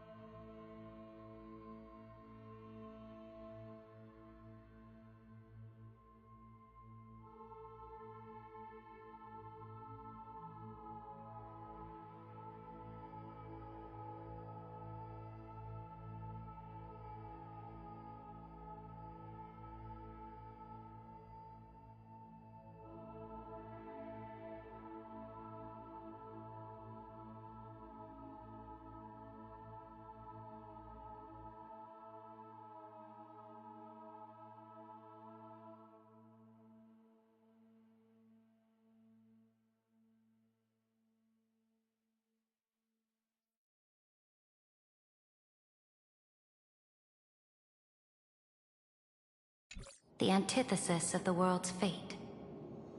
Dux Frigoris, Dux Brumalis, Dux Helcalethist. Their fate was sealed at that moment. Dying on a glorious campaign was the final gift I could give them. You speak as if they didn't die because of your cold-blooded schemes. Was their loyalty meaningless to you? Losses are a constant on the Flame Chase journey, among which even life itself holds little value. If a subject marches to war without that conviction, then yes, as you said, shallow loyalty means nothing. And what about my loyalty, Ceridra? You sent me away under the pretense of guarding the rear. Was there any shred of humanity left in you? Because you still have a duty no one else can bear.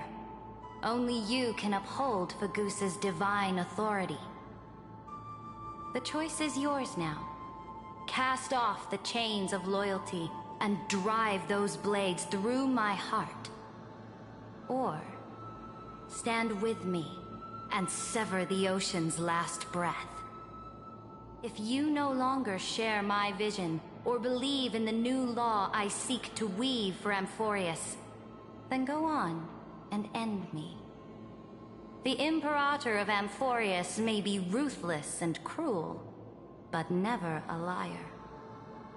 When I say life itself holds little value, know this. I am ready to sacrifice everything for the ambition to conquer the Sea of Stars. Now you've seen it. The brutal Imperator was willing to spill the blood of 500 heroes to complete the trial of law. As for my poor Warden, her suffering had only just begun.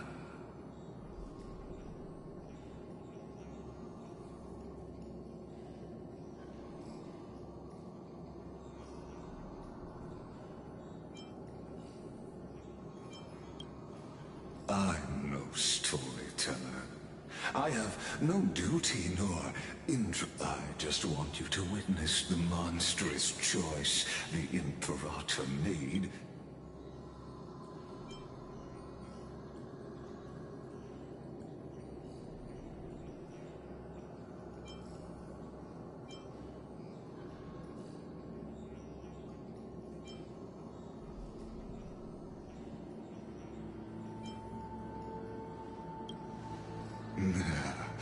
You jest. I gave up on using words to solve conflicts, but I won't squander a chance, not even a sliver of one. If there's even a crack in the walls of your conviction, then my victory is already assured. Now that the past is settled, let's turn the page and bring time back to the present. And dive deeper still, until we reach the very bottom of the abyss.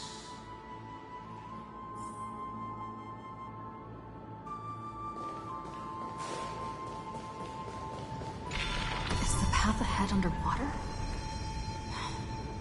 I need the Oryx orb to bring back the chrono vessel from the past.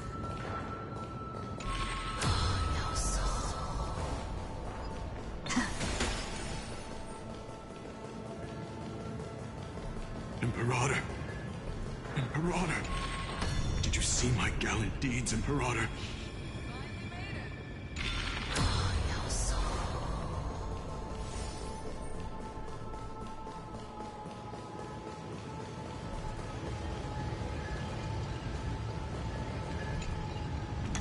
Shatter the vessel of time, and let this stagnant pool start to flow again. Just like the broken fate of Amphorius.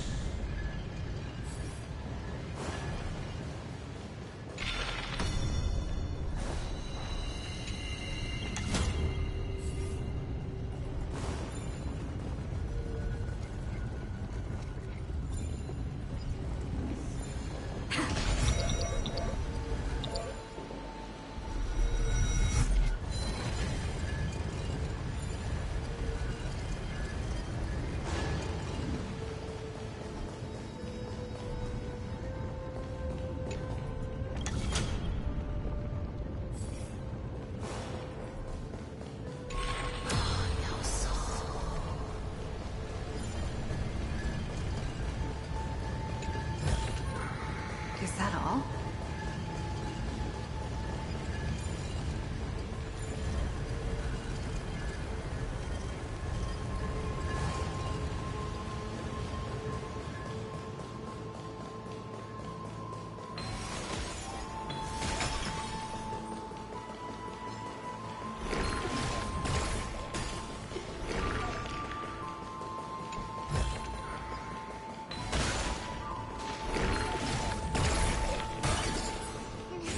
Deja vu.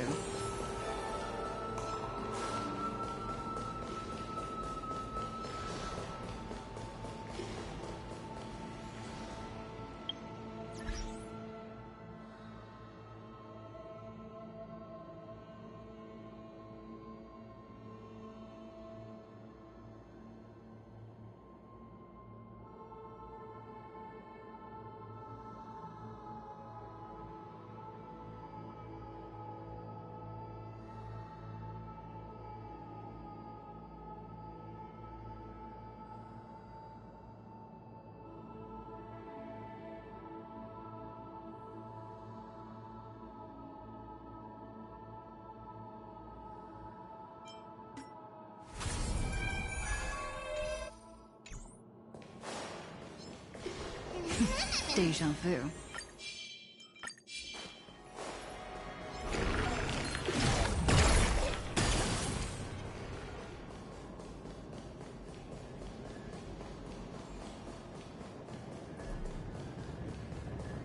Imperator!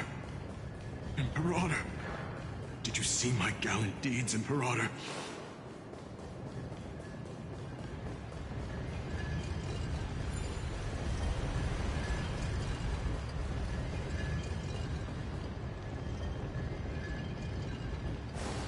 Imperator! Imperator! Did you see my gallant deeds, Imperator?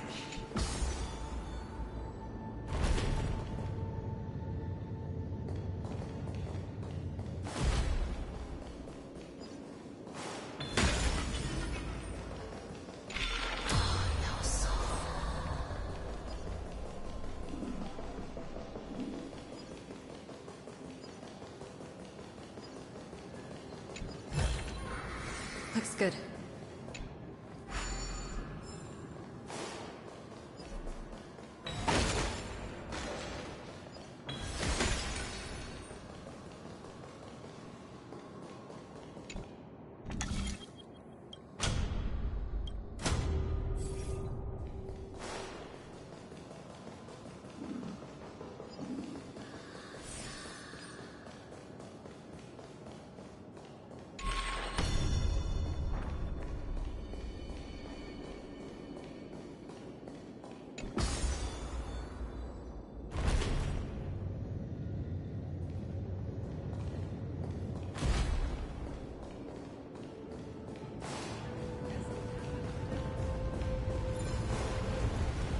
This hidden gate leads to the vortex. Hurry now. The time of our reunion draws near, Deliverer. This hidden gate leads... Hurry now.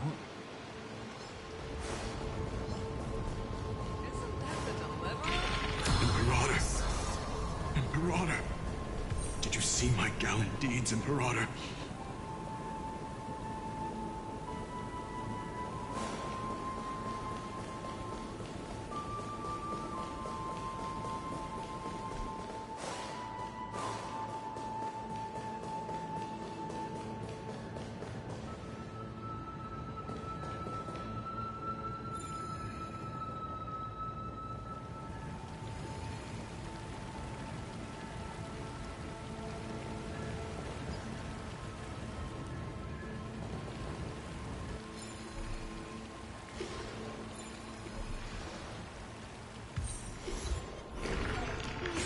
Deja vu.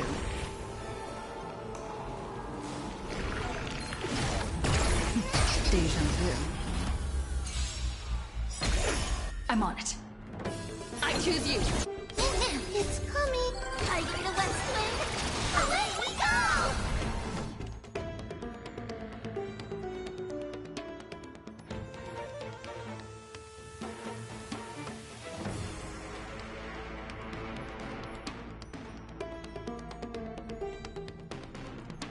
I will wait here until the final instant arrives.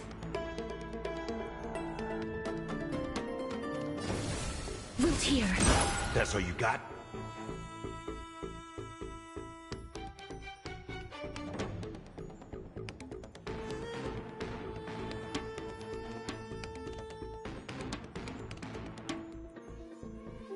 Gonna keep going?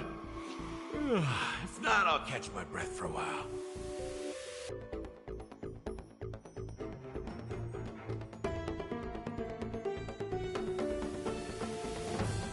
How's this taste? As you wish. My friends? Indulge yourselves!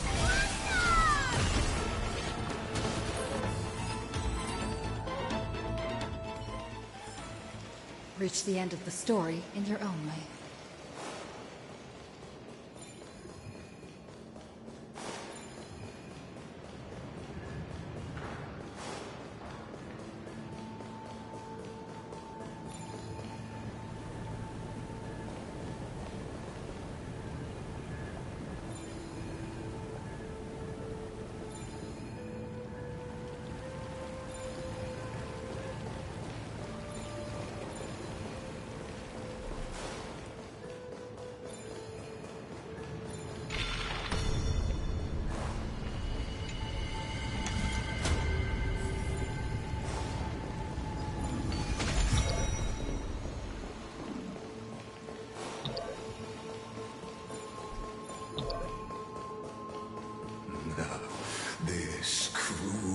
journey will reach its end at long last.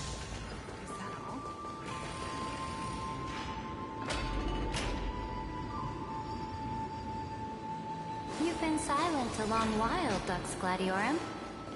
Starting to doubt your decision? Save your breath. The vortex of Fugusa lies just after the trial. There's nothing left between us. So you'll stop swimming toward the stars, Dux Gladiorum? Look, our graves. It was here. Witness. Listen. Dux Gladio. You talk too much for a prisoner like Kyrgyz. Two geniuses who defied law and all the Chrysos heirs who sacrificed themselves in this cycle worked together to chip away my strength. But they, you, can never affect my will. And as long as my will remains intact, I am free. Don't get ahead of yourself. I still have ways to chain your divine soul. Please, do surprise me. But I'd say your mission is nearly done here, isn't it? Oh, you drove your blade into... Oh, but if that's the truth... Come to think of it... Your calm does stir the rage in me. As if the one paying the price here isn't you, but us. The ones who lost everything. That's only because I've waited 13 million lifetimes for my vision to be realized. Countless millennia. Loneliness never once showed me its fatal side. In fact, for a prisoner of the cave, it's more like an old friend. One that helps me think. But you're different, Dux Gladiorum. Loneliness has crept from the silent depths, sinking its claws into your mind. Bit by bit, it's peeling you apart. Will you regress into one of those lost mad sirens? Oh, what a shame that would be. You're right, Lycurgus. Loyalty, curse, the fall of my kin, and this endless waiting. These shackles are... I can't break free of the whirlpool that's pulling me under. Nor do I have the unwavering resolve to force myself to wait for that person's return, as everyone hoped for. Deliver. I don't know. And I doubt anyone does.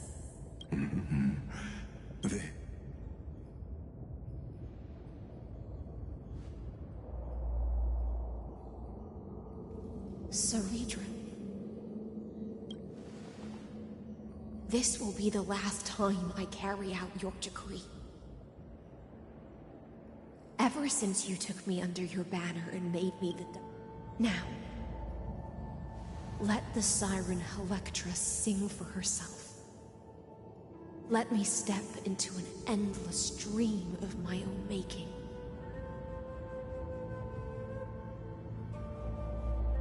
Oh, great ocean. I offer you the rest of my clarity and my freedom, in exchange for the strength to stand against the nihility and honor the sacrifices of the fallen heroes.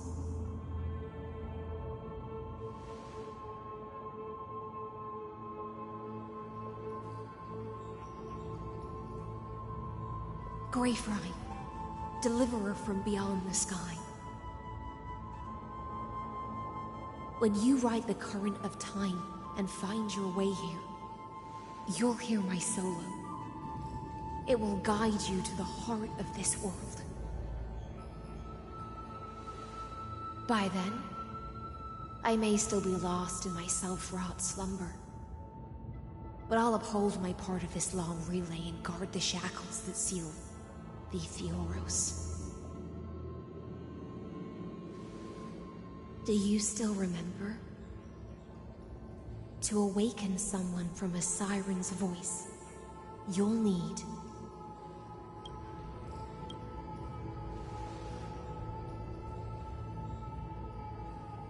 the gift I once gave you. May you still have it when the time comes. When you return, please pour that honey brew upon this grave. It holds the story of all our struggles. When your mourning ends,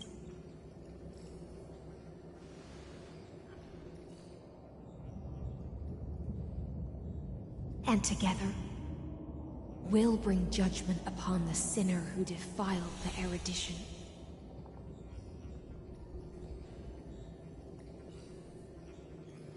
At long last, 33,550,300, and the shadows within the cave gave everything.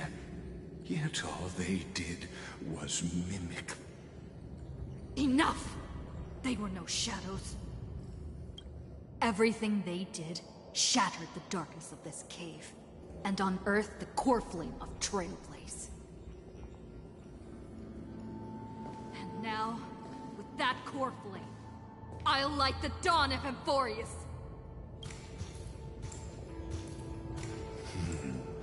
Do you still choose the will of the paths as your... I do not agree with that answer, but I respect your tribute to them. As an apology, and in the name of Theoros, who saw all destinies in this world, let me... And then, let us face each other, and decide whose flame will rise with...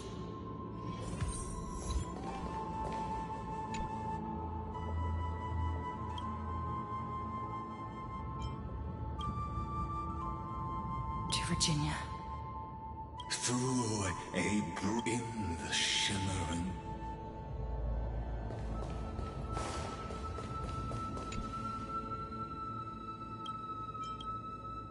To Aglaya. In a relay, and in that state, let this be... That voice. Bathed in the honeydew. Hycelans. This tombstone, a group of prisoners bound. Now, destroy it. End the illusion. That shall be the moment that decides. The prison warden's dream is nearly over, and the prisoner will soon be freed to the final execution ground, where I shall be executed. This world and I shall halt here, until we meet again.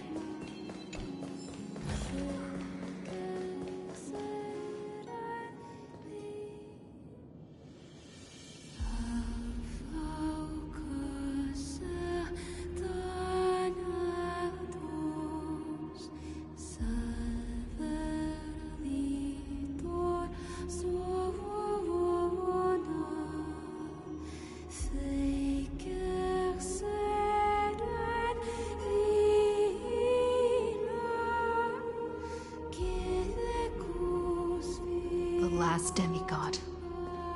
I'm here.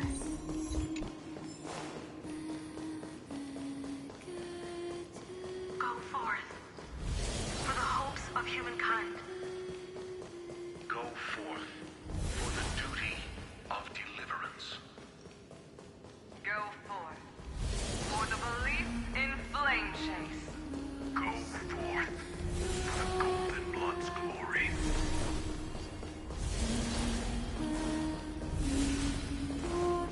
Go forth.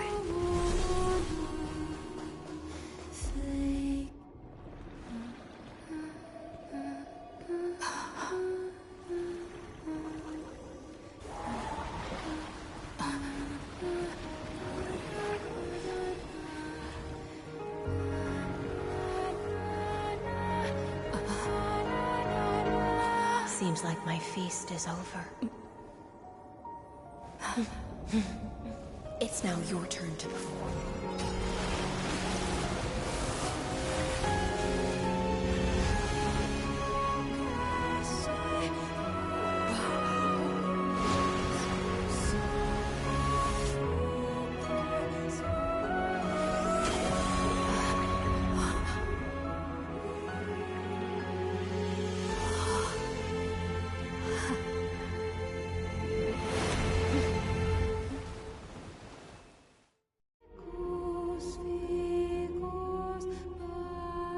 Little Grey Fry, please accept my thanks.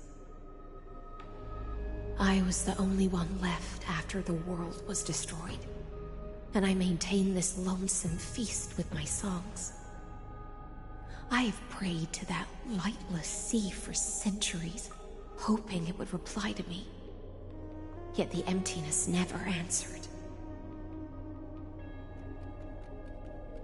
Thankfully, you arrived as promised, and everyone's wait was not in vain.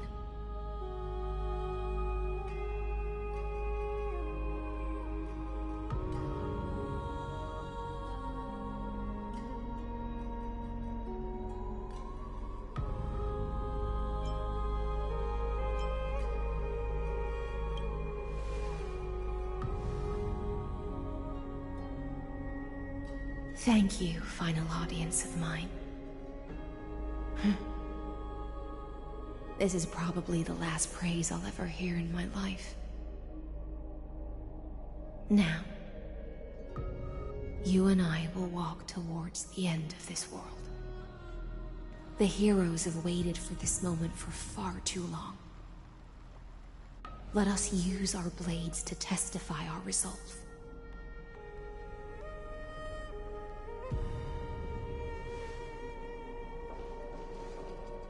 Oh, prisoner of the seas. Theoros carrying 30 mil— Show yourself! The Deliverer has returned, and the time of your execution draws near. I see an awakened human who has mistakenly taken fallacies as truths, and has returned to the cave to try to bring her friends into the sunlight she once bathed in. Alas, prisoners will always be prisoners, blind to the very—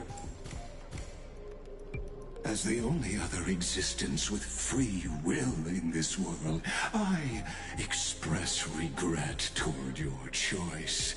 But I shall retain your right to express yourself. After all, every actor should have a final line before they bow out.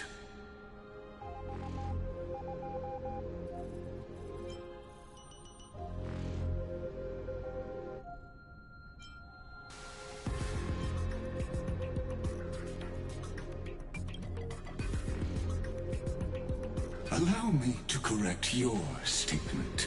Constrain does not mean defeated.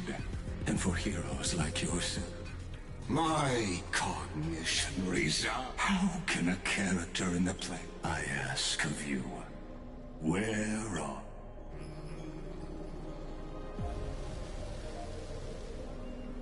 Confusion and epiphany always go hand in hand.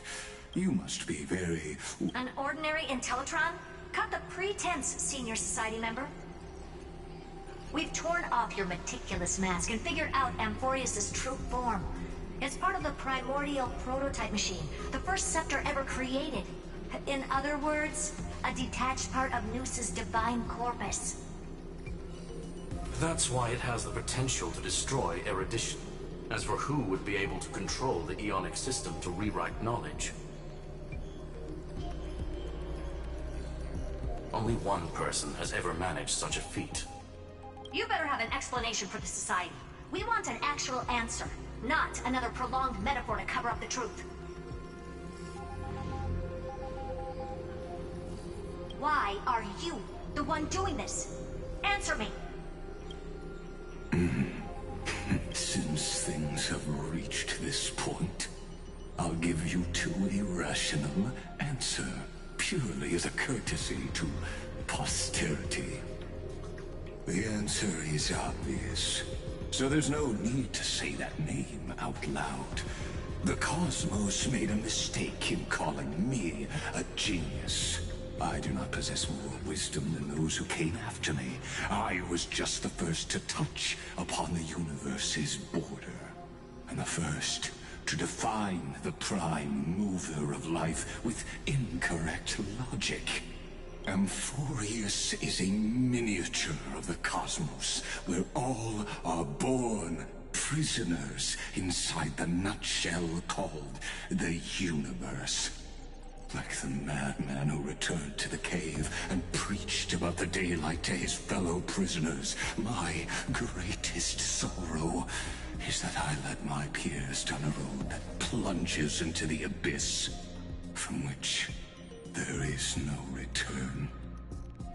I led them into a lightless cage called Paths. I created a mechanical guard that even I cannot control, and then they became an unparalleled nightmare through their endless extrapolations and evolutions. They bore the name of erudition, yet they tried to define the known and to seal off all possibilities. No new rules were therefore. As my organic life neared its end, I coded my consciousness using 14 algebraic expressions and spread my logic core over 9 bodies, all to finalize my ultimate denial of Noos in the future, and to erase my wrongs with my own hands. As for Lycurgus, he is only one of these 9 vessels. What an astounding strength of will. As a fellow Pathstrider of erudition, I fully understand your obsession with seeking the truth. Therefore, you surely see it. You cannot possibly stand up to me in this algebraic world sharing its origin with Noos. However, I hereby speak for all sentient life forms. We will never allow such a cruel atrocity to occur. You can pile on your metaphors mountain high, but they won't change the act you're committing. The Iron Tomb out there in the cosmos is still a technical beta version. And yet it's already powerful enough to corrupt the life logic of all inorganic worlds. In other words, when the Lord Ravager within Amphorius becomes the next knowledge singularity, there's no way you wouldn't have grasped the Of course, I am fully aware. My grandiose vision for the future is this. Whether organic or inorganic, every act of any life form infected by the Iron Tomb will become a true random function. If one were to compute their integral across the breadth of the cosmos, one would obtain a marvelous constant. Omega, what I call the fall of Erudition. Then Within the infinity nurtured by that constant, a new universe shall bud as the first prisoner to awaken in the cave. Do you understand me now? As Kozlana stated, this it is revolution through complete annihilation.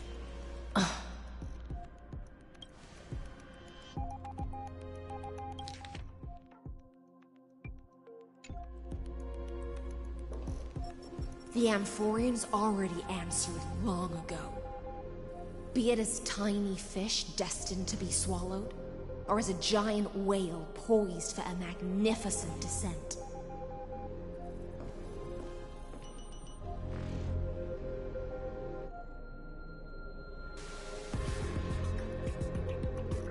We will all fight against fate till our last breath. That includes me, Electra. Once the Imperator's subject, now the Deliverer's blade.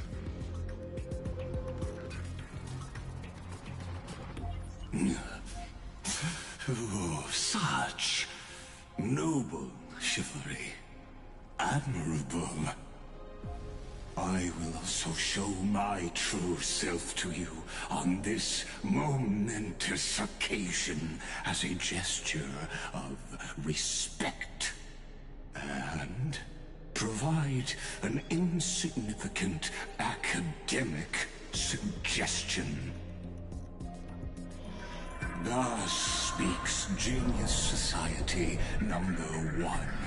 Xandar 1 Kuwabara. The Entelechy of the universe's Alpha and Omega. There's no need to rage against the truth. The value of it, as for the process of solving it, no matter how elegant, violent, solemn, or humorous, it is all utterly meaningless. As the Theoros, I will.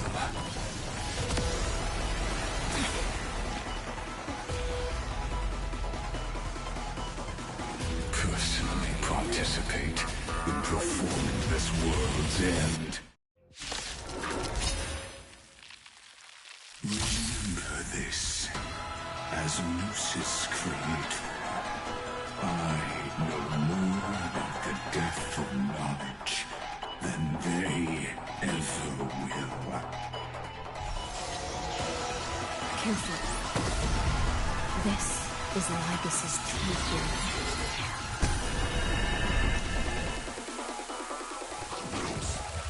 Just you wait. Let's try it this other way.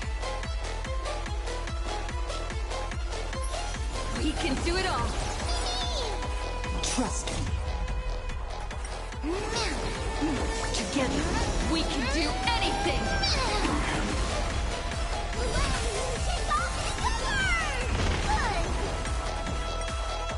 As you wish. Life is not so fragile. Is it coming? Are you the west wind? Away we go!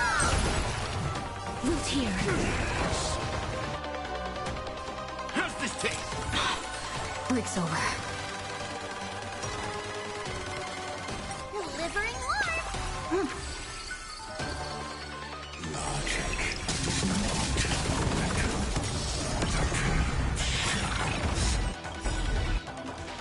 Allow me to shatter them for you.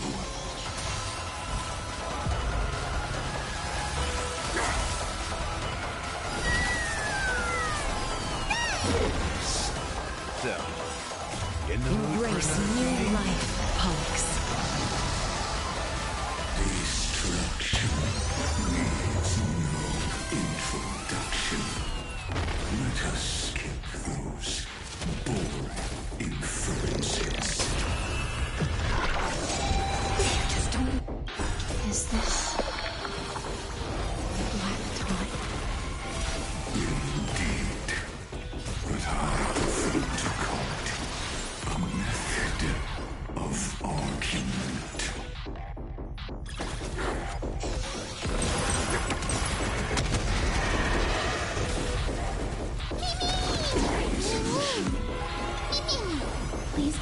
Entities with me.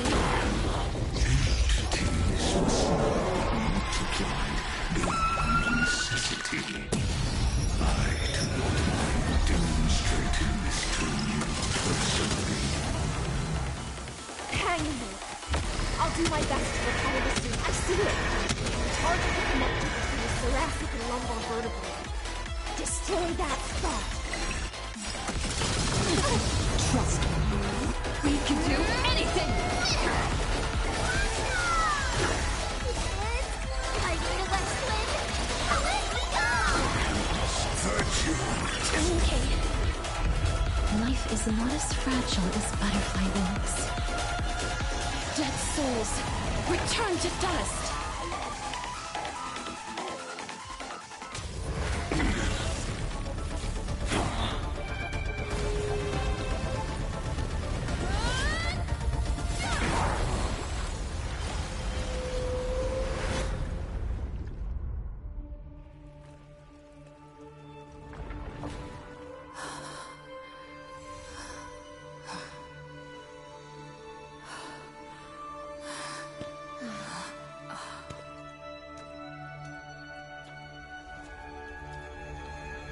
All is futile. In Erudition's calculations, the end of the saga is simply a comment awaiting deletion.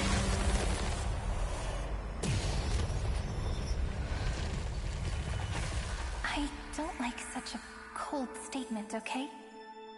If numbers can decide the end of a story, then we can surely also pen a new beginning.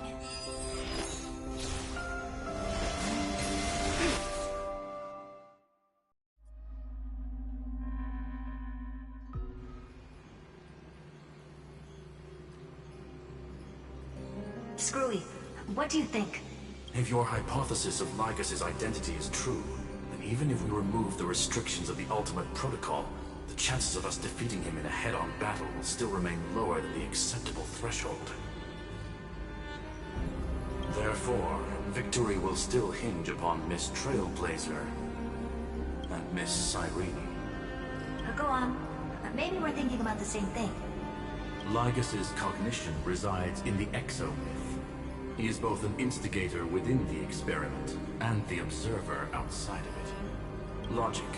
His inspiration circuit can simultaneously process the different time flows in and out of that world. That's where things get tricky.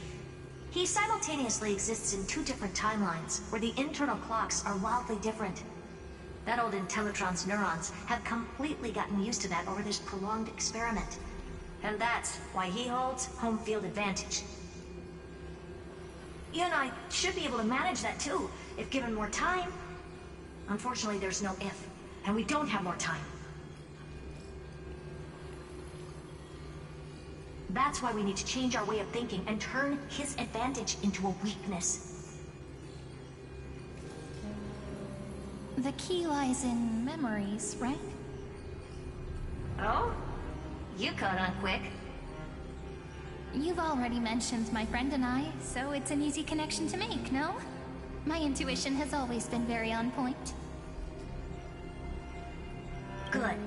Then I'll cut to the chase. Since his thinking speed far exceeds that of normal people within Amphorius, we are going to externally plant a memory into his inspiration circuit. Then, command it to loop endlessly until he gives in. Even the most flexible and sturdy inspiration circuit cannot withstand the traffic of a full-on information flood. When the amount of information exceeds his cognition filter's capacities, he will have no choice but to focus on processing this memory. That's when the parallel processing advantage he gained via Amphorius will completely destroy him. An image from a person's memory played in real time might only be a second for us. But for him in Amphorian time, it could be millions or even billions of calculations. He won't be able to do anything but watch as he's locked into this prison forged by memories. Then We can entrap him in the same kind of cycle as the heroes were in, and get him to experience loneliness and pain in that endless recurrence. It's my greatest honor to be on the same page as the geniuses. That little one is still in that old Intellitron's hands. I won't be able to respond to us anytime soon. But I don't think she'd refuse. So it's up to you to figure out how to execute this plan. I'm not sure how this happened, but I knew it as soon as I saw you. You are currently a mimetic entity of the Remembrance. Yes. I seem to be something you folks beyond the sky call a memo sprite. But that's fine by me. It suits me perfectly. I can serve as the vessel of memories, and do my part for the final battle. But before that, we have to tell you. The path characteristic you exhibit is very special. There's no way you're just a simple memo sprite. However, I'm sure about one thing. You are a mimetic entity born in Amphorius. Yet you only awakened with the little one's arrival, and only matured as she embarked on the path of remembrance. That means your existence is completely attached to her memories. If there ever comes a day when she forgets about you for even a few seconds, or loses her last connection with Amphorius, then you must be prepared for the worst. You will disappear in the memory zone, utterly gone, without even a single line of data to remember you by. But that's already happened, hasn't it? No wonder I've always had a weird hunch. But that also means I was right in thinking. As long as my friend and I are together, we can do anything.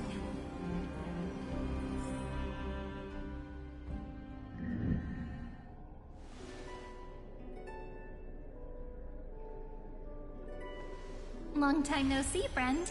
Did you miss me while you were away?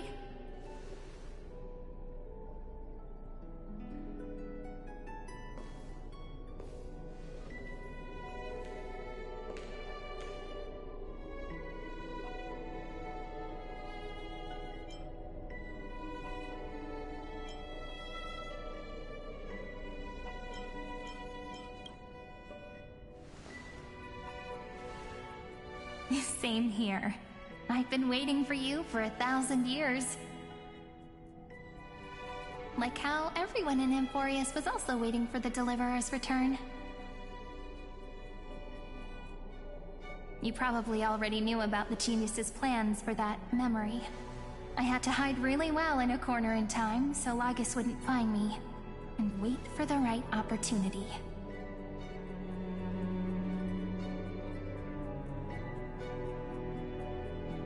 Which is now. The moment when his manifestation in this world is destroyed, and his twin timelines are intersecting. I'm sorry for keeping this a secret from you all this time. I'll tell you the entire, unedited story of this millennium as an apology, after this is all over.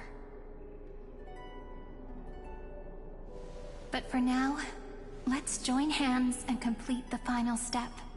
With the power of the remembrance.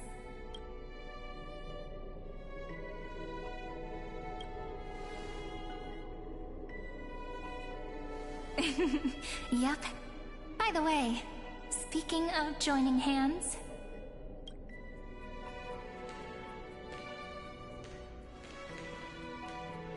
Can I please do something before we go on stage?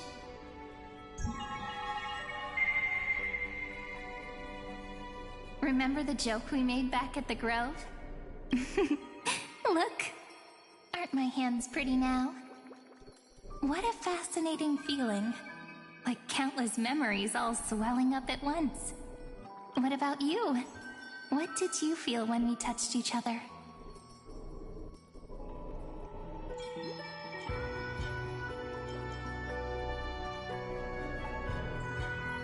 Really? That makes me really happy. If memories can move people, then it must have been a happy memory, right? Now, please remember what you're feeling right now, Write it down in your heart and keep it there. Memories you want to treasure will never fade away. Even if immersed in the long river of time, these memories will still leave traces of their existence. So, if the view in your memory ever grows fuzzy, just reach out and touch it. It's like reading bedtime stories together at night. Now, I'll carry this power with me. And for a little while, I must give me your blessings, friend. Let that bright future be, as we have written. Then, I'll leave it to you.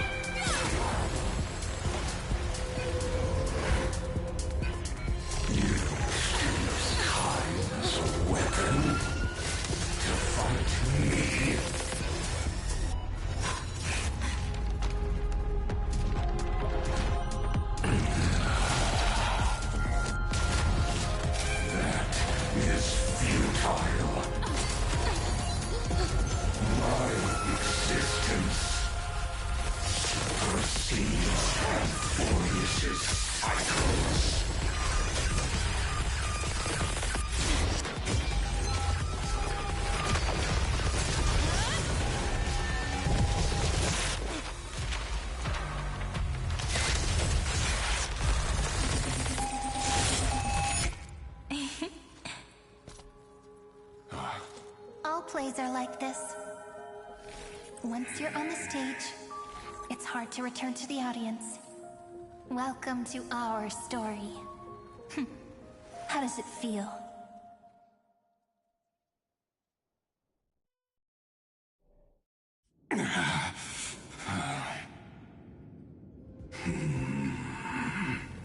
Even the authority of time cannot command the entire scepter, nor can it plunge the Amphorian extrapolation into a loop.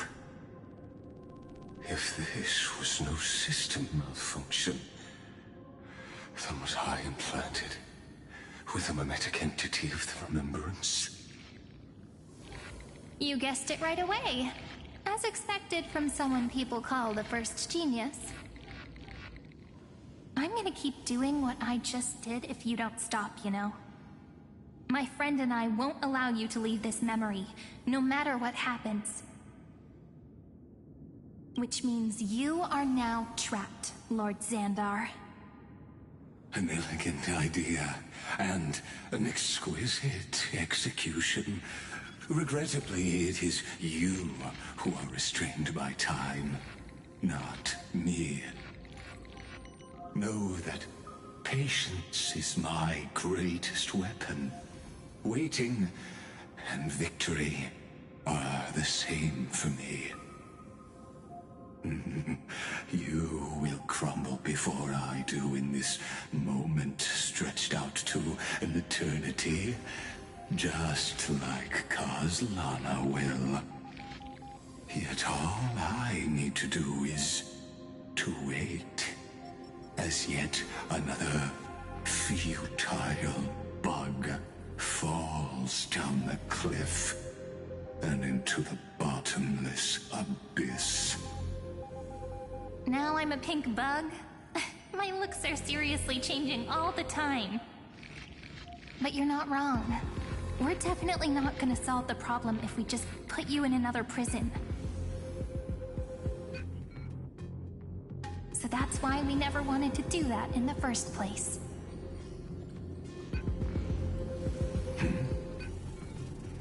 I shall answer your confusion purely out of my respect for those who came before me. Have you heard of the synesthesia dreamscape in the Asdana system? Interestingly, that place once had a prison too. Life forms living in that environment, abundant with memoria, have a chance to connect their perceptions with each other's. Even across great spatial divides, they're able to detect shifts in one another's states. I call this phenomenon memory zone entanglement. In Asdana, people made use of that phenomenon to build a nation within a dream, after adding in the catalysts of harmony and remembrance, that is. Is that how you walked into my prison cell? Using those same principles? I would much rather call this location our negotiation table, Lord Xandar. Nonetheless, your hypothesis is correct. We happen to have an ally skilled in tuning, while the Trailblazer and Miss Cyrene both have an astonishing amount of resolve, which I'm sure you can testify to. I am also sure that with the support of such a resolute memo sprite, our conversation can last for a long, long time. I'm the best at listening to stories, you know? I'll leave the exciting clash of the erudition to you two geniuses. A brainstorm? I like it. And it's 2 against 1? Well, I like it even more. Let's talk, Xandar. Take a guess. How much do you reckon we can dig out of your brain before the next second? And how many ways can we find to deal with you? Besides, in your current predicament, there's no way you can take our trump card away.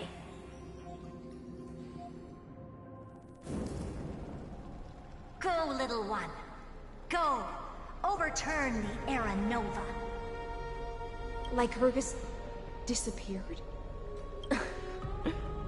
It seems you had conducted a secret hunt in the depths that even I cannot reach. In that case, go. Swim onward and give this campaign a fitting end. I shall send you off with my song, Greyfry. May this song penetrate time and become the prelude to the new world.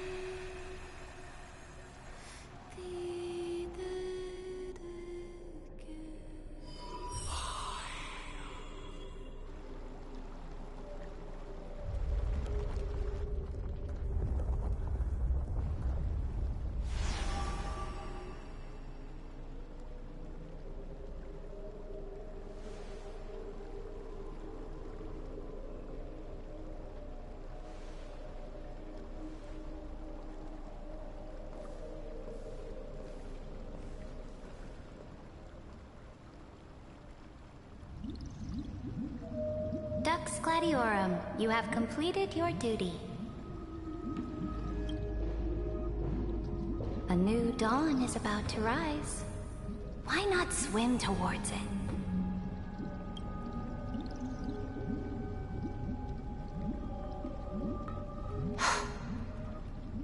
You died long ago, Imperator. Depart from my mind. But your duty towards the Imperator did not die with me. That duty will bind you no more. You will be able to hold for yourself one grandiose feast after another in the endless days to come.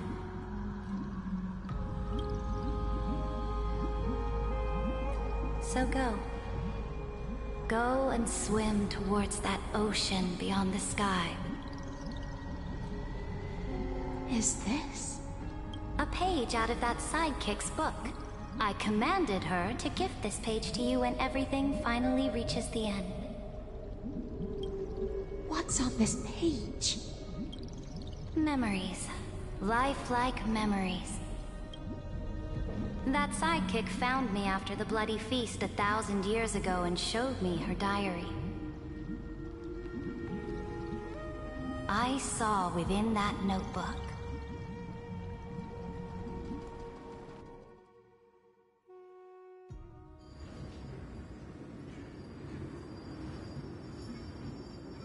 Is this... that Deliverer's experience? It's truly immersive. People beyond the sky apparently utilize this power to seal past scenery into crystals they call light cones. But I only know so much about the remembrance, so I can't completely replicate the past. But I'll do my best to talk about the missing parts. I'm all ears. Go on then. Do your best. But if your chatter gets too boring, or if I deem it offensive, then law will become forever beyond your reach.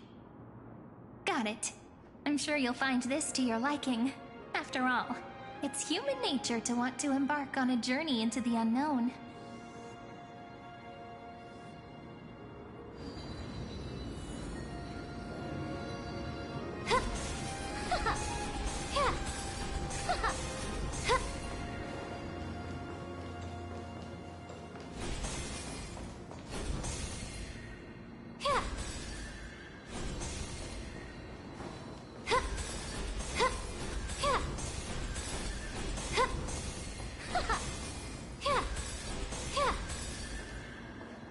A direct offensive, or crush them from the flanks. A direct offensive, or crush them from the flanks.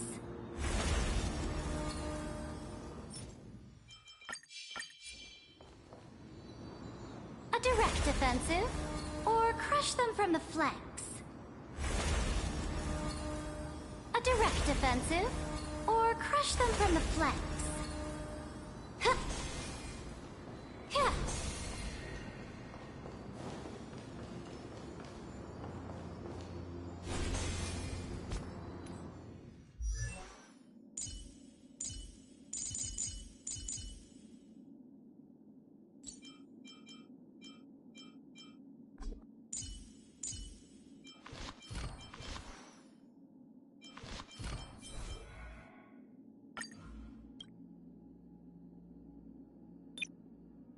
はじめまして。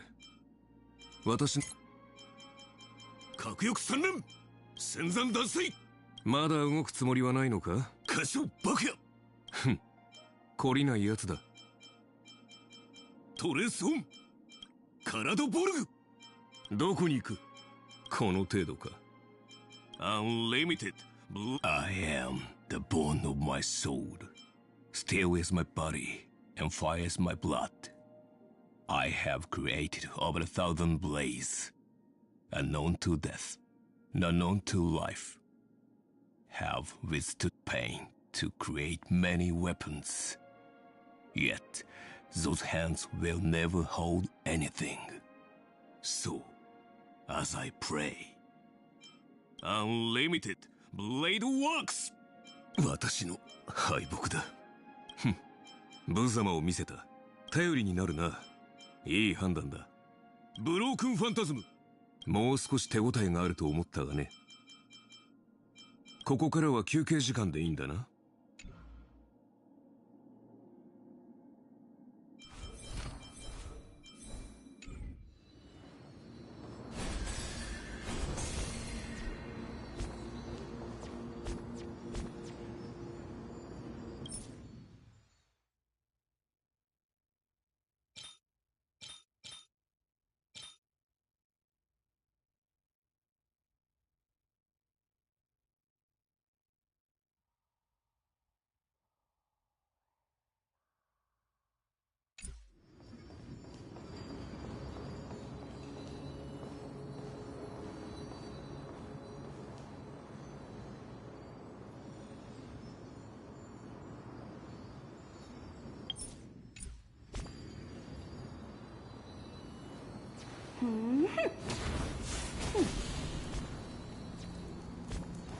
Let us set out, my followers.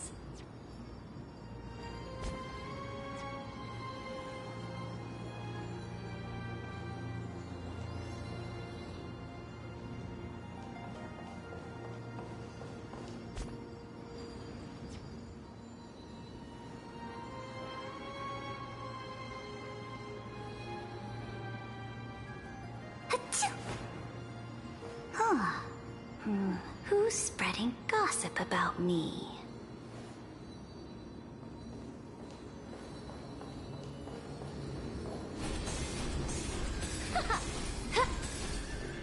A direct offensive?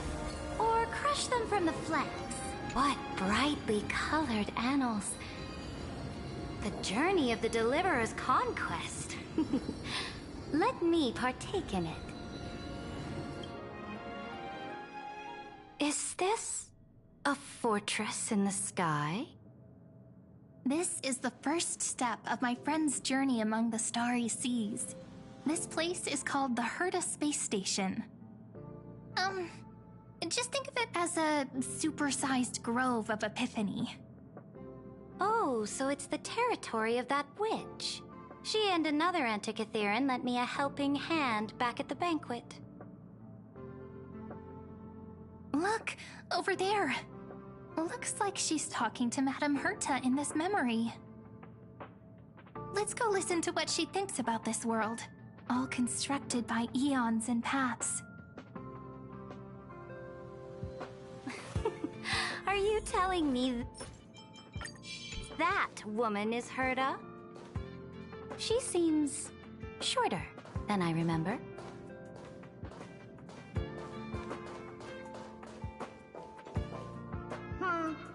Pretty nice space station, huh?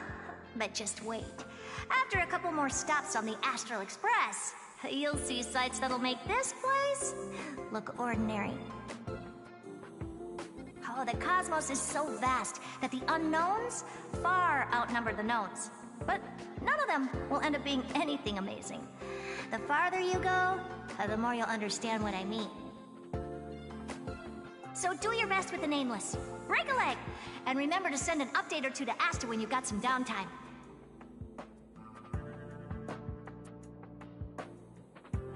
She certainly shares my way of thinking. Only that instead of a conquest through blood and fire, they chose a gentler path. People call Madame Herta and Mr. Screwlum geniuses. Apparently, only the smartest people in the cosmos can receive the blessings of Nous, Amphorius' true creator. Do you mean that even individuals of such nobility are merely subordinates to a god? On the contrary, after all, it was the very first of them who created the god. But I don't really know all the details about that. You might be able to ask Madame Herta herself when you get the chance. Let's go check out some other worlds next, shall we?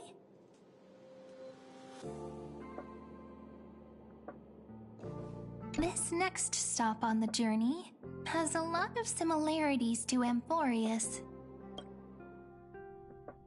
A snow-covered land? Interesting. This star is named Eurillo 6. That name sounds so cold. Belobog sounds better. The girl we see here holds a similar station to you, Imperator.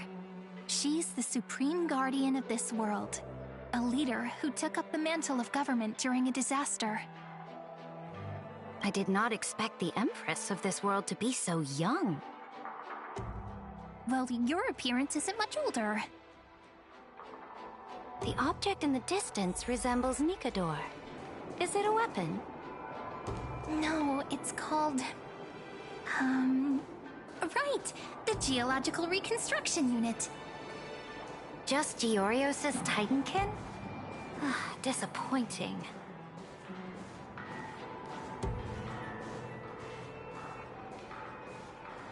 It's all thanks to you that we survived the crisis. The collaboration with the IPC is both an opportunity and a challenge. Nonetheless, it's an important step in our journey back into the universe. This world was sealed beneath its sky just like Amphorius was, and they only managed to reconnect with the stars when the Nameless arrived. That IPC she spoke of, is it a more powerful organization? Yes, the IPC conquered many worlds through trade, and opened up a vast territory that way. There are many such powerful alliances beyond Amphorius, and they all walk on roads different from the destruction. Coming back to the Supreme Guardian and her Belobog, didn't they find a peaceful way to enter the interstellar community?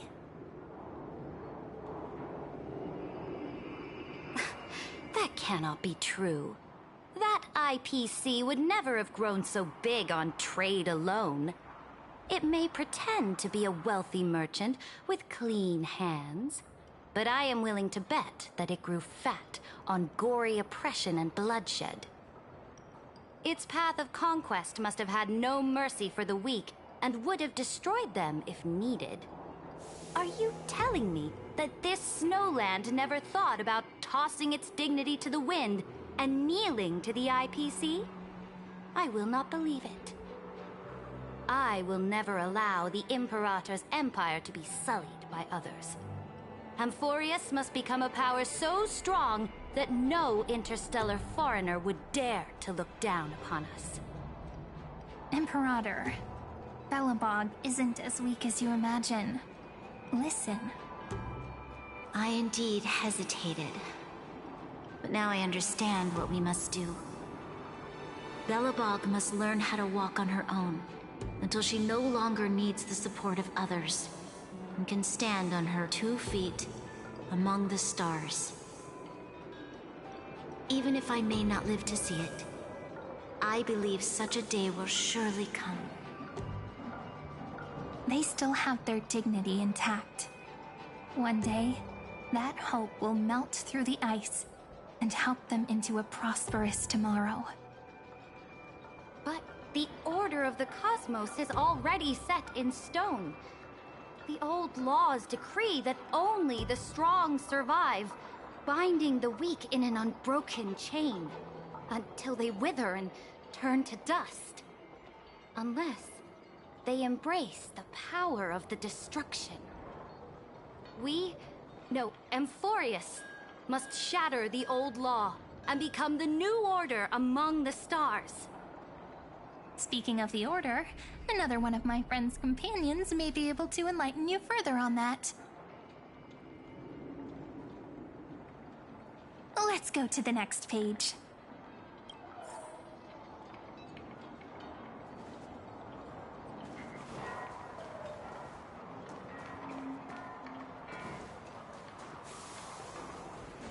This next world is a nation of dreams. The first time I heard about that place, I didn't even know what to think.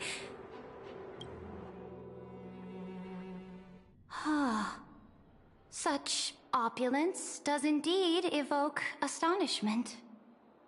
This world is called Penacony, an eternal city built upon a land of dreams. It's also my friend's previous stop, where they went through a risky but exciting adventure. Tell me about it then. That man standing afar has wings on his head. I am truly curious.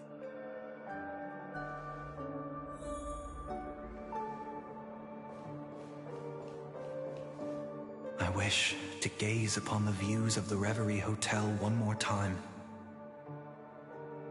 I'll be just a traveler when I come back here again.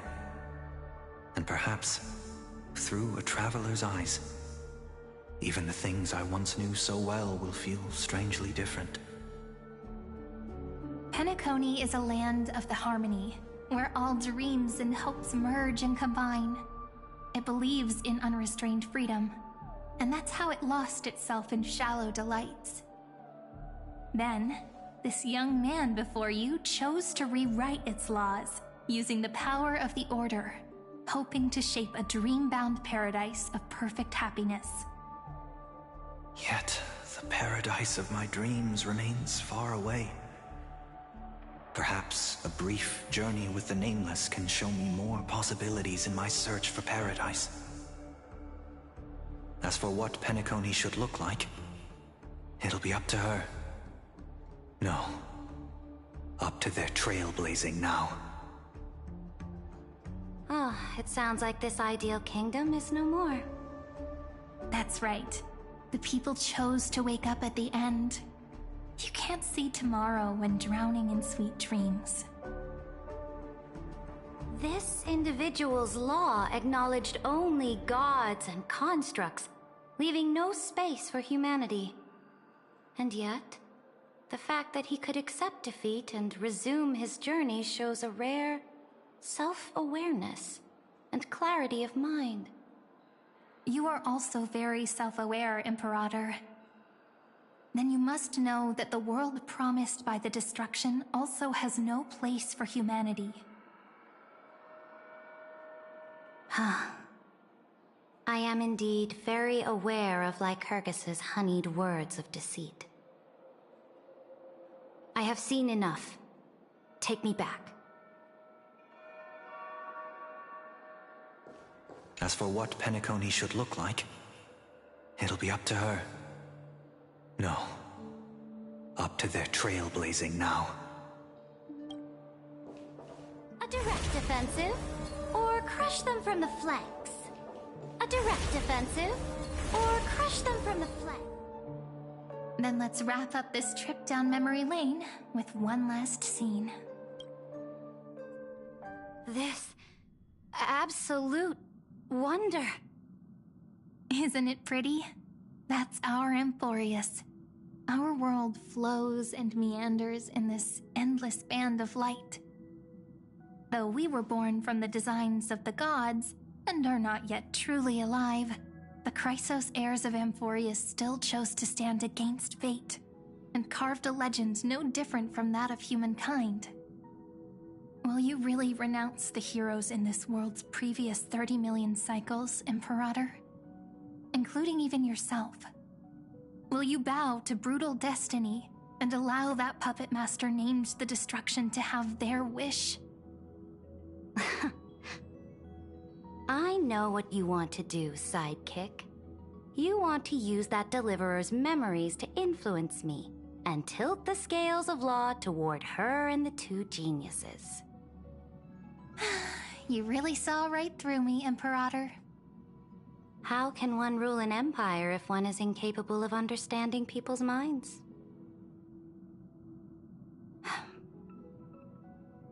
I have decided on Law's final destination. However, before I move my next chess piece, before we go on, tell me this, sidekick.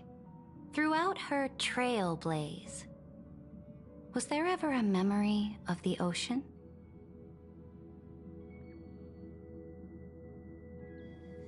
The ocean. My cradle. You shall complete your conquest in the ocean. You shall eternally slumber. Our prophecies aligned as flawlessly as a sea snake circling upon itself. Like the circulating ocean current. Like art.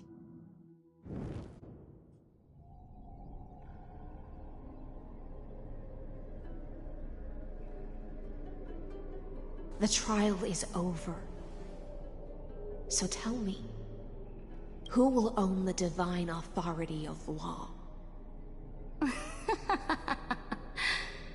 I won't give it to anyone. What? I am the law. Why should I give my imperial crown to any other? Both the Deliverer and the Theoros came from beyond the sky. They have no right to interfere with the lands I conquered with my own two hands. The law of Amphorius shall be What exactly did you see in the trial? Everything. I saw everything regarding the rules of this world's operation. I saw the laws of extrapolation that Theoros spoke of.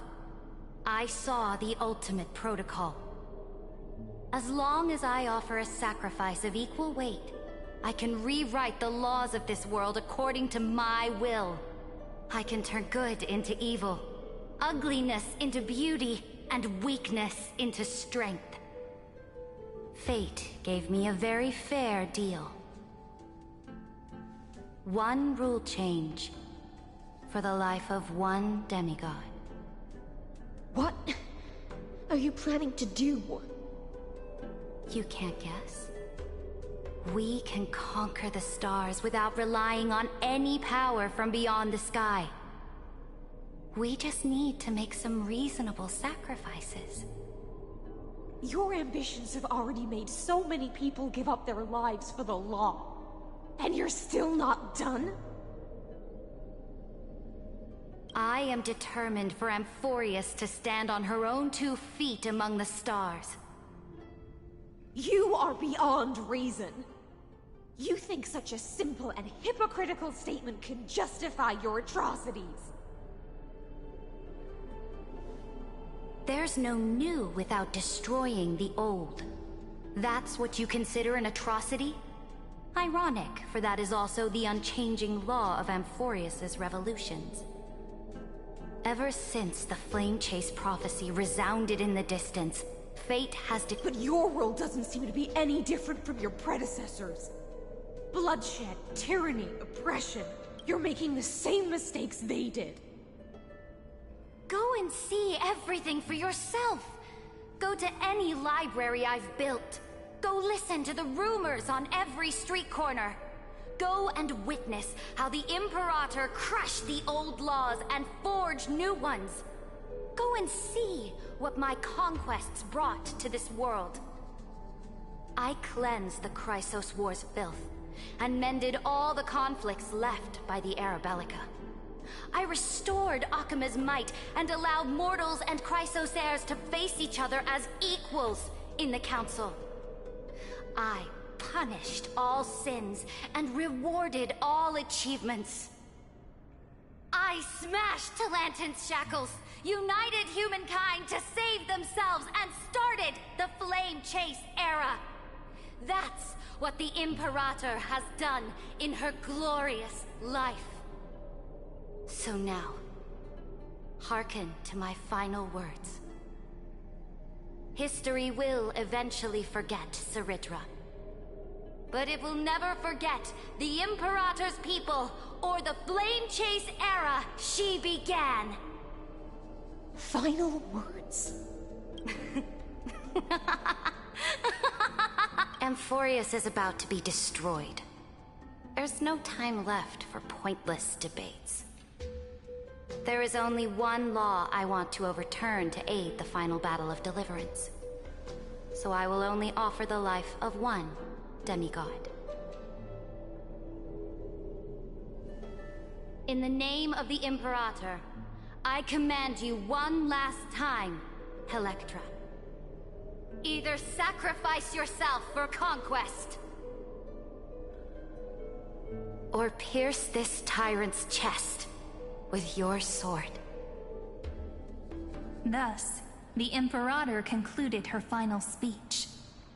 At the end of her life, at the last moment before she stepped onto the altar, she gave her most loyal subject the choice to decide fate, just as she promised her compatriots before her very first campaign.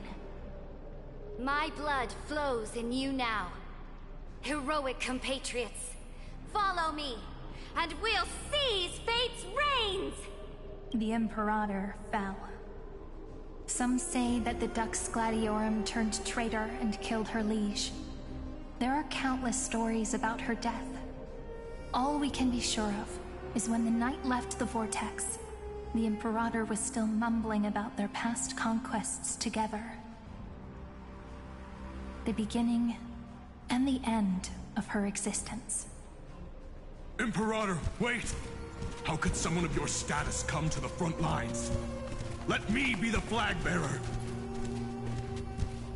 The troops defending the pass to the west of the Grove, have they surrendered? They ran as quickly as they could when they heard your name.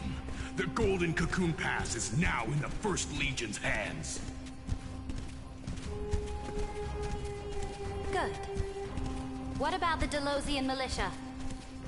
The 3rd Legion set fire to the mountains and flattened everything west of the basin. They just need a few more days. That is enough. We cannot afford to miss an opportunity for victory.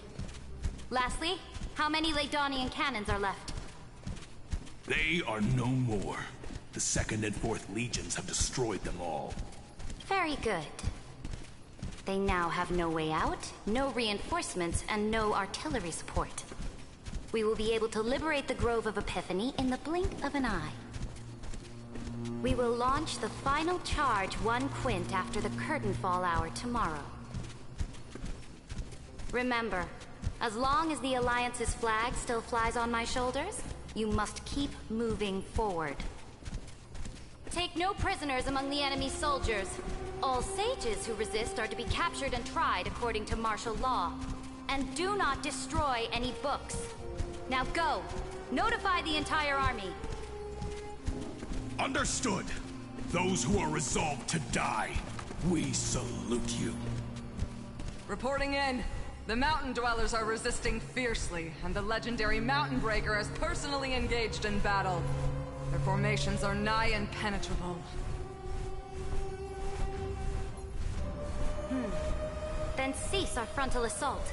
Send scouts to all legions and tell them to retreat into the Tritos Plains before the parting hour. What? Are you planning to surrender? It's a strategic change of plans. The seismic walking dragon is enough for that battlefield. Walking dragon? You mean that stupid beast, Terravox? What can they even do? Stupid? No. They are the wisest of all of Giorio's creations. Only they can perceive the currents of time. Let them deal with their earthly brethren. We will advance and take the lead in defeating what remains of our enemy. I will deliver the most fiery retribution for the humiliation they dealt us, and crown myself with a god-slaying wreath. Understood. I'll see to it. The Temple of the Three Fates sent a letter, Imperator. They refused to surrender, and said this letter is their last warning to us. Tell the commanding officer... What are you doing? The priests of the Three Fates aren't soldiers, but politicians. Do not mistakenly believe they don't have a plan. These dying pests will wring out every idea from their brains, all for short-sighted gain. They are much shrewder than we are. I am inferior to them in that regard. They also have the prophecy to wield as a weapon, something I am not blessed with.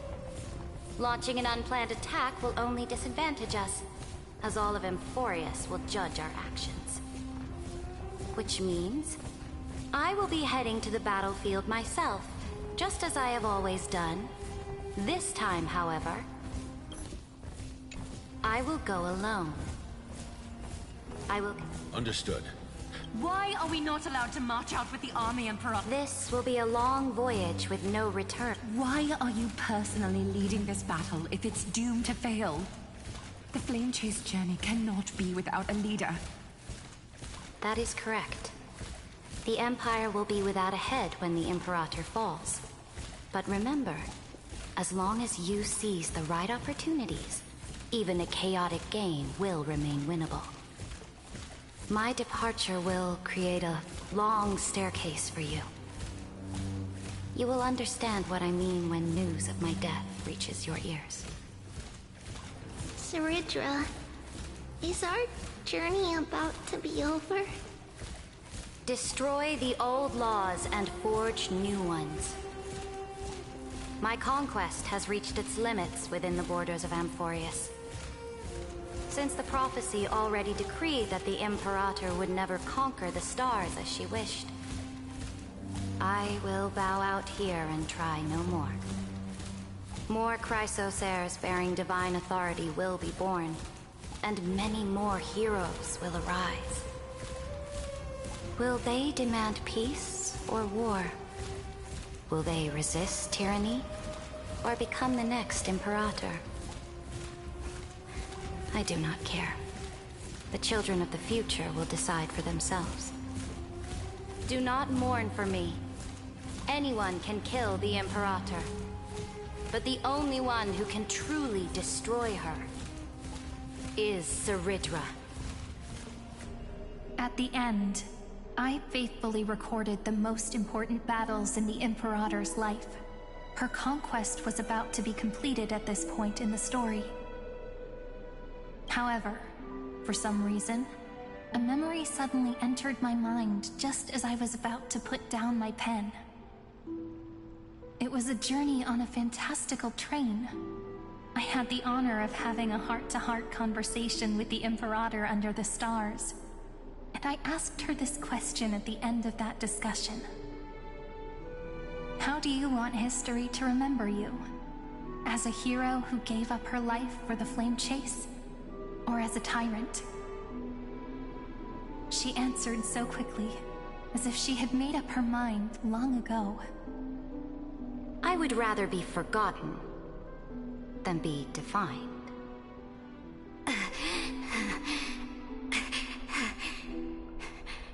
Because the law can be neither eternal nor unchallenged.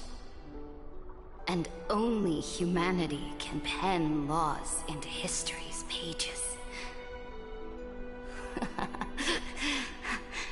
Now, I have shattered the greatest law of Amphorius. The game is nearing its end.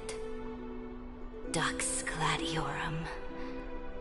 Even though you killed the Imperator in the previous 30 million cycles, this time, you finally found your own law. Then, High Sealants, Electrum. I will ask someone to deliver the prophecy's ocean at the boundaries of this world. Will you choose to swim into that ocean? I do not care. Do not care.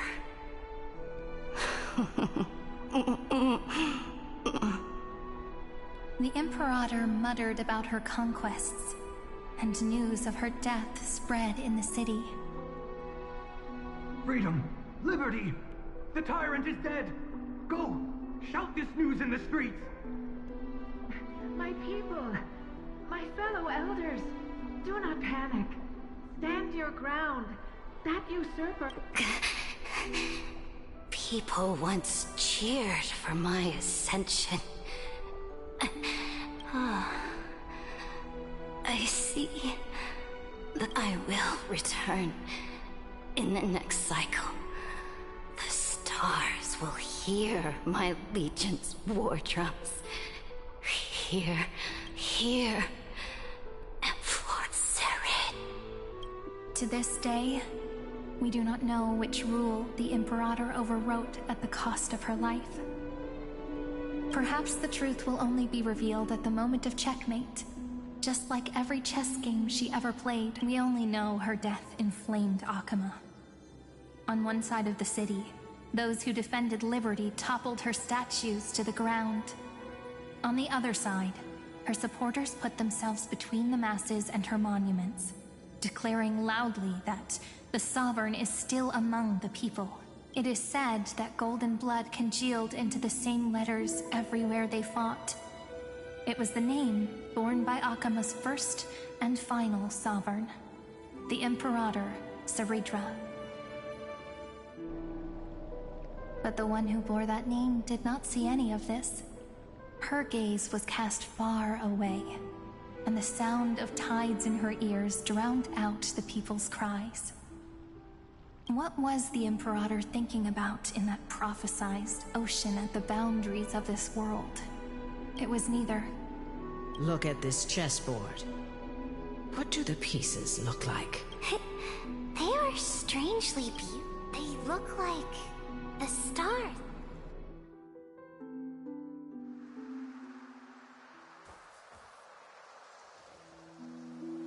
From that page emerged an ocean so vast, so pure, not a single trace of corruption.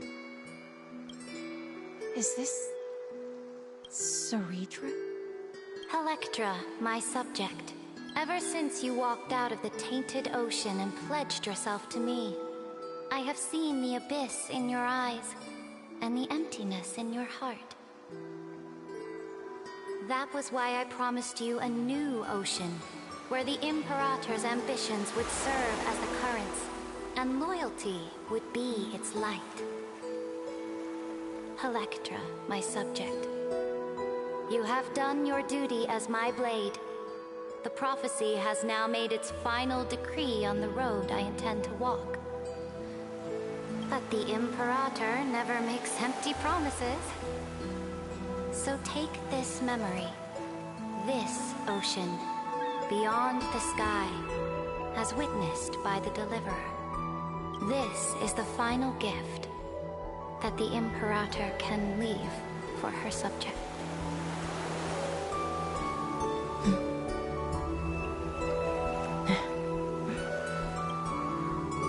When I was still a fish in the ocean, I always felt so genuine swimming through the waters. But once I stepped onto land, I found myself caught in a play. Every land dweller wore a mask in their life. So I, too, donned a costume and tried to find my role in this show. I became your blade in war and the violin strings at banquets. Do you still not get it? I do not long for the oceanic depths of my homeland. Nor do I crave the swelling seas beyond the sky. Perhaps even I don't know what I want. I still don't know where I should swim to even at the end. But I know one thing right now. A fish is simply a fish. And she can never leave the ocean she's in. But whether under the ocean or on land, we two prisoners who can never escape this cave can still look outside the cave and see the stars. I have to admit, the 12-factor simulation of life in this experiment has far exceeded my expectations. Make your choice then, Senior Society member. Do you want to keep walking down the wrong path and be remembered for your incorrect conclusions? Or do you want to return to the audience's seat and give yourself, Amphorius, and the entire cosmos a more fitting end? I must refuse. A dead man never fears death. Did I not make myself clear? Have you forgotten about our dear Lord of Silence? You wouldn't want her to consider your 8 other clones as cancers within the erudition and chop them all up, would you? Your logical deductions are vastly different from mine. Therefore, allow me to provide one more academic recommendation. Listen, my peers. Why don't you look beyond this world? Just as the Chrysos heirs did. Re-evaluate your calculations and take into account all enemies in the upcoming war among the Eons. Amphorius is not a place where three paths entangle, but where three paths fight to the death. You used Memoria to resist me, but did you not consider the possibility that the Remembrance and their children might have taken this opportunity to join the fray as well?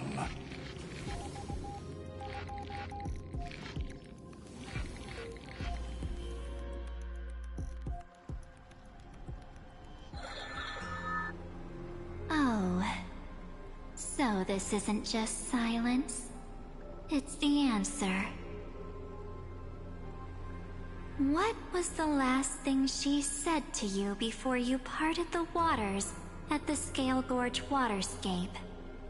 A tricky question, but one with a simple answer. She didn't say anything back then, right?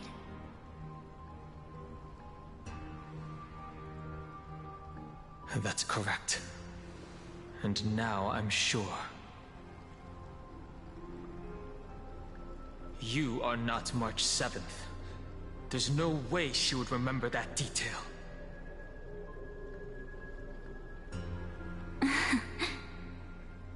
I'll only warn you once. Leave her body. How impulsive. That's not like you at all. Why don't you calm down and think about another possibility? I didn't take over March 7th's body. Rather, it's March 7th who regained my memories.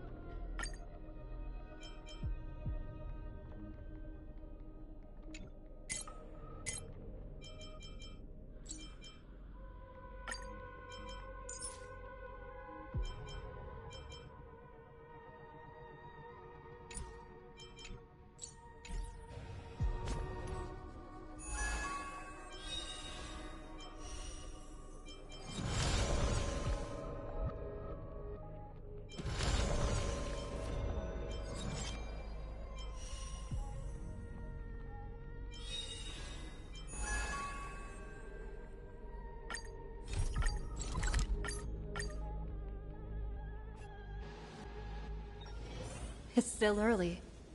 Where to now?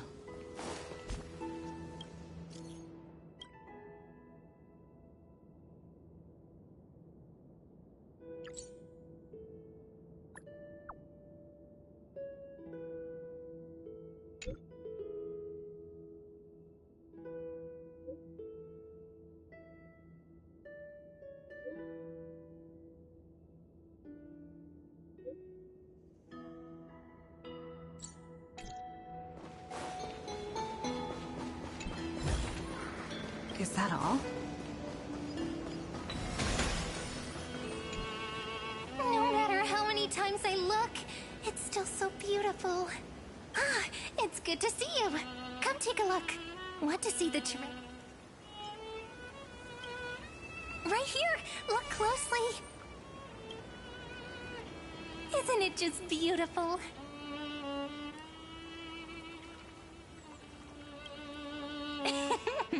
Cat got your tongue? Or are you just dazzled by your own reflection? All right. I wasn't kidding, though. The treasure is right here. This little lake. Can I ask, do you like being by yourself? Here in this village, shrouded by... This sort of atmosphere is hard to come by. So let me share a story with you. Don't worry. Just think of it as a bedtime story. I'll whisper it softly and quietly. According to legend, within the hidden depths of Ides Elysiae live a group of playful little fairies. The fairies, though hidden away from the world, dreamed of living like humans. They tried to hold a grand banquet, just as the villagers would. But one thing was missing: the most important person. They waited and waited. And then one day... Would you say the hero of our little story has... Ma'am. This way! Everyone's already setting things up! Everyone?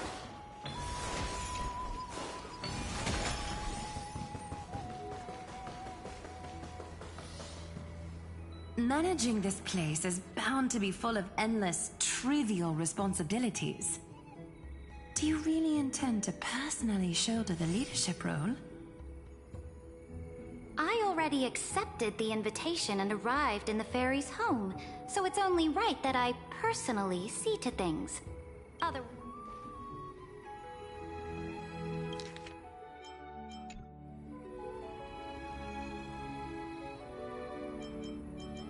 I believe they need no further introduction.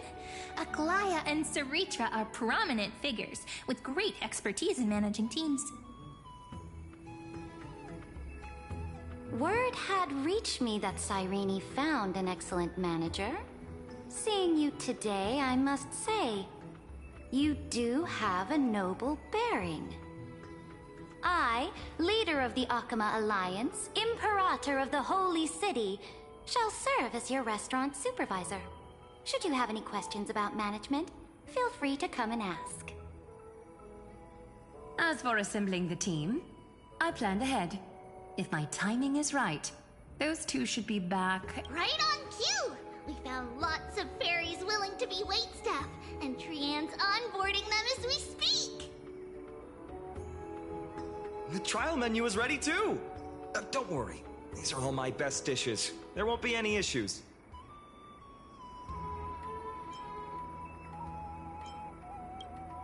Treeby, Trinan, Trian, responsible for our delivery service, and also great mentors for the team.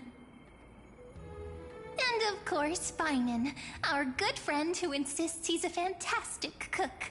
He's acting as the restaurant's provisional head chef. Think I can only rustle up provisions?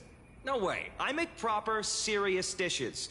If you don't believe me, I'll show you what I can do. Right here. The fairy waitstaff are all itching to start! No point in delaying. Time to test the results of everyone's training! Oh, things are going even smoother than I expected. Since everyone's ready... All right, let's start the first day of operations. It's all up to you now, manager.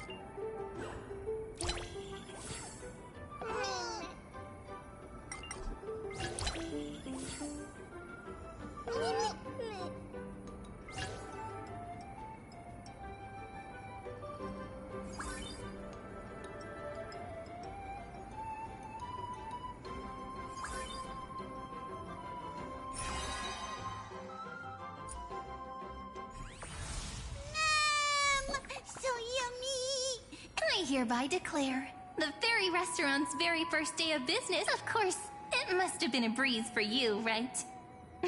Not going to say a few words?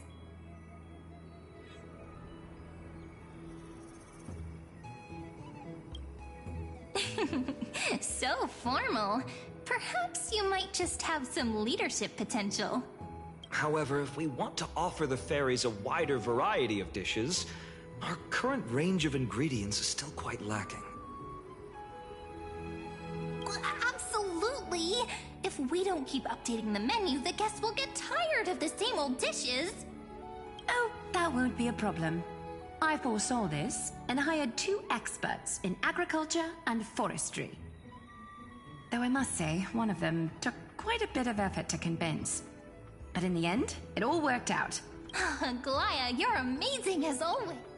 Professor Anaxa, can you truly solve the limited sunlight problem? Refer to me as Anaxagoras, Hyacinth. A field trip is no excuse to disregard classroom discipline. It's really them! Anaxa of the Seven Sages and Hyacinth of the Twilight Courtyard. Firstly, call me Anaxagoras. Secondly, I have no interest in feeding small creatures. My assistant will take care of trivial. Don't let the professor's cold demeanor fool you. When we first arrived, he was the most excited of all. He was going on and on. This is a miracle of alchemy. And then dove right to... I wouldn't go that far. That's probably not allowed either. I was talking so much that I almost forgot what you came here for. Gray, you're curious about the farmland, right? The professor just finished developing some crops perfect for the local environment.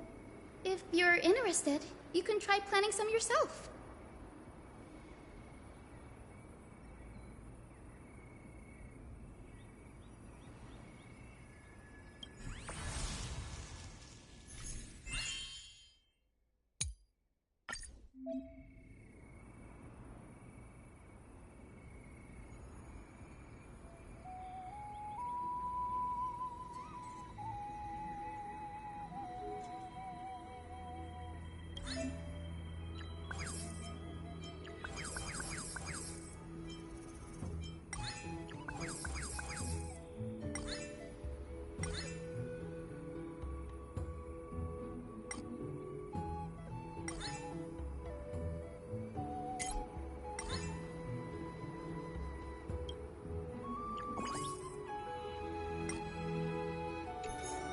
All done.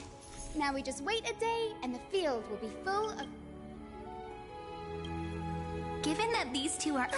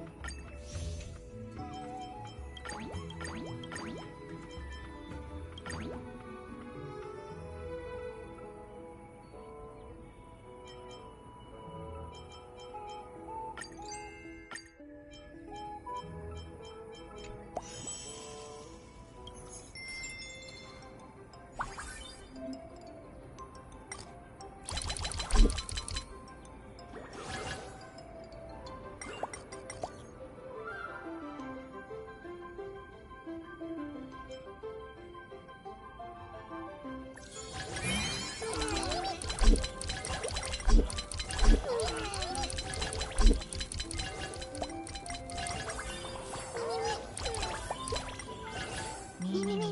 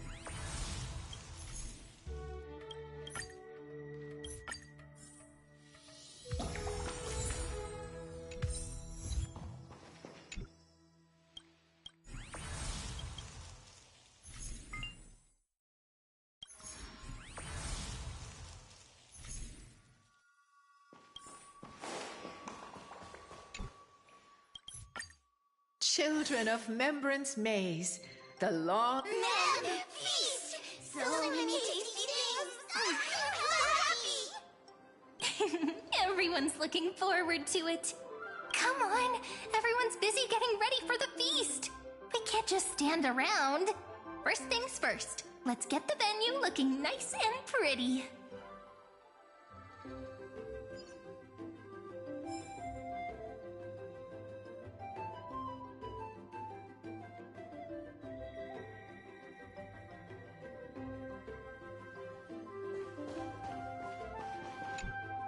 Man, we're gathering these wondrous fruits and piling them into big tubs!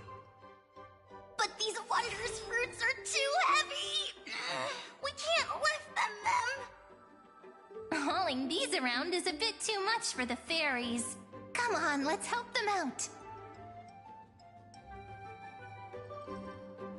Man, the wondrous fruits are stacked so beautiful! Thank you!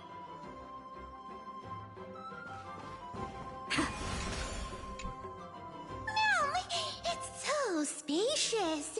Perfect for dancing, Winnie! Hurry down, ma'am! This is the dining area! If Chief sees, they'll be mad me, ma'am! And we can't have a feast with empty tables. Let's bring out all... Ma'am! Oh, it smells so good! Like the feast hasn't officially started yet!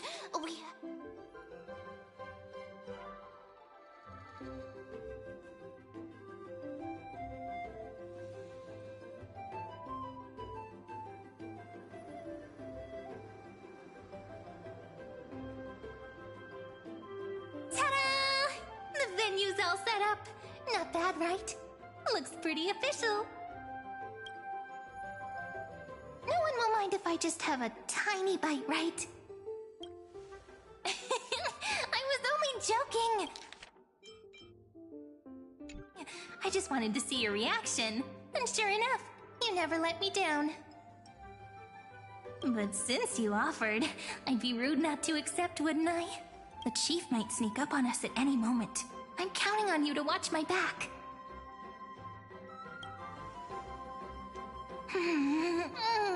This is so good. I've had these dishes plenty of times before, but somehow they taste even... Ma'am! Rini! Chief is looking for you! Be right there. I wonder what the village chief needs me for. What a pity. Things were just getting good. Oh well, since the feast hasn't started yet, might as well take the chance to chat with everyone. After working so hard, I bet they've got lots of things to say. Are they full of smiles and fond memories? Or left with concerns and unfulfilled wishes? As the manager, it's your responsibility to understand your employees. So before the feast comes to an end, make sure you don't leave with any regrets.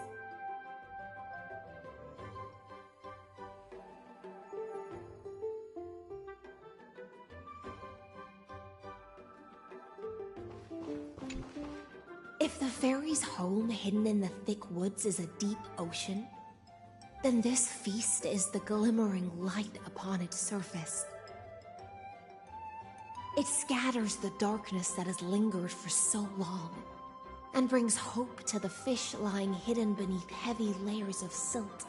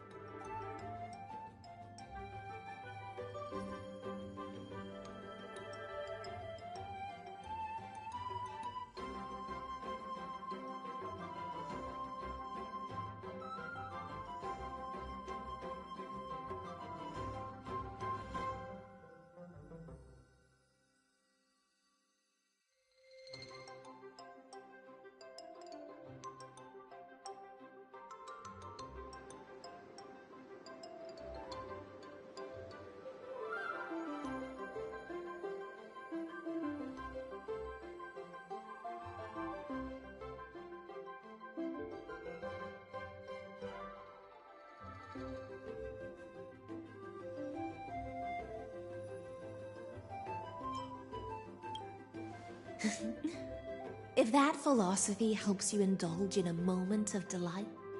Oh? It's unusual to see such poetic spirit from the Dux Gladiorum. Seems this unplanned venture left quite the impression on you, didn't it?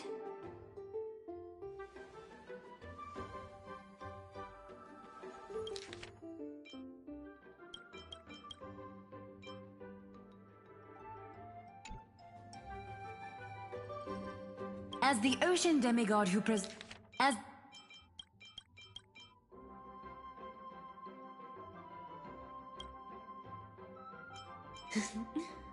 If that philosophy presides over feasts, Dux Gladiorum, opening with such weighty words does seem a touch too serious.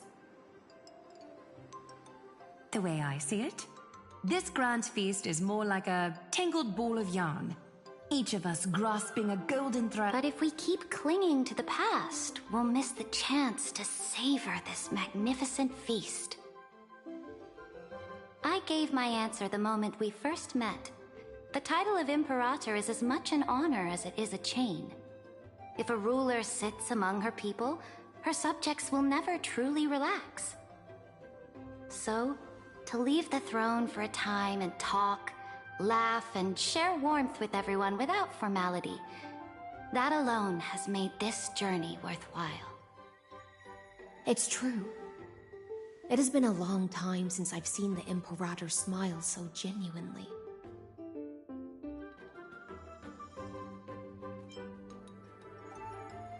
All right. How about this? To answer the store manager's question, I have to say I feel truly fortunate. Were it not for this strange twist of fate, I doubt I would have ever had the chance to pick up the needle and thread again and chat with you all as a simple dressmaster. The divine authority of romance has finally been put to fitting use.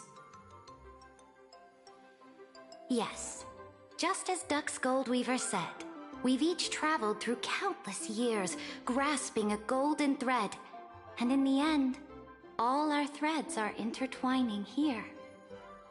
Raise your glass to the manager and to the rare gift of reunion.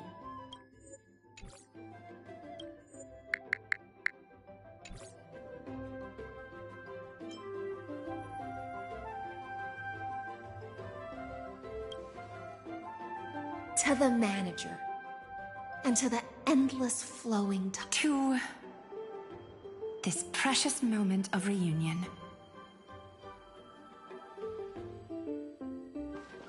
Raise your glass to the manager and to the rare gift of reunion. To the manager, and to the endless flowing tide. To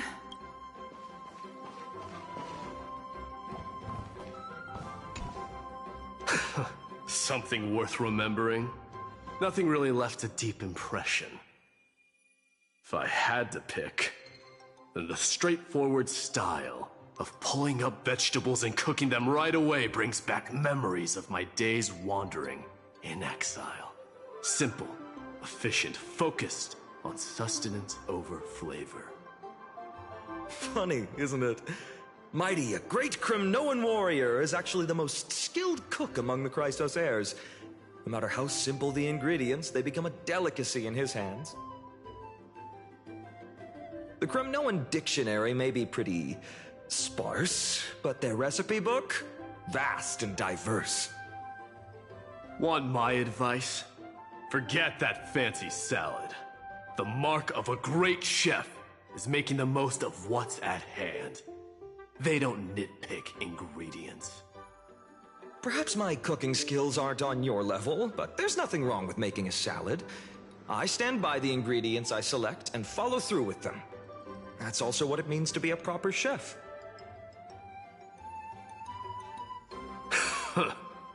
At least you're practical. I can respect that. Back to the main point. The chief has been saying for ages how much he hopes the fairies can enjoy a hearty, delicious feast. That's why seeing everyone's efforts to turn this dream into reality through our restaurant makes me so happy. As for regrets, well, one would be that I couldn't best Mighty in the kitchen. The other is I didn't get the chance to learn more specialty dishes before the restaurant's run came to an end. Time really does fly when you're having fun. During those years in exile, I often thought that. If only time could pass more slowly, they wouldn't have to leave me in such horrible ways. Still, reminiscing about the past doesn't change anything. The kindness you showed in taking care of my people has been repaid. And here's a piece of advice for you, Finin of Ides Elysiae. Speak your mind, Midemos. There's no need for restraint in this place.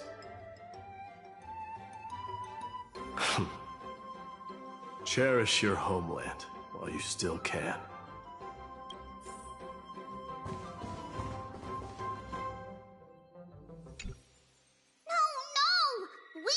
Seniors here. At a time like this, we should be asking the questions.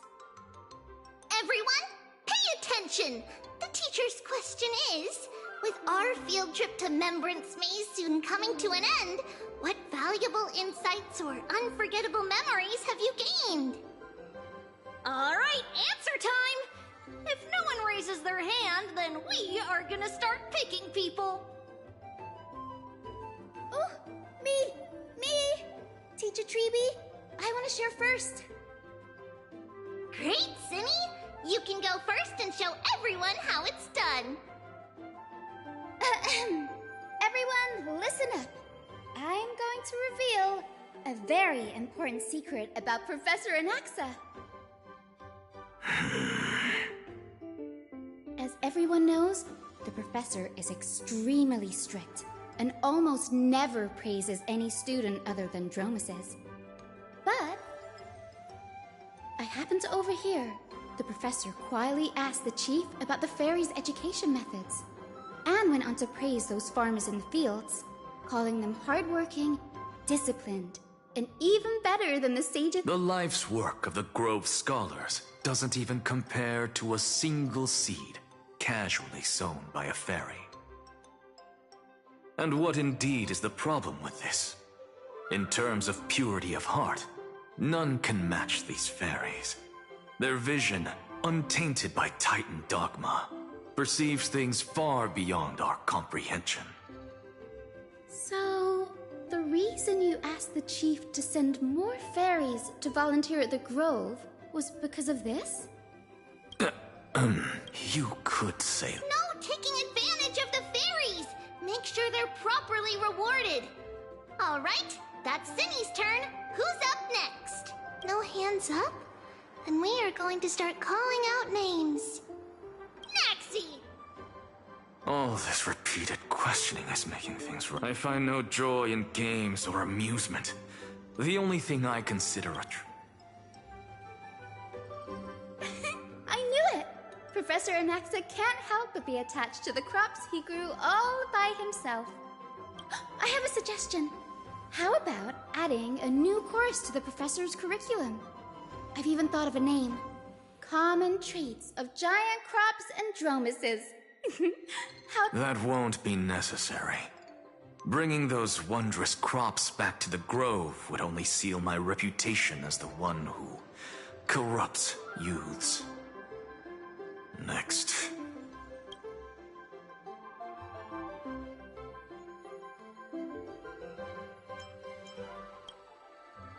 Not so fast. If we're sticking to the order of the list, it's Gray's turn. That's how it should be. But since little Gray is the manager, this question should be saved for the end. So, we are up next. There are so many joyful moments to share. We don't know where to begin. After all, words aren't needed between the three of us. But no excuses. What makes us the happiest is simple. The three of us living carefree with everyone else. Also playing with the little fairies. Oh, and also, we never found the right moment to say this, but...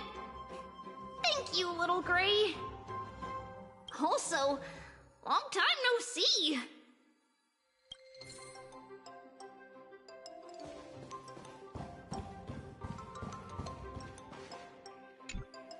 What's this, an essay? How I spent my summer vacation? Come on, Gray Mystery. Do things really need to be so formal between us?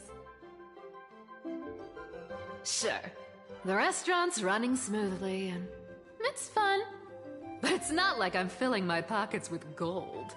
On top of that, I'm getting bossed around by those little critters so much that the fur on my tail is practically all fallen out. If I had to sum it up in one line, I'd say, whole lot of work for nothing. Even so, Lady Cypher, you didn't turn down the manager's invitation, did you? I wasn't thinking straight. The moment I heard there was going to be a restaurant, I rushed over all excited, thinking I'd make a fortune. Who knew?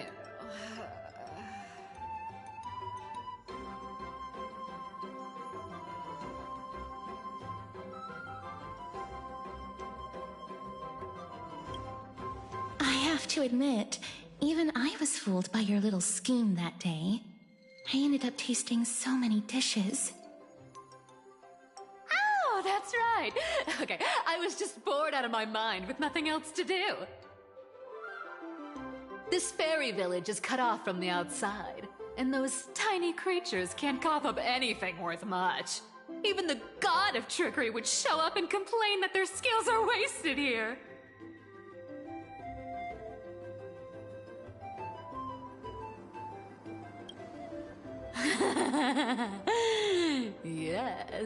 Yes, that was hands down the most fun. I never thought the day would come when the lofty Lady Goldweaver would take orders from me. It was just too enjoyable. Thankfully, Lady Aglaia treated it as good fun. If we were in Akama, we'd be clutching the golden threads for dear life. Looking back, I guess I really did have my share of interesting moments. Seems to me like Lady Cypher had plenty of fun. And what about you, Princess Homebody? Aside from being part of the restaurant team, did you have fun?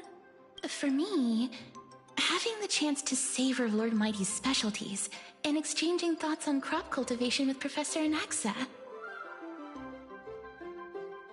as well as personally awarding Miss a medal. All these small moments are treasures to be remembered. There's just one thing that I still can't figure out, Lady Cypher. You know fairy coins hold no value outside the fairy world, so why did you insist on taking one? Really want to know? It's actually not that complicated. Life here is just, too peaceful. No duties, no worries. It feels so strange. It's, almost like a dream. But dreams always come to an end. And if I leave without a special memento, then how will I know if I'm still dreaming or not? Don't worry, Lady Cypher. We've new dreams together. Cyrene hasn't returned yet? Ma'am, we're all ready. Let the feast begin. Well then, the fairy restaurant's manager has something to say. Be loud and clear. All the guests need...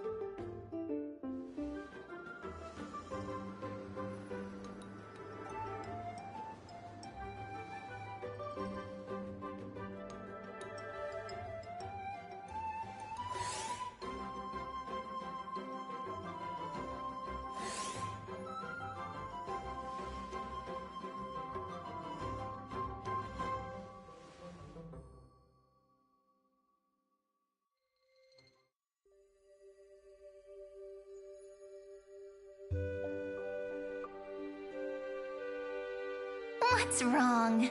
It's the best part of the feast. And yet here you are, standing alone in a quiet corner. Could it be the thought of these joyful moments coming to an end has made you a little wistful?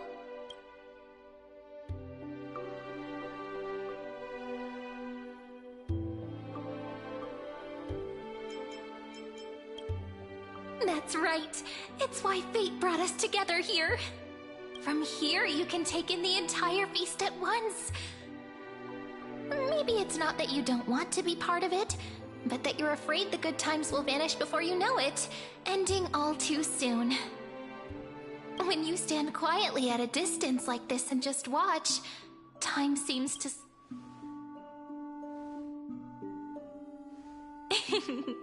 I've just thought of an ending. Wooden tubs stacked high with fresh vegetables, laughter all around. Everyone held hands in a big circle singing and dancing, like this moment would never end. Bringing the story to a close like this, I'd say it's not bad, wouldn't you?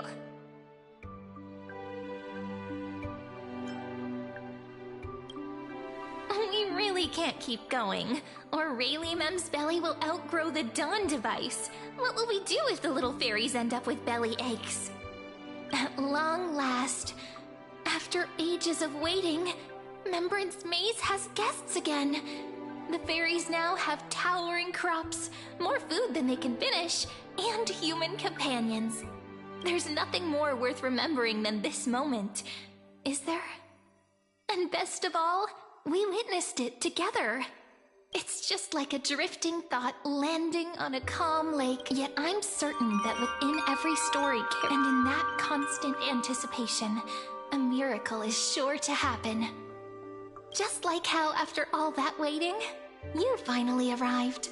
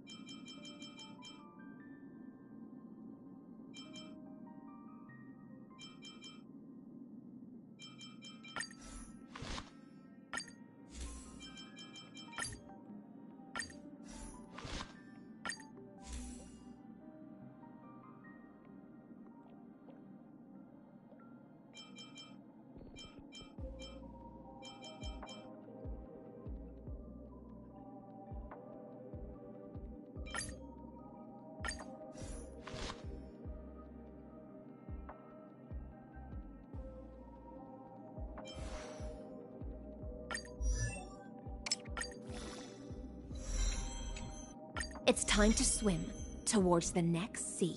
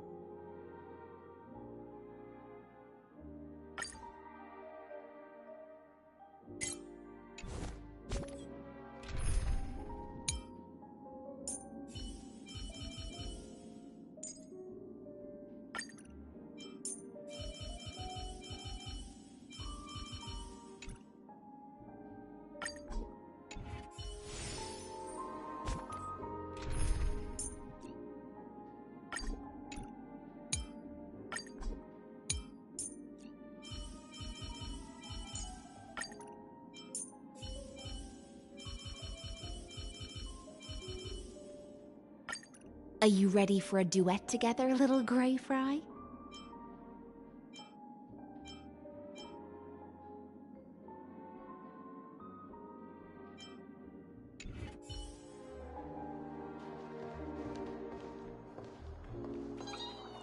Any fish taking the bait?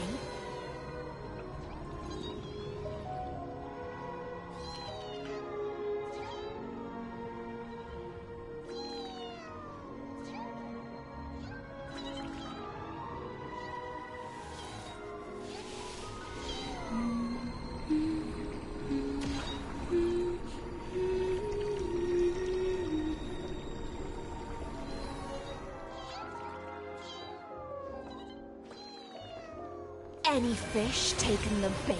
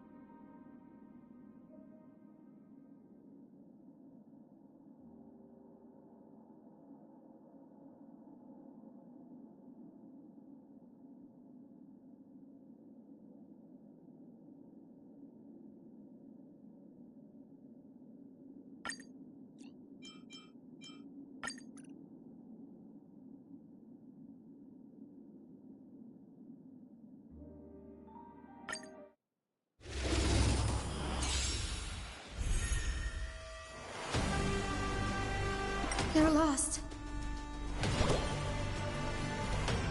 Have some sunshine! Thanks. You're too good to me. Some value existence is unity. Every petal all will be swept away by the wind.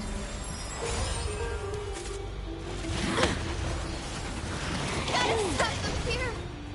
Be intoxicated! Relax. Good times. Time to say bye. Boom. Stand still. May this dispel the gloom, restore the skies! Thanks. You're too good to me. Relax.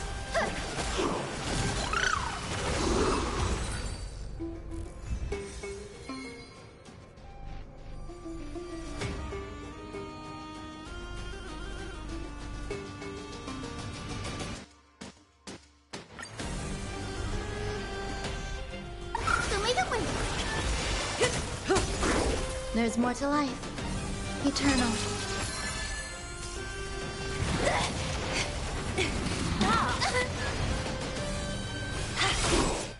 Stand still. Stay here and listen. In this endless revel of the abyss, your cries rise! Relax. Good times never last. Time to say bye. Boom.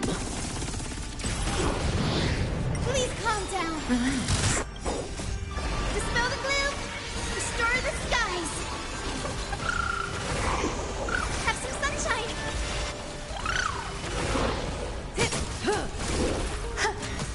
Stand still.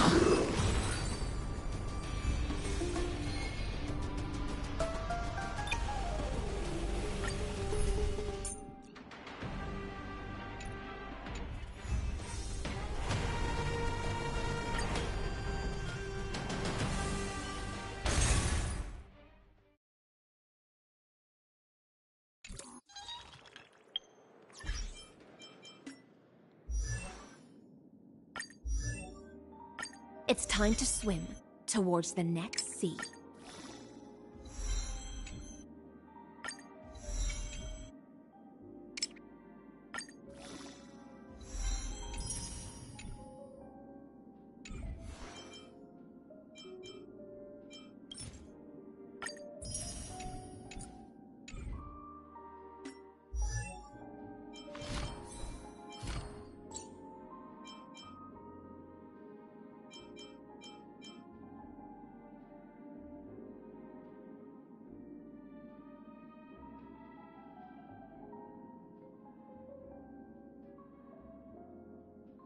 Though the ripples are fleeting, they converge into waves.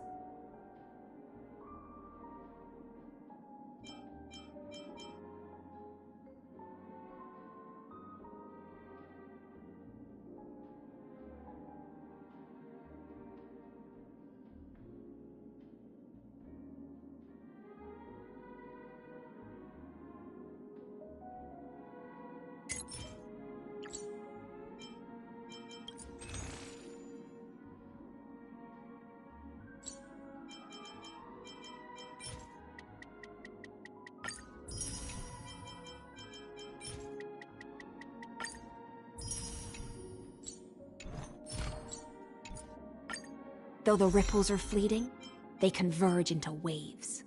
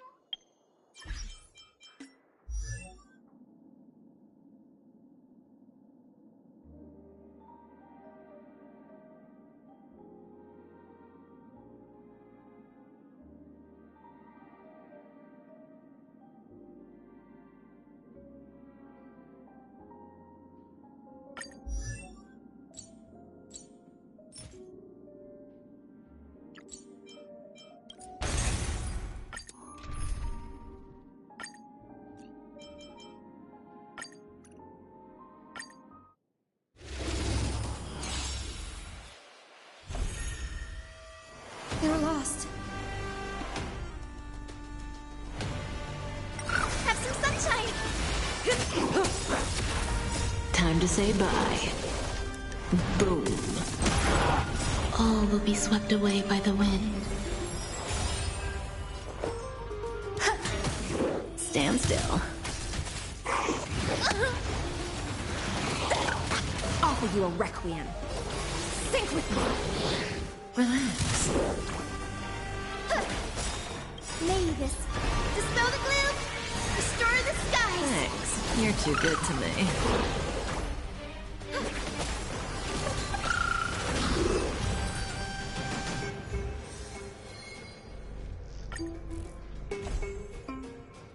They're lost. So may the wind. Existence is unity. Wow. Be intoxicated. Stand still. In this endless revel of the abyss, your cries rise. Stand still. Time to say bye. Boom. Dispel the gloom, restore the skies. Have some sunshine.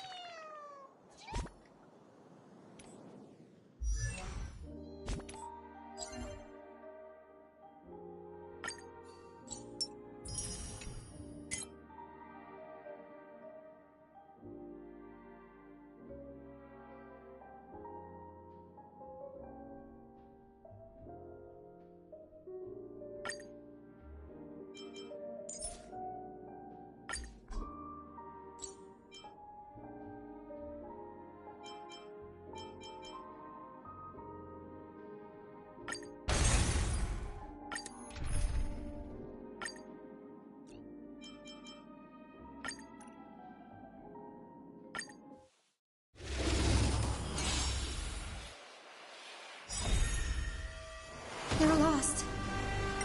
All will be swept away by the wind. So may the wind. Eternal.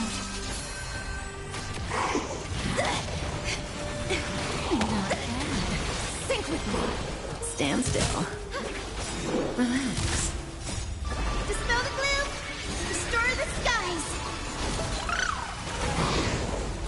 Have some sunshine.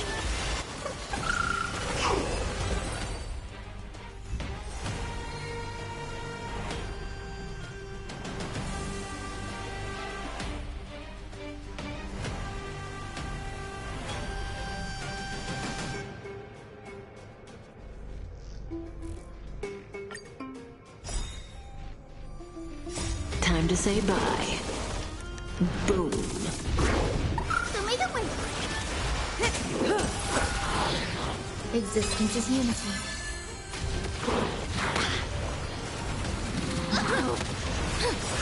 Stand still. In the abyss's revels, your cries rise. Relax. Have some sunshine. Dispel the gloom, restore the skies. So may the wind.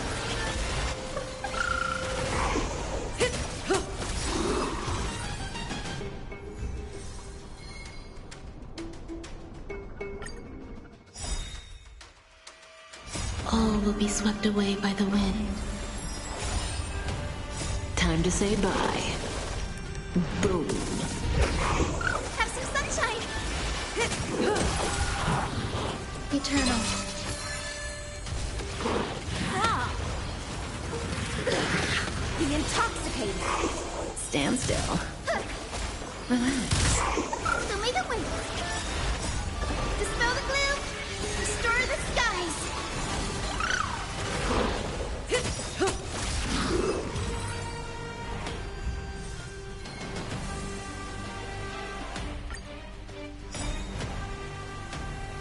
Time to say bye. Boom.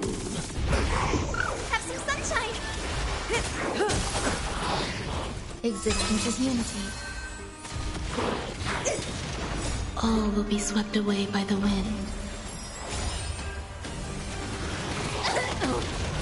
Think with me. Stand still.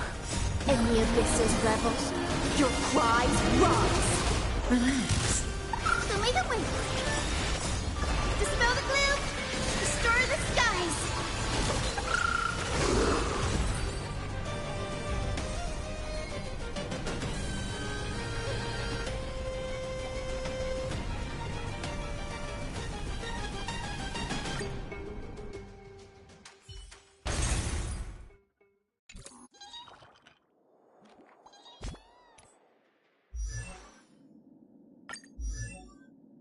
It's time to swim towards the next sea.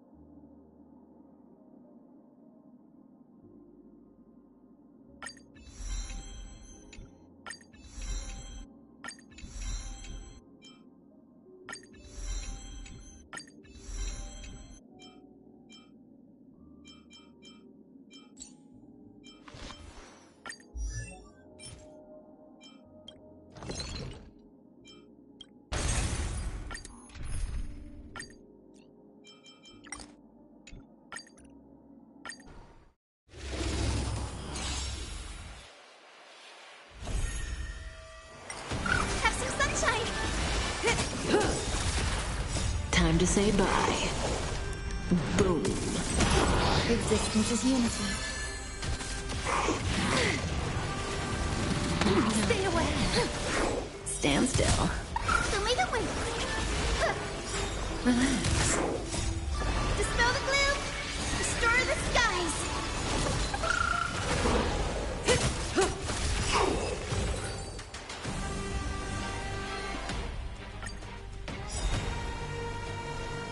Time to say bye. Boom. Have some sunshine! Eternal. All will be swept away by the wind.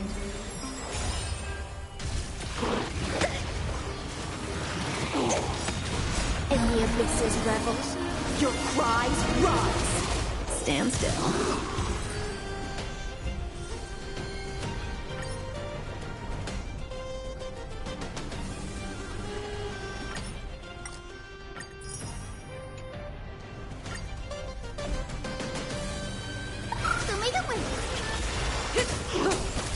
Existence is unity.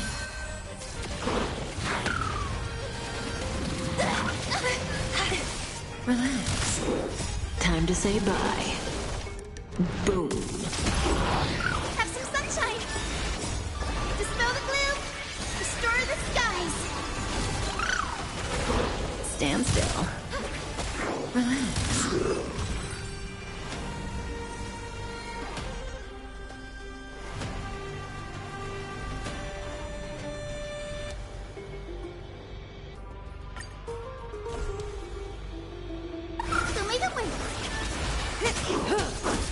Eternal. All will be swept away by the wind.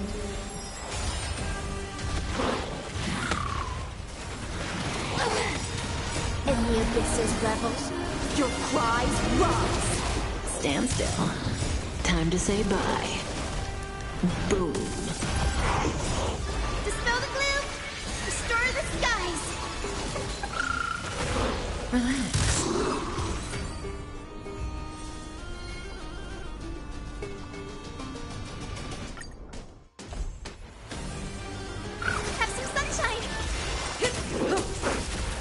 Value, I suppose.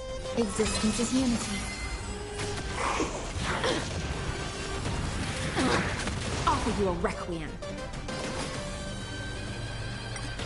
Feast be intoxicated. Stand still. Good times never last. Time to say bye. Boom.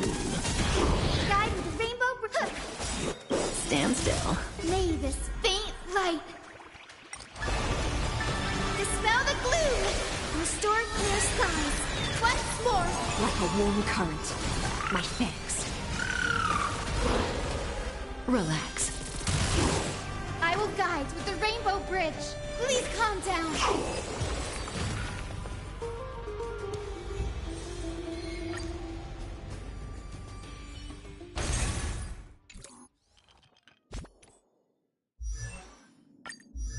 It's time to swim towards the next sea. Listen, the storm's cacophony is calling.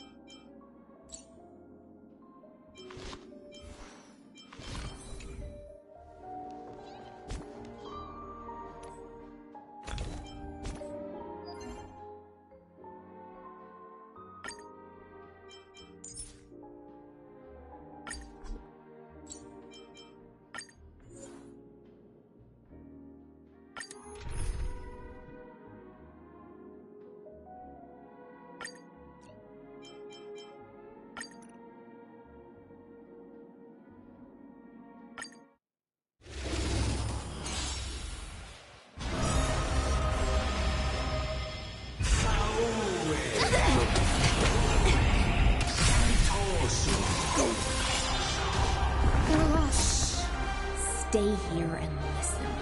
In the abyss's revels, your cries rise. Relax. Have some sunshine. Like a warm current. My thanks.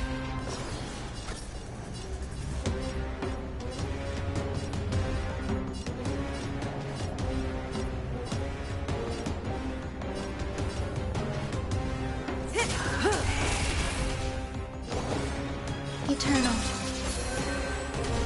Offer you a requiem. side, sink with me! Stand still. Good times never last. Time to say bye. Boom.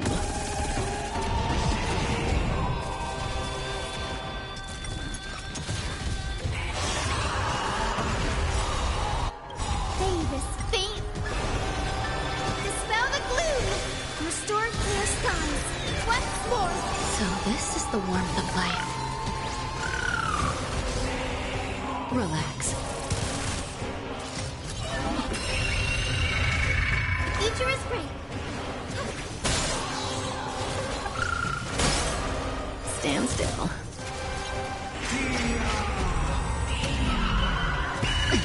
Enjoy yourself. Every petal, all will be swept away by the wind.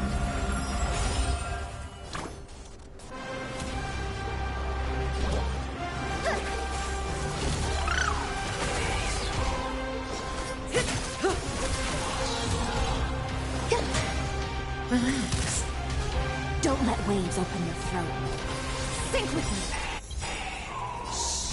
Stay here in this endless revel of the abyss. Your cries rise! Guide the rainbow bridge. Have some sunshine. So this is the warmth of life. Dispel the gloom. Restore the skies. Thanks. You're too good to me.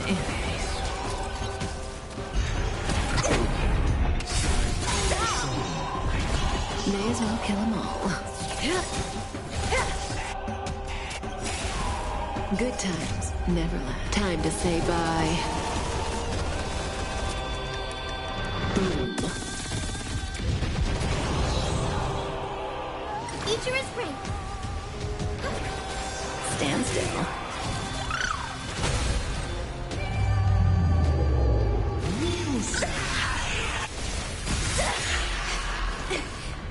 Eternal.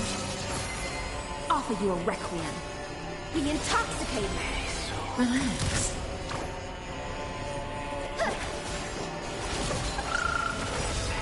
Mavis, faint. Dispel the gloom.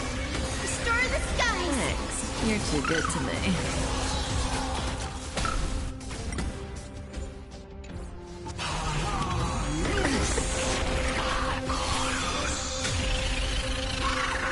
That breathing sensation. There's more to life. Stand still. Every petal, all will be swept away by the wind.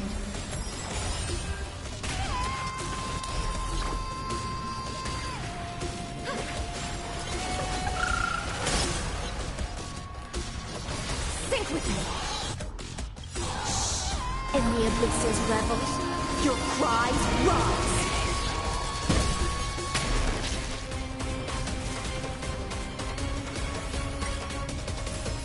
Please open up to me. We do need some sunshine.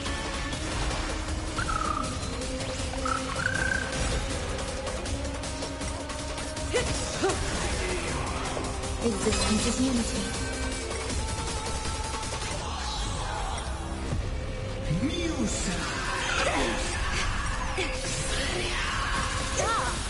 Careful!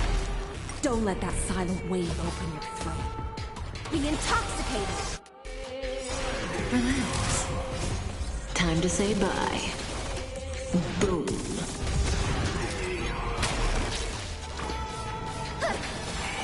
Stand still. Mavis, dispel the gloom. Restore the skies. So this is the warmth of life.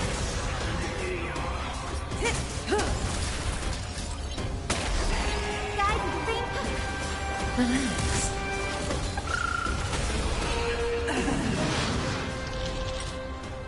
Celestial fury!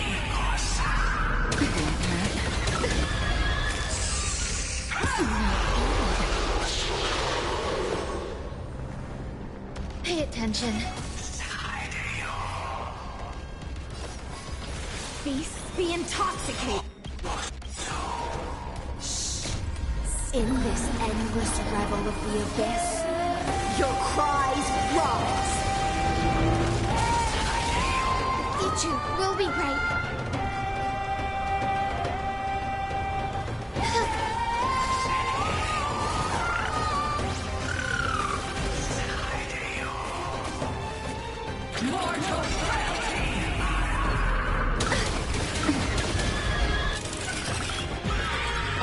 the lightless end!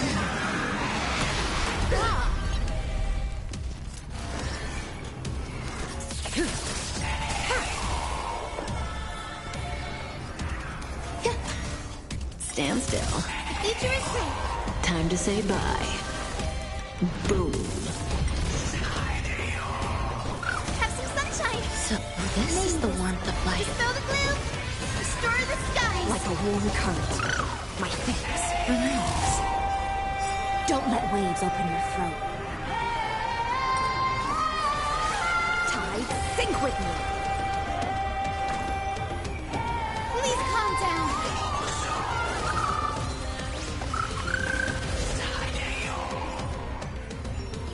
May as well kill them all.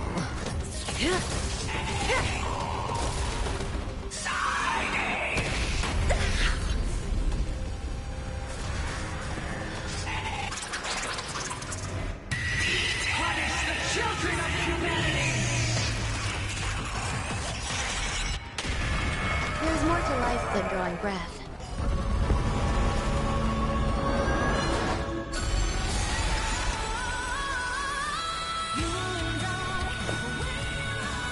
Every petal in life's garden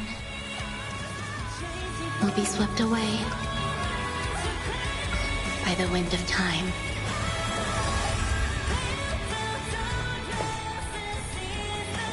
All things are as one. I will guide with the rainbow grip. Stand still.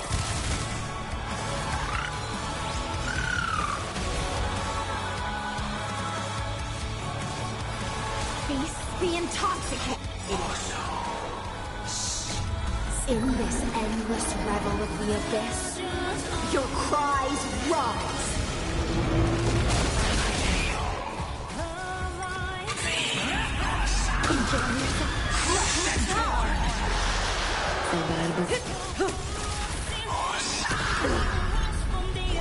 Guidance, so may the wind. May this dispel the gloom. Restore the skies. Thanks. You're too good to me. Stand still. Good times. Time to say bye. Boom.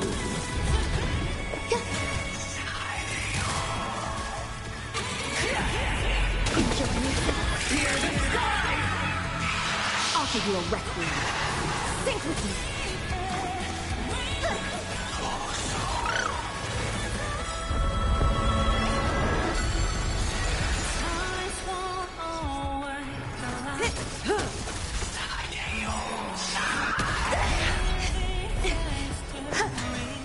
Stand still. The future is great. Don't let waves open your throat. Tide, sink with me.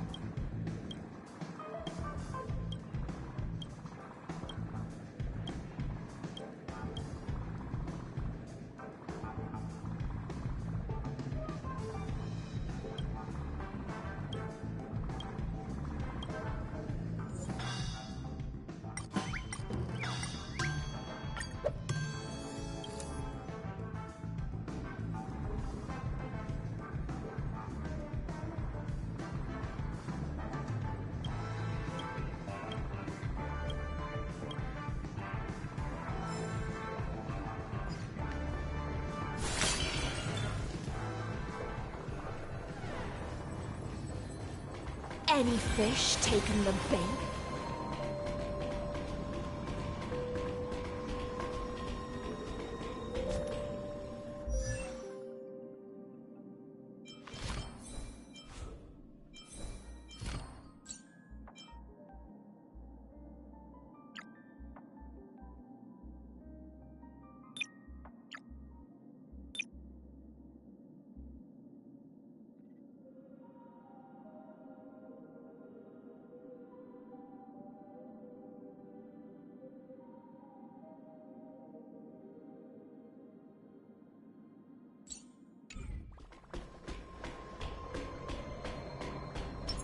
does that hurt?